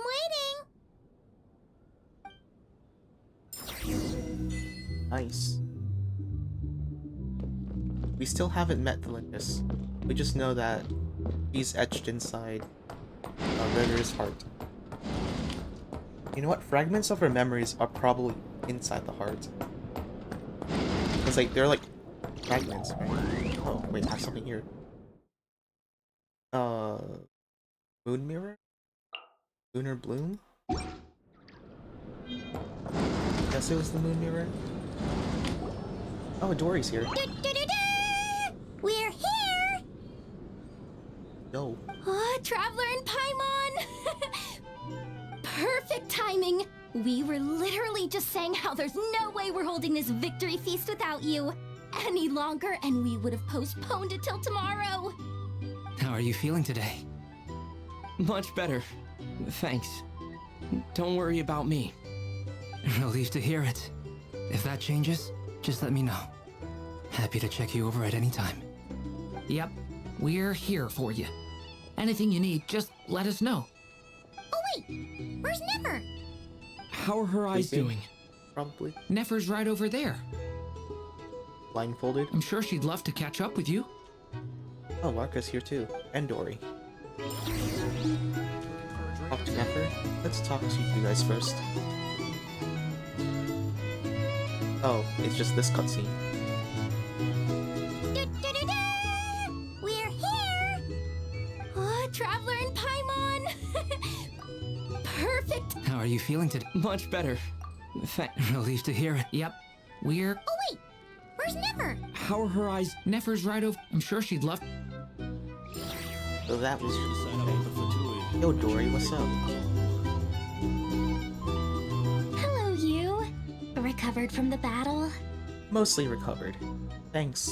I'm touched you that you'd Come ask. on, what do you mean? Of course I'm gonna ask. I care about my friend's well-being. And we are friends, aren't we? We're your Get free yourself labor, a drink. right? You've more than earned it. Free labor? In fact, today, your drinks are on me. Lord Sangamabay's got you covered.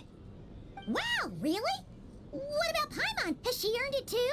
Has she? Please? Well, you haven't been through quite as much as the Traveler, but... what the heck, sure. Yay! Wow! Drinks on Dory! What a historic day. Hey, keep your voice down, or everyone else is gonna want in too. Have you heard anything I've been saying recently? Doing business in Nod-Krai has been an absolute nightmare. If I'm buying for everyone, I'll... Okay. Paimon will speak more quietly. Jeez. But you're not gonna do that. That's more like it. Don't you forget, Lord Sangamabay doesn't just go around buying drinks for anyone and everyone.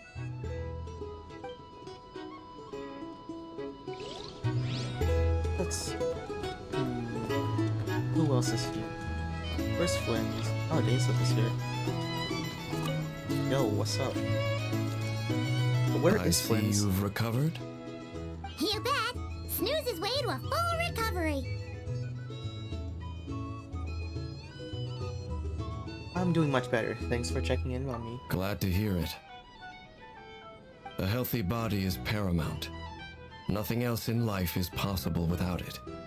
So take it slow. You can't afford an injury.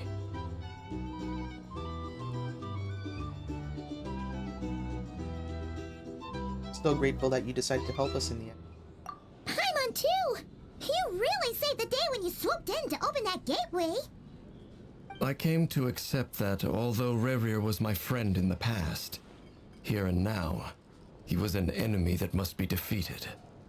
Though I will never fully understand what happened between us, I could not let this crisis deepen any further.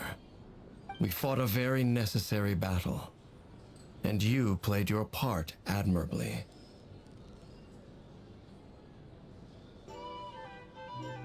Thank you. I know it's hard, but you'll get through this. Yeah! And if you ever need to talk, just remember, we're always here. I'll do that.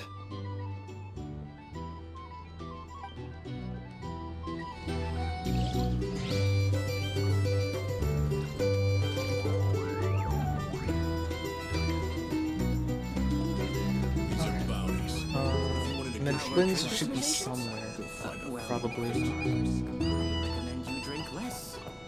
I have no idea where Flynn's would be.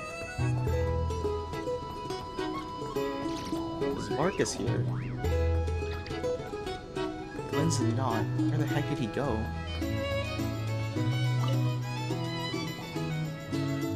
I thought of 1,000 ways to congratulate you, but now you're here, words are failing me.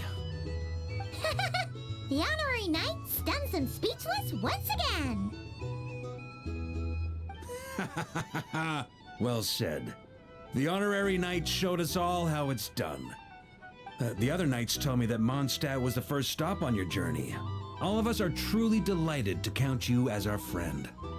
I'd like to thank you for supporting the Knights of Favonius, and also for helping us save Nod-Krai. Don't mention it, Grandmaster. Nonsense. Of course I'm gonna mention it. This is more than just business. It's a relationship. And there can be no relationship without showing gratitude where it's due.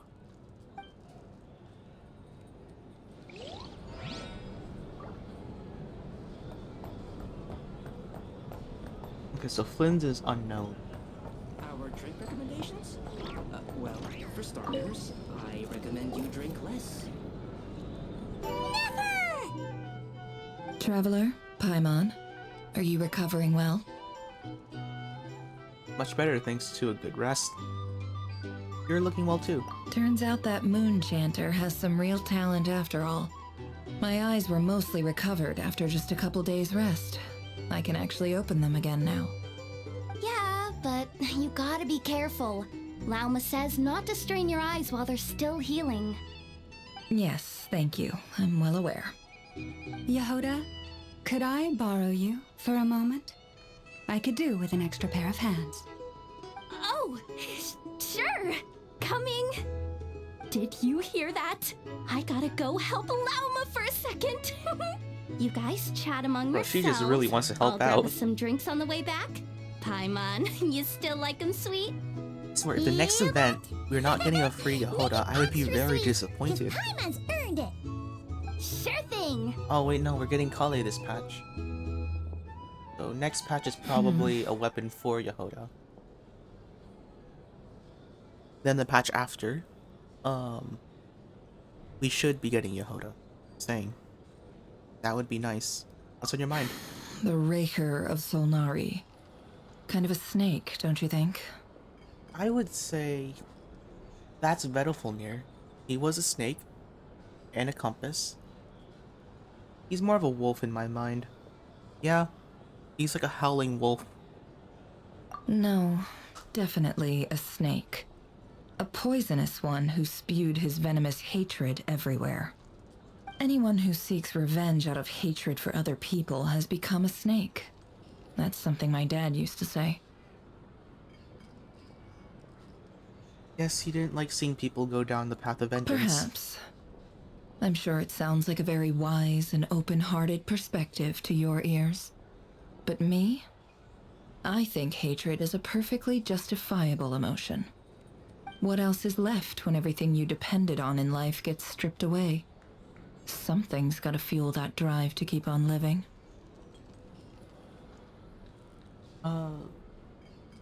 When I look at your life, I see a lot of things that you can depend on. If you're worried about me, you can nip that in the bud. I'm not someone who gets stuck in the past. It's just... I suddenly feel like I was wrong to call my father a liar. He was just a fool. That's why the Academia turned their back on him, and why the other tribes ganged up on him. Oh, Father. How much better things could have been if you were a skilled liar. Look at the Ibis King. Thoth is a fiendishly cunning liar. And yet, strangely, he feels more like a father to me than my real dad ever was. He's never brought it up, but I'd bet he feels the same way. Why else would he give me the power to perceive the truth, while at the same time training me in the art of deception? Sadly, I've never heard the Ibis King's voice. What's he actually like? Well, King Deshret banished him to Aru, which is essentially a prison, and posed 3 questions to him. He promised that he'd have his freedom if he could find the answers. His response was to take on a physical form and approach me, hoping that I could become his envoy and search for one of the answers on his behalf. Did he really think I'd fall for that? He's stuck there. He can't make me return what he gave to me. Sounds like he was nice enough to you. You definitely sound like father and daughter. So that's enough for you to decide he's nice, is it? He's a prisoner, and he was scared. So he decided to perform some good deeds to win people's approval. He lives in fear because he's a deceiver. How is Rerir any different? You can't work as a spy your whole life and expect a happy ending. It's preposterous. Yet I can't say I don't understand it. Liars live in the darkness of their own making, but it's still human nature to want to go on living.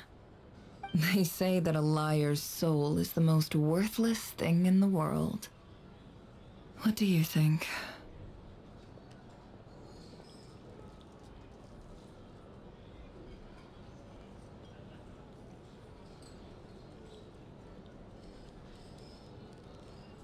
Let's see.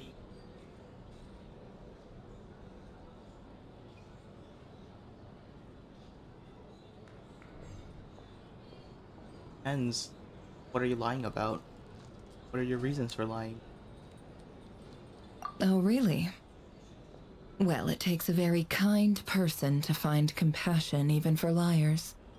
If you ask me, the soul of a liar really is worth nothing, because all they care about is themselves. For example, when something good falls into my lap, I don't go sharing the news around. Stops other people trying to steal it from me.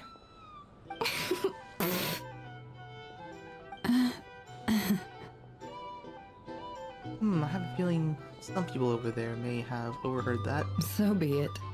They have sharp ears. I can't keep anything from them. Is that your way of saying that you warmed up to them now? Wow, is that what it looks like? What it looks like you've started to see us as your friends. Well, you all know my past now, and I can't simply eliminate everyone who knows too much. So I guess I just have to put up with you, for the foreseeable future at least. When you find yourself in a situation you can't control, the safest play is to keep calm and start monitoring everyone involved like a hawk. In the intelligence world, you need to have a sense of perspective and play your hand accordingly. If you understand what's at stake, please ensure my secret is safe with you. I trust you'll respect my wishes as a friend. But don't forget, I will also be watching you like a hawk. Okay. Very good. Alright, you have connections everywhere. Now that the panic's over and we've all calmed down, Paimon suddenly remembered something. What? After all that build-up, our mystery ally never showed up even once. You, Nicole?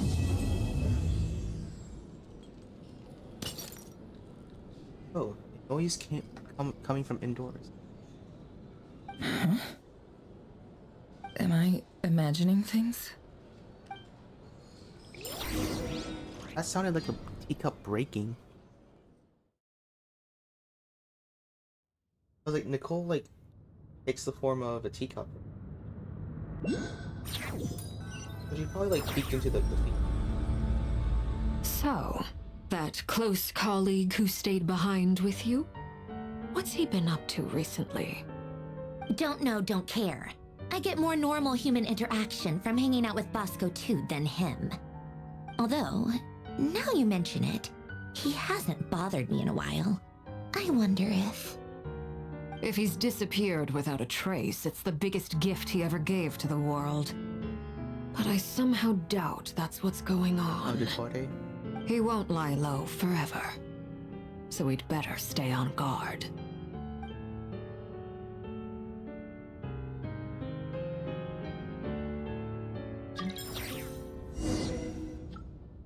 Probably like the one that like orchestrated Revir's revival.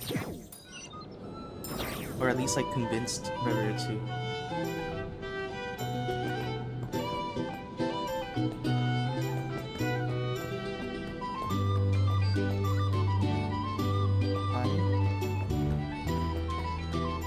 Interesting. There's still more to this quest.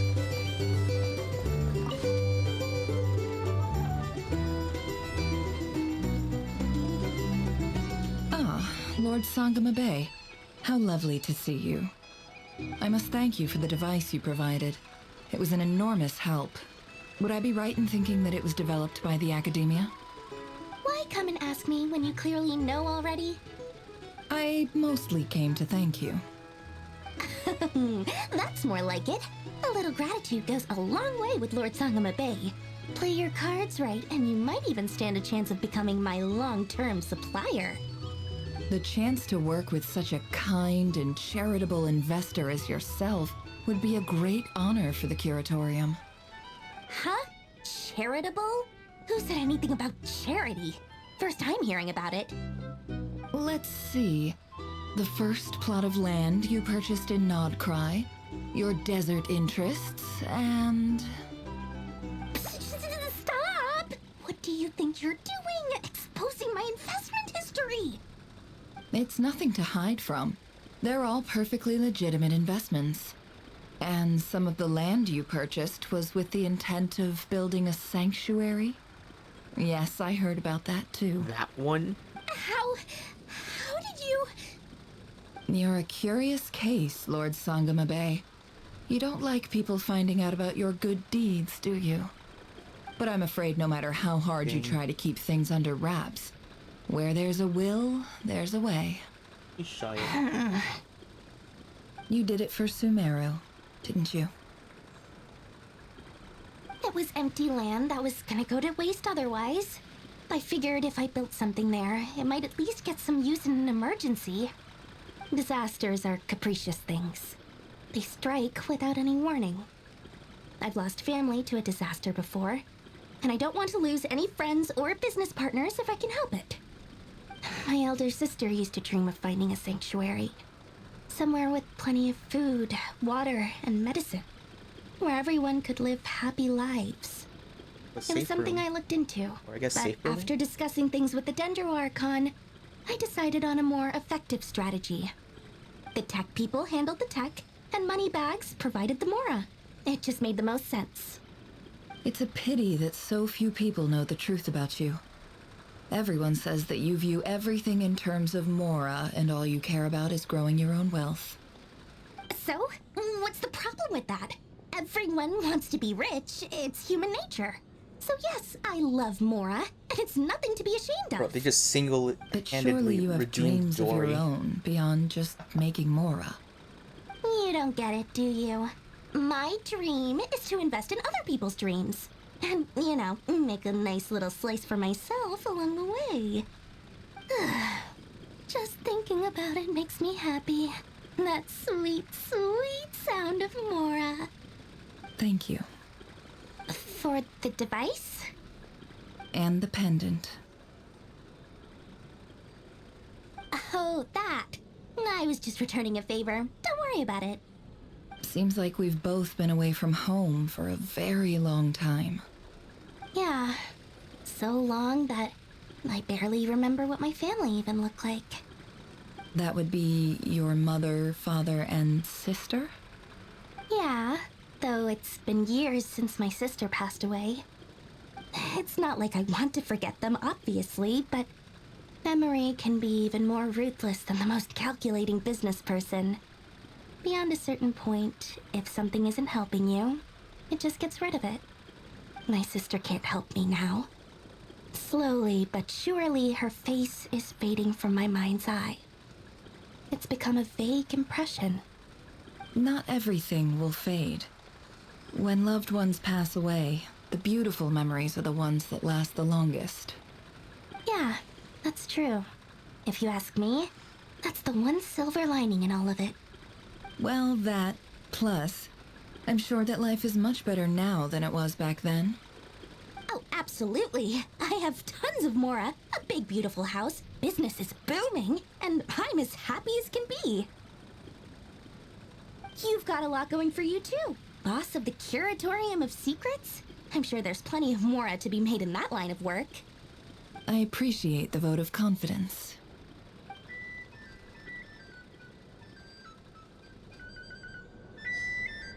Hey there. Okay, interesting. So Dory was just protecting Chimera in her own way by like providing, I guess, like a safe space in case there was ever a disaster. This the Mondstadt people. How have you been holding up? Any adverse reactions? If you start to take a turn for the worse, concern make that sure I you had. tell me right away. You don't need to worry about me, Grandmaster. I'm fine. I mean, I barely did anything, so... What? You're too humble, young man. You played an indispensable role in the battle for Nod-Krai. We can't thank you enough for your support. Sometimes, when people praise you, it's because you deserve it. The best thing is to accept it calmly and with grace. It's important to learn how to respond to words of admiration. Let's do a quick demonstration. Albedo, that was an incredible feat of alchemy. The pressure was on, but you worked flawlessly at lightning speed to get the job done. Thank you. I can't take all the credit, though. Durin played a big part in forming the alchemical array. See? Did you catch that? A masterclass in how to take a compliment. Masterclass in how to dodge a compliment. Yeah, I did work pretty hard to help prepare for the battle. No point denying that. Hey, you guys! Seriously, great work, everyone. You all outdid yourselves. Hey, look who's bounced back. Looking good, traveler. Seems like you've recovered. You won't need to take any more medication. Can I get you a drink? Huh? You know how to order at a bar now? You've sure learned a lot recently. Handling a drinks order is ridiculously simple compared to alchemy. Don't worry, I'll blend into society yet. Paimon believes it. You're clearly a fast learner, just like your brother. To be totally honest though, Paimon didn't quite follow all the details when you first explained the plan to us. Don't worry, that's completely understandable. Unless you're a student of alchemy, it's hard to grasp the principle and how the process works. To put it in the simplest terms, we saw how our enemy stole the power of Kuvaki. And that gave us the idea of stealing his power to turn it against him. When facing an enemy you have no hope of defeating, it's best not to engage them in battle. So, instead of looking for a way to overpower him, we decided to help Columbina get strong enough to at least stand up to him in a fight. For this to work, we had to analyze his modes of attack, confirm who his main target was, and make sure that he wouldn't go beyond the range of the alchemical array. For added security, we prepared a total of 4 arrays. But to mitigate the impact of the battle, we identified one location in particular as the ideal spot, which is where the confrontation took place. The alchemical array absorbed his abyssal power. Then Durin processed it to render it usable by Columbina. That power enabled her to do what would otherwise have been nigh on impossible. What surprised me was that Dainsleif actually agreed to join us. Given his history with Rerir, he had every right to sit this one out. But we're extremely grateful for the decision he made. Confronting a former friend in battle. That can't have been easy. It must have been a painful choice to make. But I'm sure that making a decision was far better for him than He has been saying that he wants revenge. Limbo. Absolutely. He was torn between two paths, but in the end, he made his choice and stuck to it resolutely. He doesn't strike me as the sort of person who'd stay trapped in limbo for long. Anyway, however you cut it, everyone gave a stellar performance. And now, it's time to kick back and celebrate.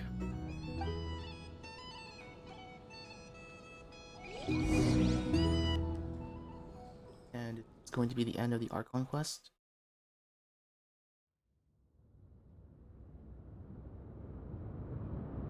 Or are we getting something else? I think we're teleported somewhere.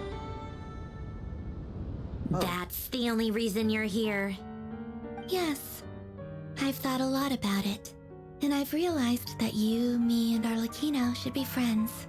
Friends? I think this is very important. So I felt I had to come and tell you. Well, this is a new one. I'm so moved. I can't even hold my teacup. If that's all, you can leave now. Do you not want to be friends with me? Or is it that you prefer being co-workers? What is this, Columbina? Are you deliberately testing my patience threshold? Right now, my politeness module is active. But if you say another word, I swear I'll shut it down. If your politeness module was active, wouldn't you say the word please at some point? Polonia, please see Lady Columbina to the door. Will you still invite me to your next tea party? What? Yes, I think you will. Bye-bye, dear Sandrone.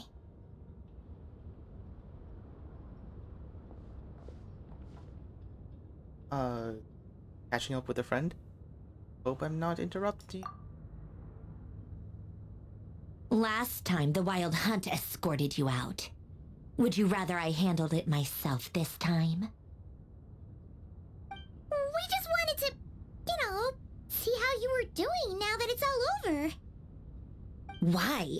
Out of concern for my safety? I hope you didn't seriously think that the Rayhir of Solnari would be able to lay so much as a finger upon me, given how prepared I was. Mostly because you kind of helped us out, so we just wanted to check you were okay. Looks like all your robots are fixed, huh?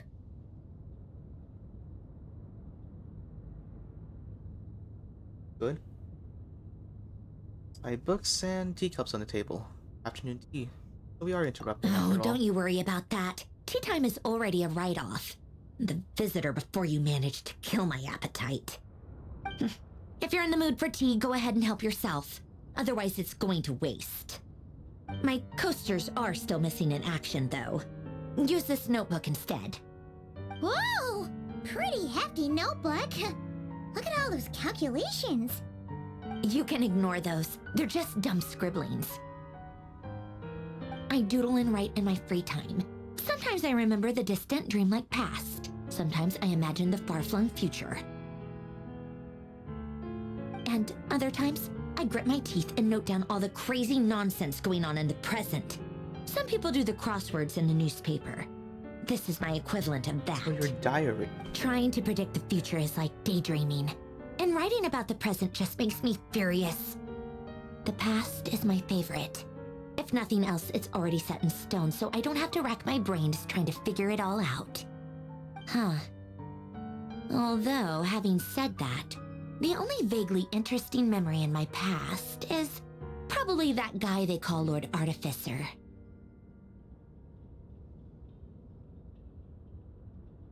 Bro, people and their theories are wild. They predicted this. That's cool. Lord Artificer, you mean? Guillotine? Who else? Pretty much all the mecha in Fontaine are his personal handiwork. Wait, are you saying you know him? Like, personally? As a friend? I mean, I guess we were friendly enough. But he lived hundreds of years ago. Yep. In fact, I'm probably the only normal person left who knew him at all. We used to chat occasionally back when he was still around. Before he passed away, he asked me to destroy all his manuscripts. I honored his request, but I did read through everything first before destroying them. Oh, so that's why I mean, he's I couldn't creating let the Mecha. genius of Lord Artificer Alain Guillotin disappear like that. Would have been such a waste. So, that's where the formulas in your notebook are from? I just told you. Those are my equivalent of crossword puzzles. They're just dumb formulas that I solve for fun when I'm bored. Alain's work was like epic poetry. The formulas in my notebook are just silly little riddles in comparison. So that was probably her last friend. Not that there's anything bad about them. I mean, at least, solving those riddles isn't going to hurt anyone. Except me, because I lose a few brain cells in the process. Anyway, while we're on the topic, I might as well tell you about what happened to him and his friends.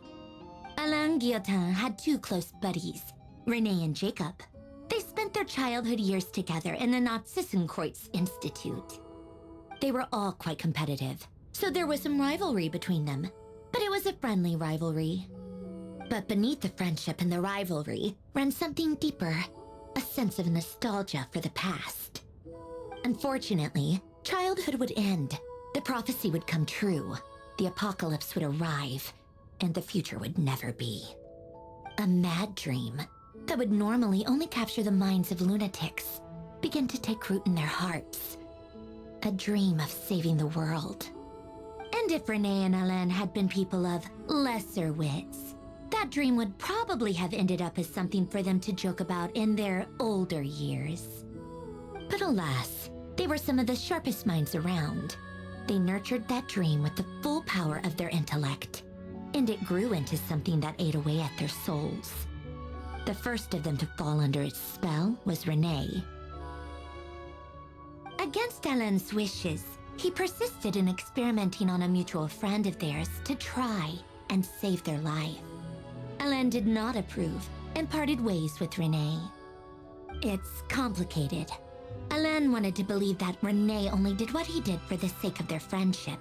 But when he told me about what happened, I could tell he still had some suspicions about Renee's motives. Perhaps the seed that would grow into a nightmare had already sprouted in Renee's mind. Even then. The next time they met, Renee's soul had been completely engulfed by the dream of salvation.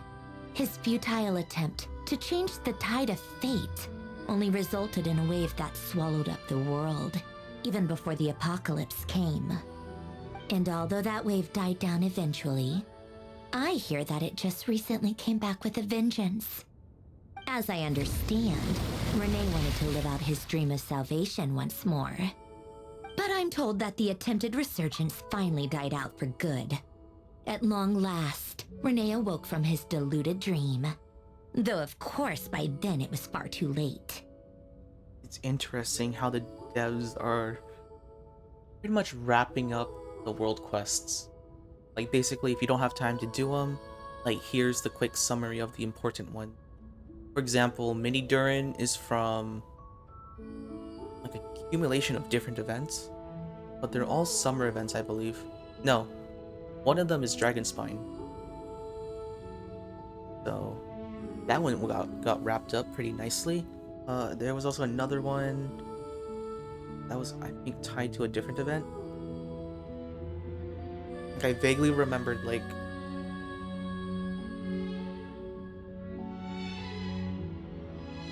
oh, it was like the, it was Albedo's trial. That's the one that had Dragonspine. And I believe they also referenced like a different world quest as well. Oh, Per and Harry. They also summarized that book.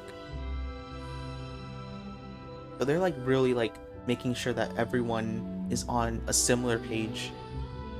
If they don't watch any lore videos or if they just don't do quests. What do you think of Renee? Do you admire his transcendent genius? His view that any price was worth paying to achieve the lofty goal of saving the world? Or do you despise him?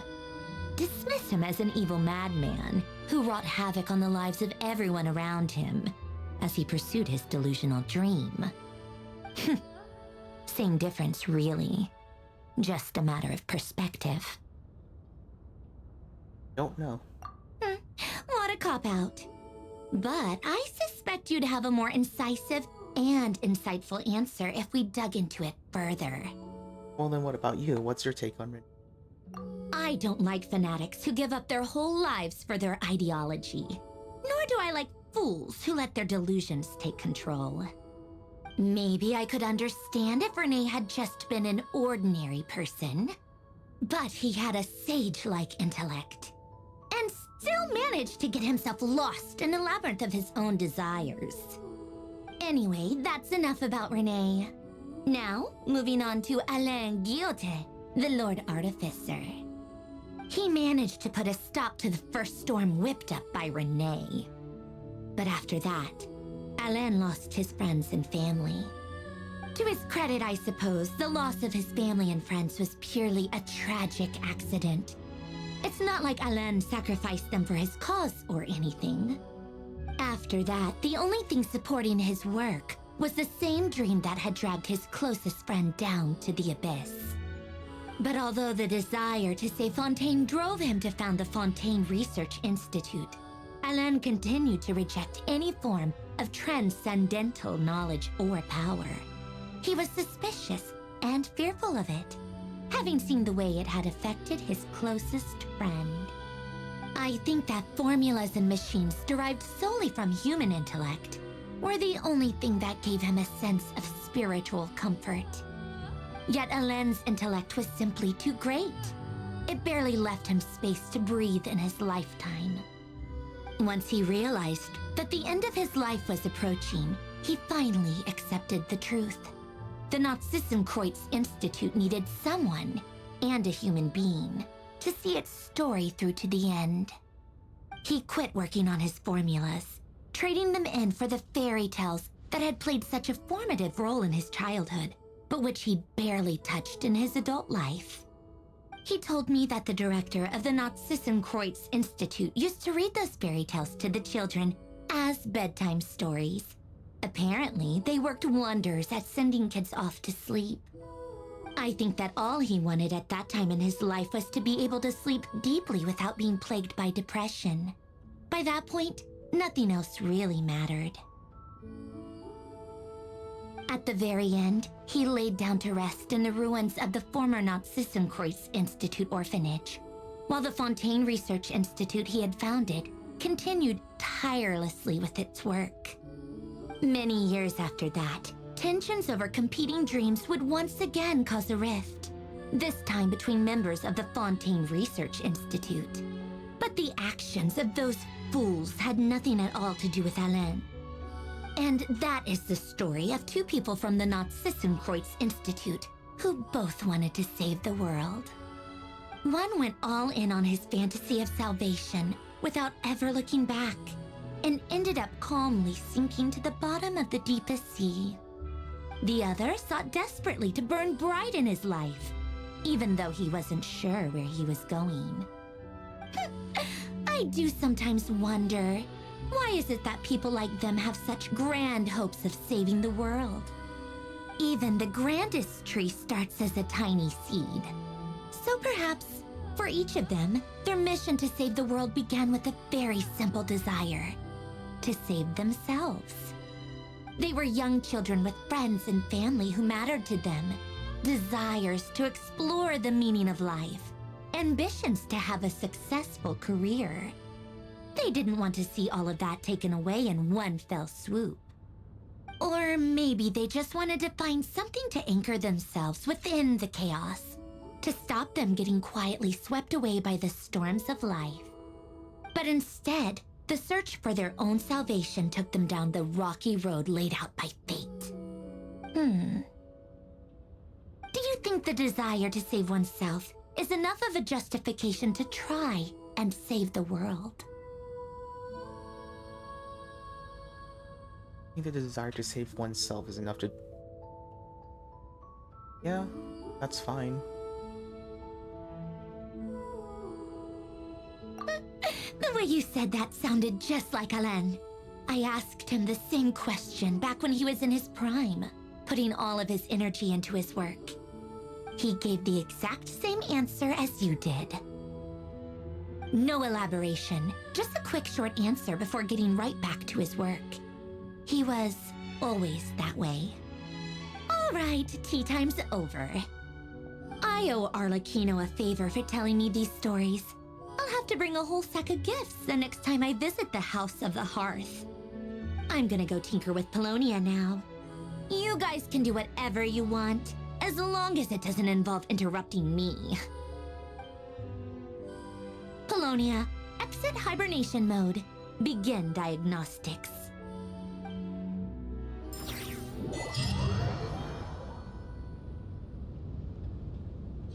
So I guess that's like the first person that you viewed as a friend.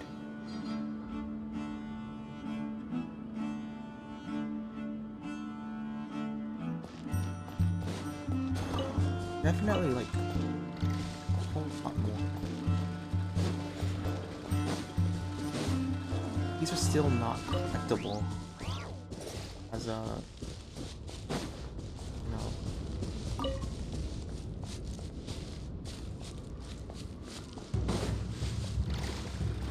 Oh.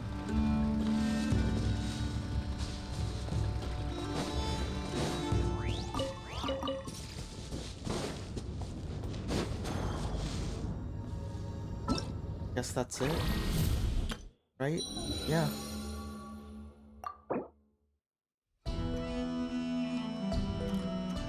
Elegy of the Faded Moonlight and Echoes of Fate.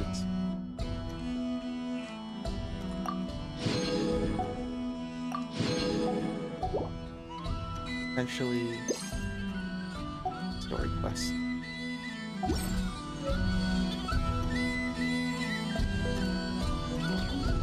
Interesting. Wait a second. Wrong one. Battle Pass. And oh, that's huge.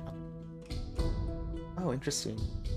Usually for them, they have one for like Archon quest, right? Where it's like if you complete certain Archon quests, you would gain battle points, battle pass points,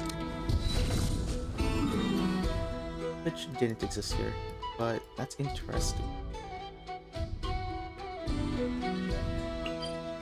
And it's also interesting how the Archon quest, or like at least that interaction, assumes that you have done the world quest.